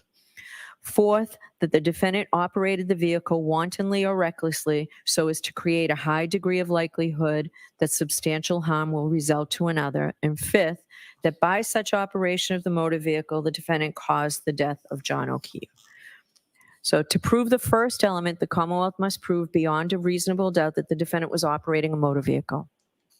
A person operates a motor vehicle while doing all of the well-known things that drivers do as they travel on a street or highway, and also when doing any act which directly tends to set the vehicle in motion. A person is operating a motor vehicle whenever they are in the vehicle and intentionally manipulate some mechanical or electrical part of the vehicle, like the gear shift or the ignition, which alone or in sequence will set the vehicle in motion. To prove the second element, the Commonwealth must prove beyond a reasonable doubt that the defendant operated a motor vehicle in a public way. Any street or highway that is open to the public and is controlled and maintained by some level of government is a public way. This would include, for example, interstate and state highways, as well as municipal streets and roads. In determining whether any particular street or road is a public way, you may consider evidence, if any, about whether it has some of the usual indications of a public way. For example, whether it is paved, whether it has street lights, street signs, curbing, and fire hydrants, whether there are buildings along the street, whether it has any crossroads intersecting it, and whether it is publicly maintained.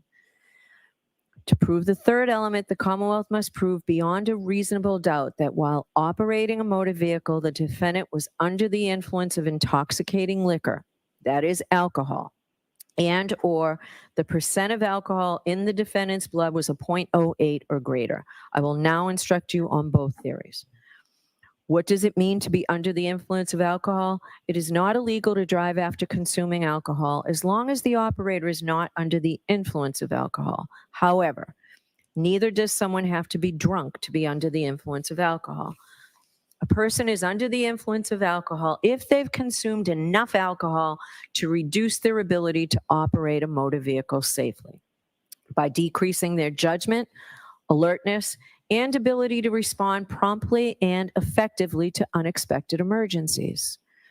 The amount of alcohol necessary to do this may vary from person to person. The Commonwealth is not required to prove that the defendant actually drove in an unsafe or erratic manner, but it is required to prove that their ability to drive safely was diminished by alcohol. You may rely on your experience and common sense about the effects of alcohol. You should consider any believable evidence about the defendant's alleged consumption of alcohol, as well as the defendant's appearance, condition, and behavior.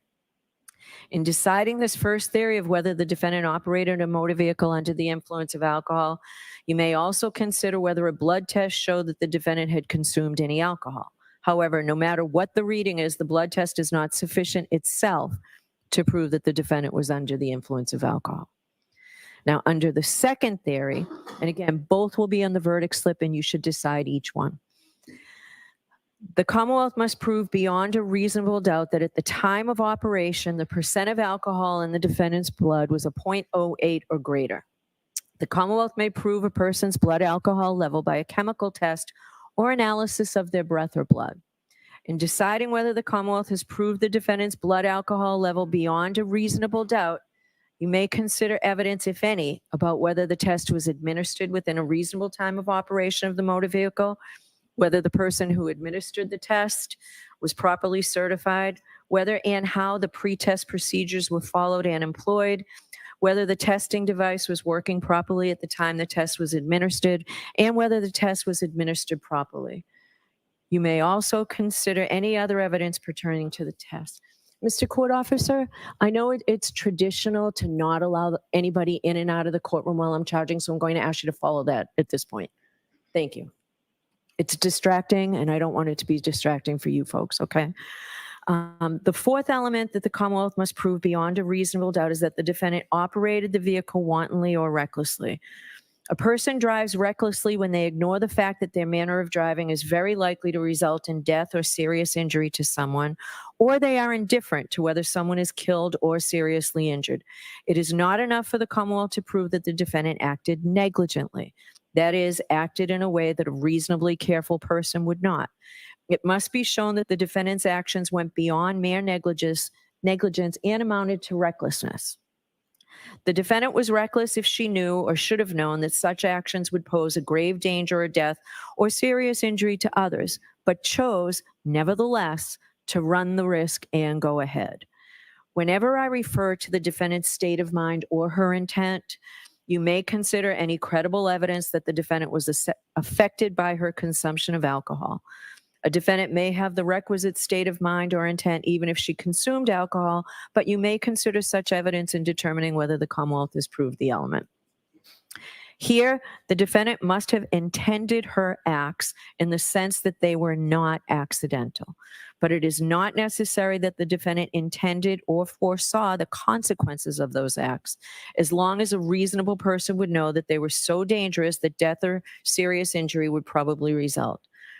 As such, the Commonwealth does not need to prove that the defendant intended to kill John O'Keefe. Rather, this is in the category of cases where public safety requires each driver, once they know what the situation is, to determine and to adhere to an objective standard of behavior. In determining whether the defendant drove recklessly, you should take into account all the facts of the situation: the defendant's rate of speed and manner of operation, the defendant's physical condition and how well the defendant could see and could control the vehicle, the condition of the defendant's vehicle, what kind of road it was and who else was on the road, what was the time of day, the weather and the condition on the road were, and what any other vehicles or pedestrians were doing, and any other factors, including the defendant's consumption of alcohol, that you think are relevant. The fifth element that the Commonwealth must prove beyond a reasonable doubt is that the defendant, by her actions, caused the death of John O'Keefe. The defendant Okay, can I just say that this is by far one of the most comprehensive instructions I have ever heard in my entire life in a murder case. Like in Kentucky, the jury instructions go like 10 minutes max, maybe, if you're lucky. I know this is a murder case, but like these instructions are so in depth. Ours are just like basic and rudimentary, and this is just like unbelievable. She's been going on for almost 40 minutes, just droning on about the instructions. I like them, but like, that's insane how complicated they are. The jury's going to have to sit through all of that. The jury's going to have to sit there and reread it when they're deliberating. As a matter of law, the indictment that is before you, which charges the defendant with manslaughter while operating a motor vehicle under the influence of liquor, also charges her with the lesser included offense. The Commonwealth may prove the lesser included charge of involuntary manslaughter, even if it fails to prove the greater charge of manslaughter while operating a motor vehicle under the influence of liquor. So I will define involuntary manslaughter. Oh, God, here we go. To prove that the defendant is guilty of involuntary manslaughter because of wanton or reckless conduct, the Commonwealth must prove the following elements beyond a reasonable doubt. First, that the defendant caused John O'Keefe's death. Second, that the defendant intended the conduct that caused John O'Keefe's death. Third, that the defendant's conduct was wanton or reckless. I will now discuss each element in more detail. The first element is that the defendant caused the death of John O'Keefe. Remember, Ms. Reed caused John O'Keefe's death if her actions directly and substantially set in motion the entire chain of events that produced the death. A defendant's act is the cause of death where the act, in a natural and continuous sequence, results in death and without which death would not have occurred. The second element is that the defendant intended the conduct that caused the death. I'm not.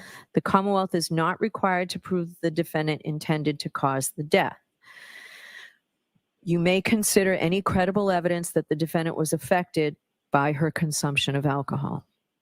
The third element is that the defendant's conduct was wanton or reckless. Wanton or reckless conduct is conduct that creates a high degree of likelihood that substantial harm will result to another. It is conduct involving a grave risk of harm to another person that a person undertakes with indifference or with disregard of the consequences of such conduct. Whether conduct is wanton or reckless depends either on what the defendant knew or how a reasonable person would have acted knowing what the defendant knew. If the defendant realized the grave risk created by her conduct, her subsequent act amounts to wanton or reckless conduct, whether or not a reasonable person would have realized the risk of grave danger. Even if the defendant herself did not realize the grave risk of harm to another, the act would constitute wanton or reckless conduct if a reasonable person, knowing what the defendant knew, would have realized the act posed a risk of grave danger to another. It is not enough for the Commonwealth to prove the defendant acted negligently, that is, in a manner that a reasonably careful person would not have acted. The Commonwealth must prove that the defendant's actions went beyond negligence and amounted to wanton or reckless conduct, as I have defined them. In deciding whether the defendant knew or should have known her conduct created a high degree of likelihood that substantial harm would result to another, you may consider credible evidence that the defendant was affected by her consumption of alcohol. A defendant may have the requisite knowledge even if she consumed alcohol, but you may consider such evidence in determining whether the Commonwealth has proved this element. Now, the offense of manslaughter while operating a motor vehicle under the influence of liquor also includes the lesser offense of motor vehicle homicide, felony OUI liquor, and negligence. As a matter of law, the indictment that is before you, which charges the defendant with manslaughter while operating a motor vehicle under the influence of liquor, also charges her with the lesser included offense. The Commonwealth may prove the lesser included charge of motor vehicle homicide, even if it fails to prove the greater charge of manslaughter while operating a motor vehicle under the influence of liquor.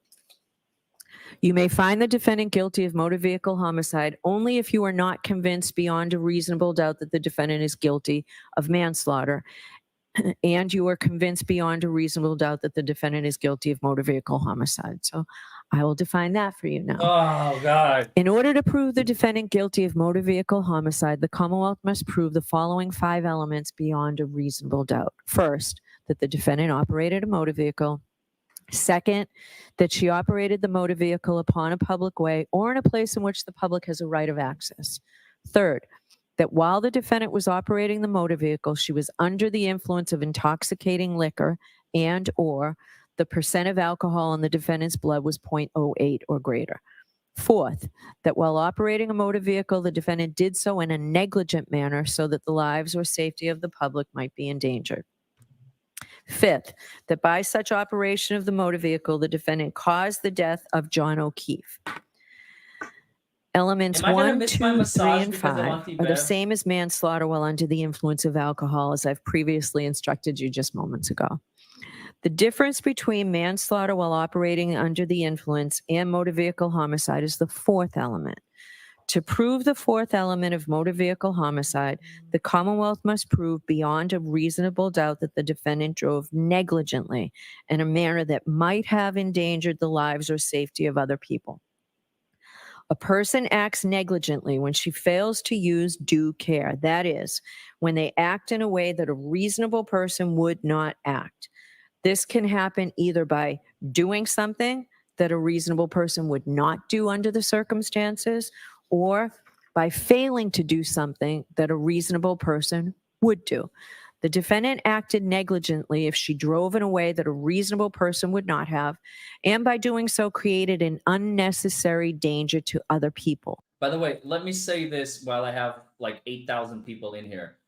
Let me know if we have a verdict so I can go live, because I'm going to be in and out. I'm going to be doing things. So like DM me on Twitter.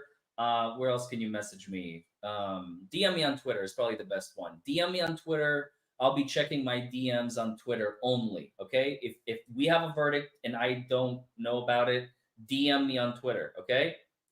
DM me on Twitter. DM me on Twitter. Please. Thank you. Is irrelevant. The issue is whether or not she drove as a reasonable person would have under the circumstances. In determining whether the defendant drove negligently in a manner that might have endangered the lives or safety of other people, you should take into account evidence, if any, about the defendant's rate of speed and manner of operation, the defendant's physical condition, and how well she could see and control her vehicle, the condition of the defendant's vehicle, the kind of road it was, and who else was on the road, the time of day, the weather, and the road conditions, what any other vehicles or pedestrians were doing, and any other factors, including the defendant's consumption of alcohol, that you think are relevant. The next indictment is leaving the scene of an accident resulting in death. In order to prove the defendant guilty of leaving the scene of an accident resulting I modified my settings. Thank you for letting me know. Matrix, no. Who was it? Lady Autumn Sky. I changed the settings, okay? Now everyone can send me a DM. I had it changed to where only verified users can. Now it's set to everyone, just for this. I'll change it back later. So DM, direct message me on Twitter if we have a verdict. if I'm not of the motor vehicle. aware. And 6, that the defendant failed to do so for the purpose of avoiding prosecution or apprehension. Jurors, I've already instructed you on the first and second elements. The other 4 elements should be given their plain meaning, and the parties agree that I do not need to define them any further. Save a little time for you. Right? As A a little general bit. rule, Been you are 46 permitted but minutes. not required to infer that a person who intentionally uses a dangerous weapon on another person intends to kill that person or cause him grievous bodily harm, or intends to do an act which, in the circumstances known to him, a reasonable person would know creates a plain and strong likelihood that death would result. An item that is normally used for innocent purposes can become a dangerous weapon if it is used in a dangerous or potentially dangerous fashion. The law considers an item, in this case a motor vehicle, to be used in a dangerous fashion if it is used in a way that it reasonably appears to be capable of causing serious injury or death to another person. In deciding whether an item was used as a dangerous weapon, you may consider the circumstances surrounding the alleged crime, the nature, size, and shape of the item, and the manner in which it was handled or controlled. Now that completes the second part of my instructions. Oh, I will God. now turn to the final instructions. In order for a jury to return a verdict, that is to reach a decision in a criminal case, the law provides that there may only be 12 persons on the deliberating jury, and you will note that there are still 14 of you. To avoid the need for a new trial, if one or more jurors becomes ill or has to be excused for some good reason, we customarily impanel extra jurors at the beginning of a trial, as we And did in now this they must case. be released. However, when you begin your deliberations, the law of Massachusetts is that there can only be 12 jurors. Therefore, at the conclusions of my instruction, the clerk will reduce your Brian number to Albert 12 on a is random swallowing basis. hard. The jurors not selected to serve in the jury will become the alternate jurors. If you are selected as an alternate juror, please do not feel that your efforts in this case have been wasted, Why does because, he look like, as I've indicated, it is important that we have Breaking extra Bad jurors in the case of emergency. Walter White? If we did not impanel extra jurors and a juror became ill, or for some other reason had to be excused, we would have to try the case all over again with a new jury. In the event that a juror has to be excused once the jury starts deliberating, then an alternate juror will be chosen to take that juror's position, and the jury will be required to start their deliberations all over again from the very beginning. Therefore, it is important that the alternates not discuss the case with anyone, including each other, for if an alternate becomes a member of the jury for deliberations, the alternate's views should be his or her own and not influenced by anyone else. Now, different states and jurisdictions use different means to select a foreperson of the jury. In some jurisdictions, the jurors select their own foreperson. In Massachusetts, the judge is responsible for selecting a foreperson. Oh, I didn't know that. A foreperson of a jury has been described as the first among equals. He or she is responsible for organizing the I deliberations, don't like that. She communicating with gets to the pick her court own. if necessary during deliberations, and presenting the verdict following your deliberations. The foreperson has no greater say or vote in the jury's deliberations, however, in that sense is exactly equal with all the jurors. I am going to ask juror in seat number 1, juror number 400. Would you be our foreperson, please, sir? Thank you. When you return to the jury room to deliberate, the court officers will deliver to you all of the exhibits in this case, as well as the verdict slips that you will use in returning your verdict. Your foreperson will be given verdict slips setting forth the charges against the defendant. 12 jurors must agree before you have a decision as to any charge. That means that to find the defendant guilty, all 12 must agree. To find the defendant not guilty, all 12 must agree.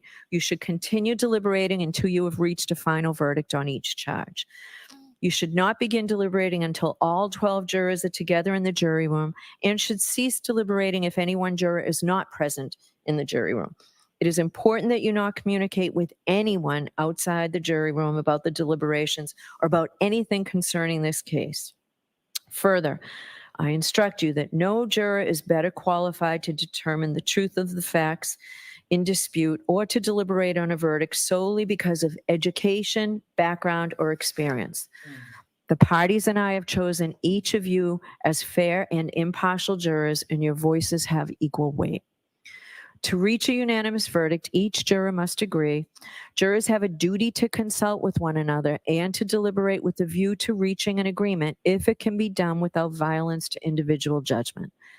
At the Violence. same time, each juror must decide the case for himself or herself, Are we but gonna have, only like, after fights in the jury room? impartially considering the evidence with his or Are they her gonna be fellow playing grab jurors. ass? Don't hesitate to re-examine your views and change your opinion if convinced it is wrong. But no juror should surrender an honest conviction to the opinion of fellow jurors simply for the purpose of returning a verdict.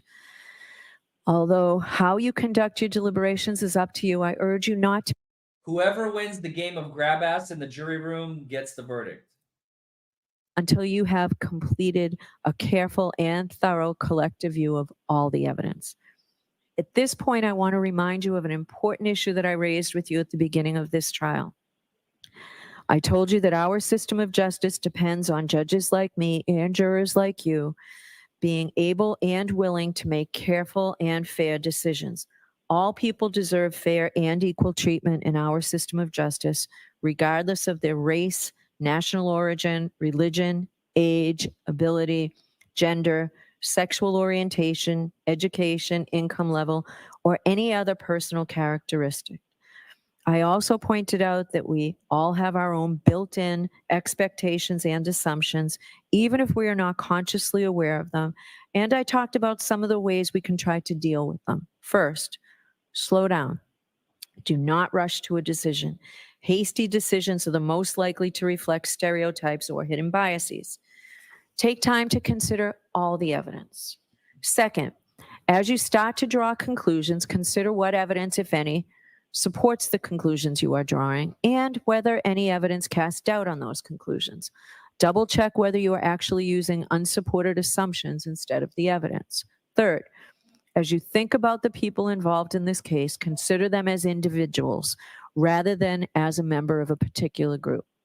Fourth, I might ask myself, would I view the evidence differently if the people were from different groups, such as different racial, ethnic, or gender identity groups? Fifth, listen to your fellow jurors. They may have different points of view. If so, they may help you determine whether you are focusing on the Shadow facts Keith's or dad making assumptions, is not there perhaps today. based on stereotypes. Of course, your Oh, that's fellow a jurors Freudian could be slip. influenced by their own unstated assumptions. So don't be shy or hesitate to speak up.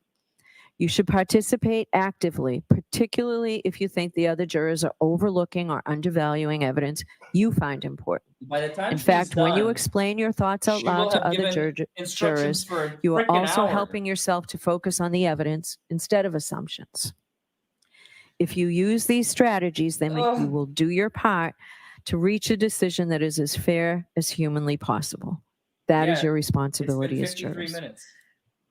Now, during the course of your deliberations, you might have a question concerning the law in this case. I'm not Law? suggesting that you will, but you might. Perhaps I said something you did not understand. If you have any questions, please feel free to bring them to my attention by writing a note dated and signed by the foreperson and sending it to me by way of the court officer. Because your role as the jury is to determine the facts of the case, I cannot answer any questions you have concerning the facts of the case. I have no role in this case when it comes to deciding what the facts are. Neither is it possible to provide you with a transcript of the testimony, even though we've had a phenomenal court reporter throughout this whole trial. If you send a question to me, I will respond after consulting with the lawyers. Please do not ask a court officer or anyone else to answer any questions concerning anything material to the case. We will not answer a question or take a verdict between 1 and 2. You'll have lunch brought into you and decide whether you want to stop your deliberations during lunch or deliberate. At the end of the day, if you're still deliberating, I'll send in a note asking if you want to continue deliberating or break for the day and return tomorrow morning. Don't tell anyone, including me, how the jury stands numerically or otherwise on the questions before such time as you have reached a unanimous verdict. You are going to notice shortly that the court officers are going to take an oath, and you will hear from that they too, as well as all other persons, are forbidden to communicate in any way or manner with any member of this jury on any subject touching on the merits of this case. Remember that the decision of the jury must be unanimous in the foreperson should be certain that each member of the jury is in complete agreement with the verdict. After the final vote of the jury, the foreperson should check the appropriate boxes as to each charge, then sign and date the verdict slips and notify the court officer that you have reached a unanimous verdict. You will then be brought back into the courtroom where the foreperson will deliver the verdicts to the court. I'm going to seek counsel before we reduce your number to 12.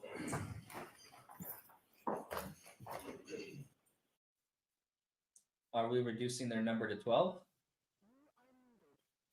Yeah, they're reducing it now. They have to, right? They can't let them deliberate as 14.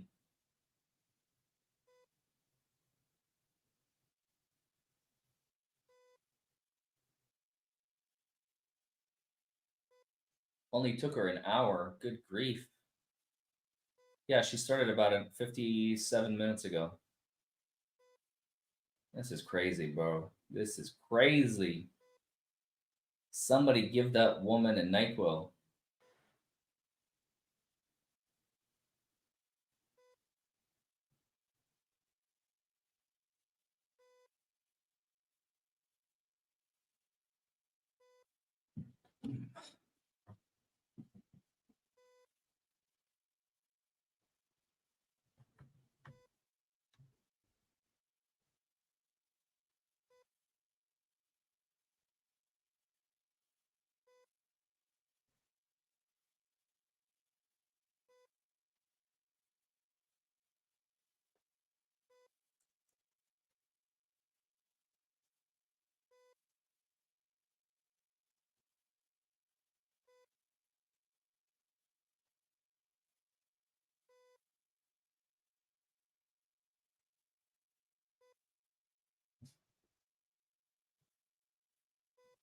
There is going to be no verdict today. No chance. I'm calling it right now. No verdict today. No, there's no way.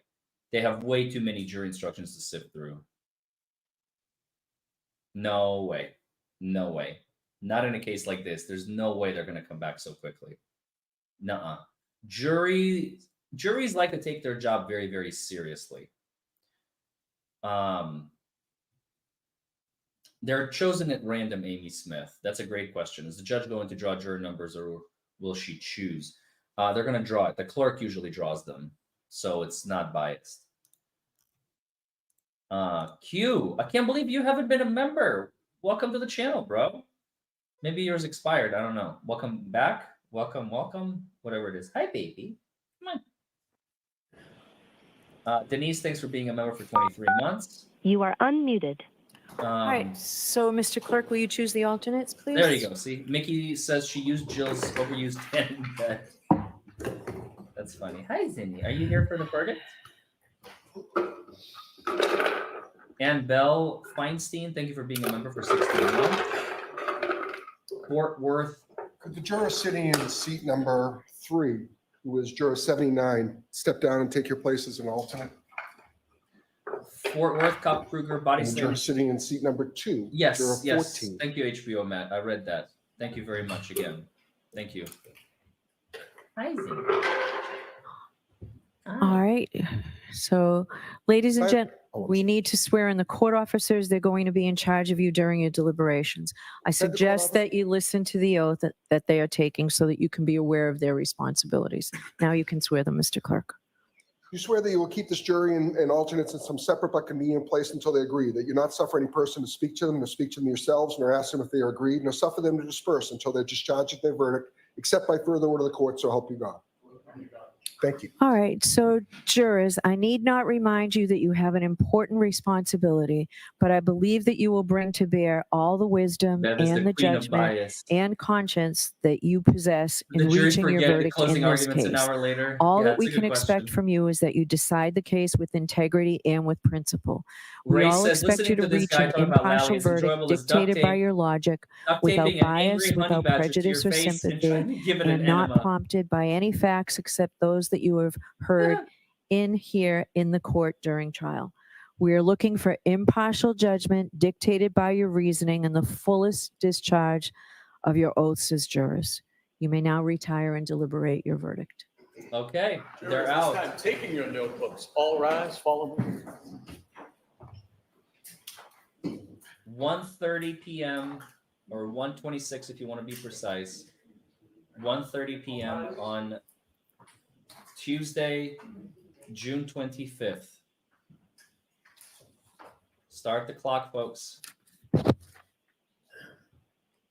You are unmuted. You are muted. There's no verdict today. There's no way. You may be seated. No verdict today. I don't Alright. believe that. So council, I'll give you a few minutes to work with Mr. McDermott on the verdict slip, and then I'll come back out. Thank you, Your Honor. Okay. All rise for the court, please. I say verdict tomorrow at 2:27. Verdict tomorrow at 2:27 to send a message. 2:27 because that's the time that Jennifer McCabe Googled "Haslong to die in the cold."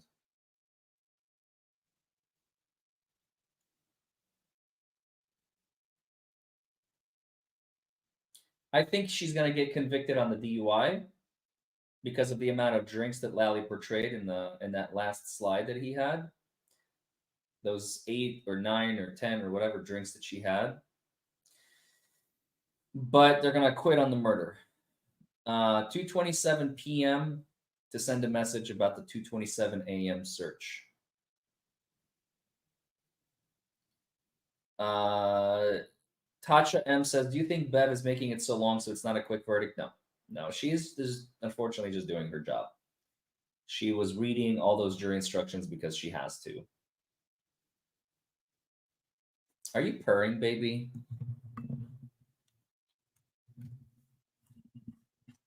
She's purring again. Listen to this.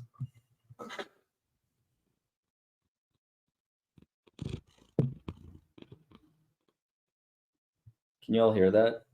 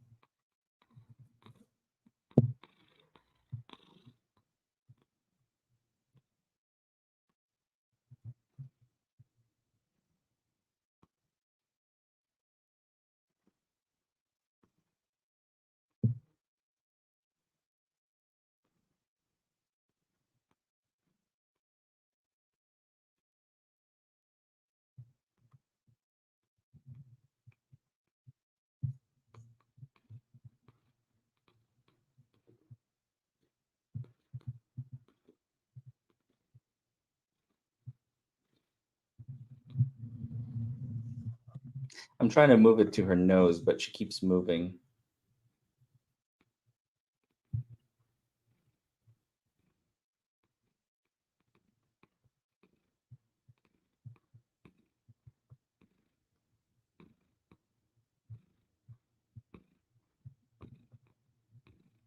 Can you seriously not hear that? It's on max volume. No, you can't see her. I know you can't see her.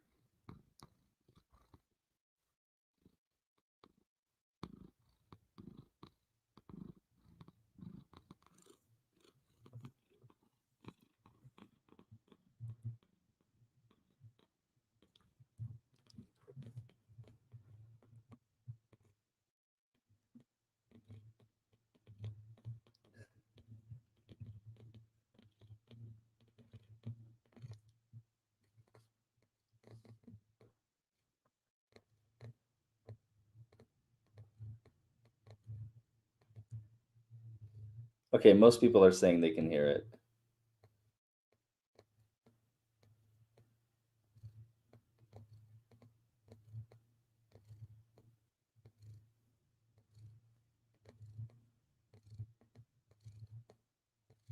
To calm everybody down before the storm.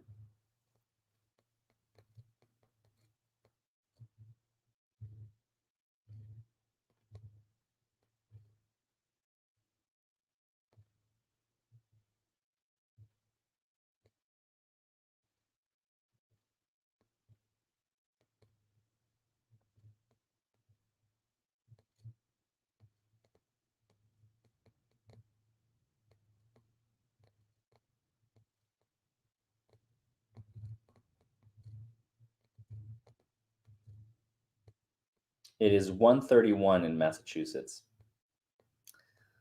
All right, folks, I'm going to get some work done.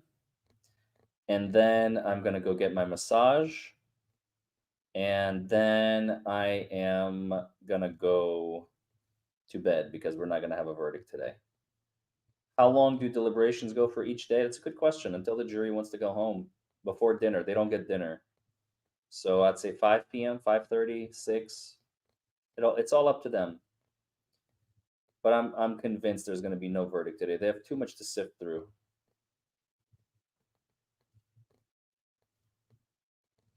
It's a murder trial at the end of the day. They have a lot to talk about, and there's 12 of them.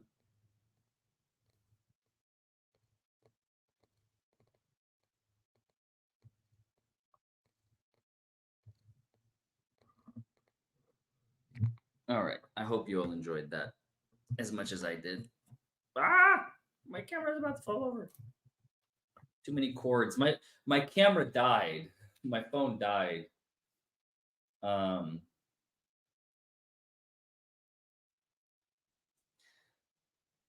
Yes, Nicole. I think it's kind of ironic that you all have the opinion that there's going to be a verdict today. I have a little bit of experience. I could be completely wrong. I mean, I could be completely wrong. But I'm telling you from experience, when jurors have like an extensive set of jury instructions, they like to take their time. And so there's not going to be a verdict today. There might be a verdict tomorrow morning, maybe at like 10 a.m., 11 a.m. Unless they decide to take a poll and they realize there's not a single person on there that thinks guilty, and then they come out, but that's very unlikely. There's going to be at least one person on that jury that goes, well, I think she did it, because they haven't been listening or paying attention. So there is still a 2:27 p.m. today, but no. Of course I'm being a little facetious by saying, we're going to get a verdict at 2:27 p.m. today.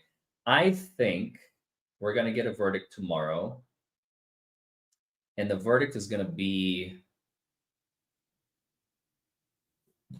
excuse me, the verdict is going to be probably late morning, maybe 11 a.m. I'd say 11 a.m. tomorrow is a safe bet.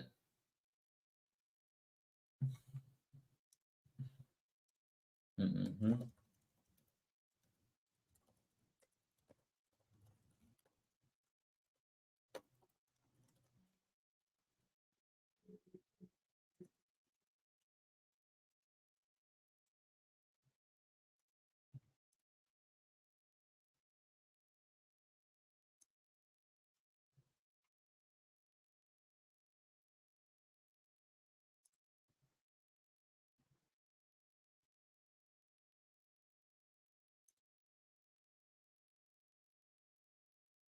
Proctor video tonight.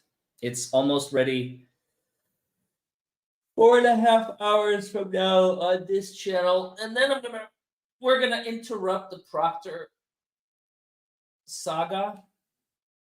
We're gonna interrupt the Proctor saga, and we're gonna do the Jackson closings probably tomorrow because I'm already tired today. Maybe if I get the energy back later, because I'm trying to avoid caffeine. Caffeine just does not agree with my stomach. Not just coffee. I can't drink caffeine, period. It's so sad. I just can't drink caffeine. Hoping for a Polly Shore Julie deliberation. What? I'm not sure what you mean by that, J. Water Roadless Wolf. But thank you for your support.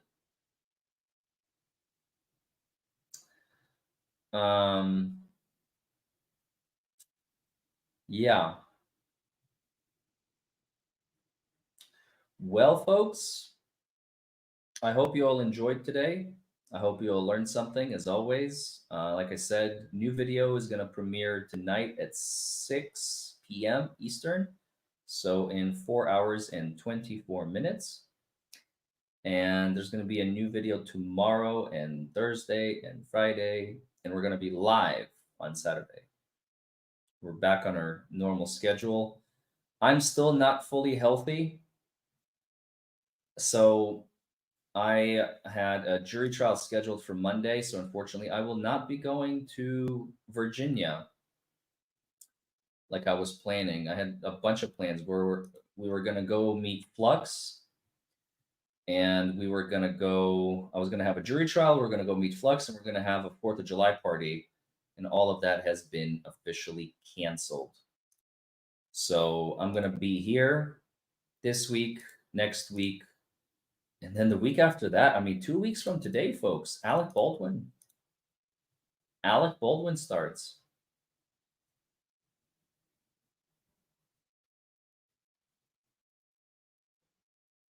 Oh, thank you, Chris Kisich. Alec Baldwin starts in 2 weeks. But until then, we wait for the verdict. We're on verdict watch. I don't know if I'll make like a live video tomorrow for the verdict watch. Probably not.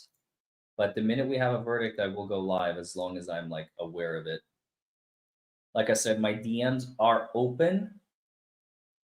This is my Twitter account for those of you who don't know. So before I sign off, this is my Twitter. Don't forget to DM me at the DUI Guy Plus on Twitter. Don't forget to follow me if you haven't followed me already. Let me know if we have a verdict. I'll have my DMs open. And yes, Baldwin is guilty as hell, no question about it, but it's going to be a good trial. It's another celebrity trial. Right, Zinni? Zinni is excited for it. Is the movie Jury Duty starting Pauly Shore? I have not seen that one. I don't think. Maybe I have. I don't remember. Yeah, today was interesting. Today was exciting. Very nerve-wracking. Well, I don't want to say. It's not my place. Doesn't matter. It doesn't matter.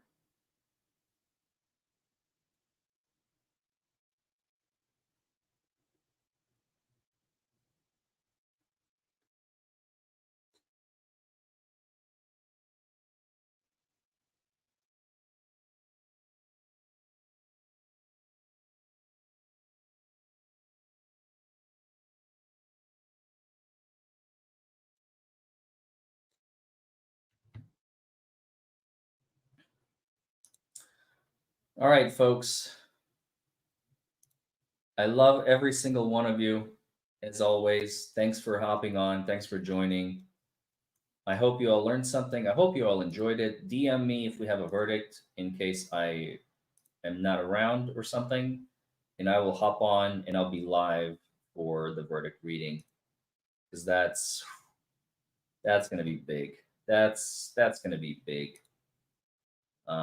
Hopefully I'm like around, because Thursday I have a jury trial. If I'm in trial, then I'm sorry. There's nothing I can do about that. My clients need me more than YouTube does.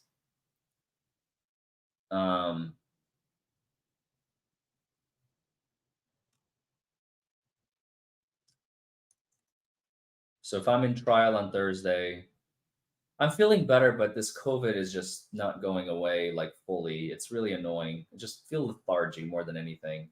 Hopefully this massage will do me good. I have a massage in 50 minutes. So I love you guys. Take care of yourselves. Take care of each other. And until the next time, we'll see you either later today, more than likely tomorrow, hopefully not on Thursday, and certainly not on Friday. I don't think they're going to deliberate that long. Seems like a fairly cut and dry case. But they have to go through a lot of jury instructions. They have to sift through a lot of material. So until then, bye, everyone.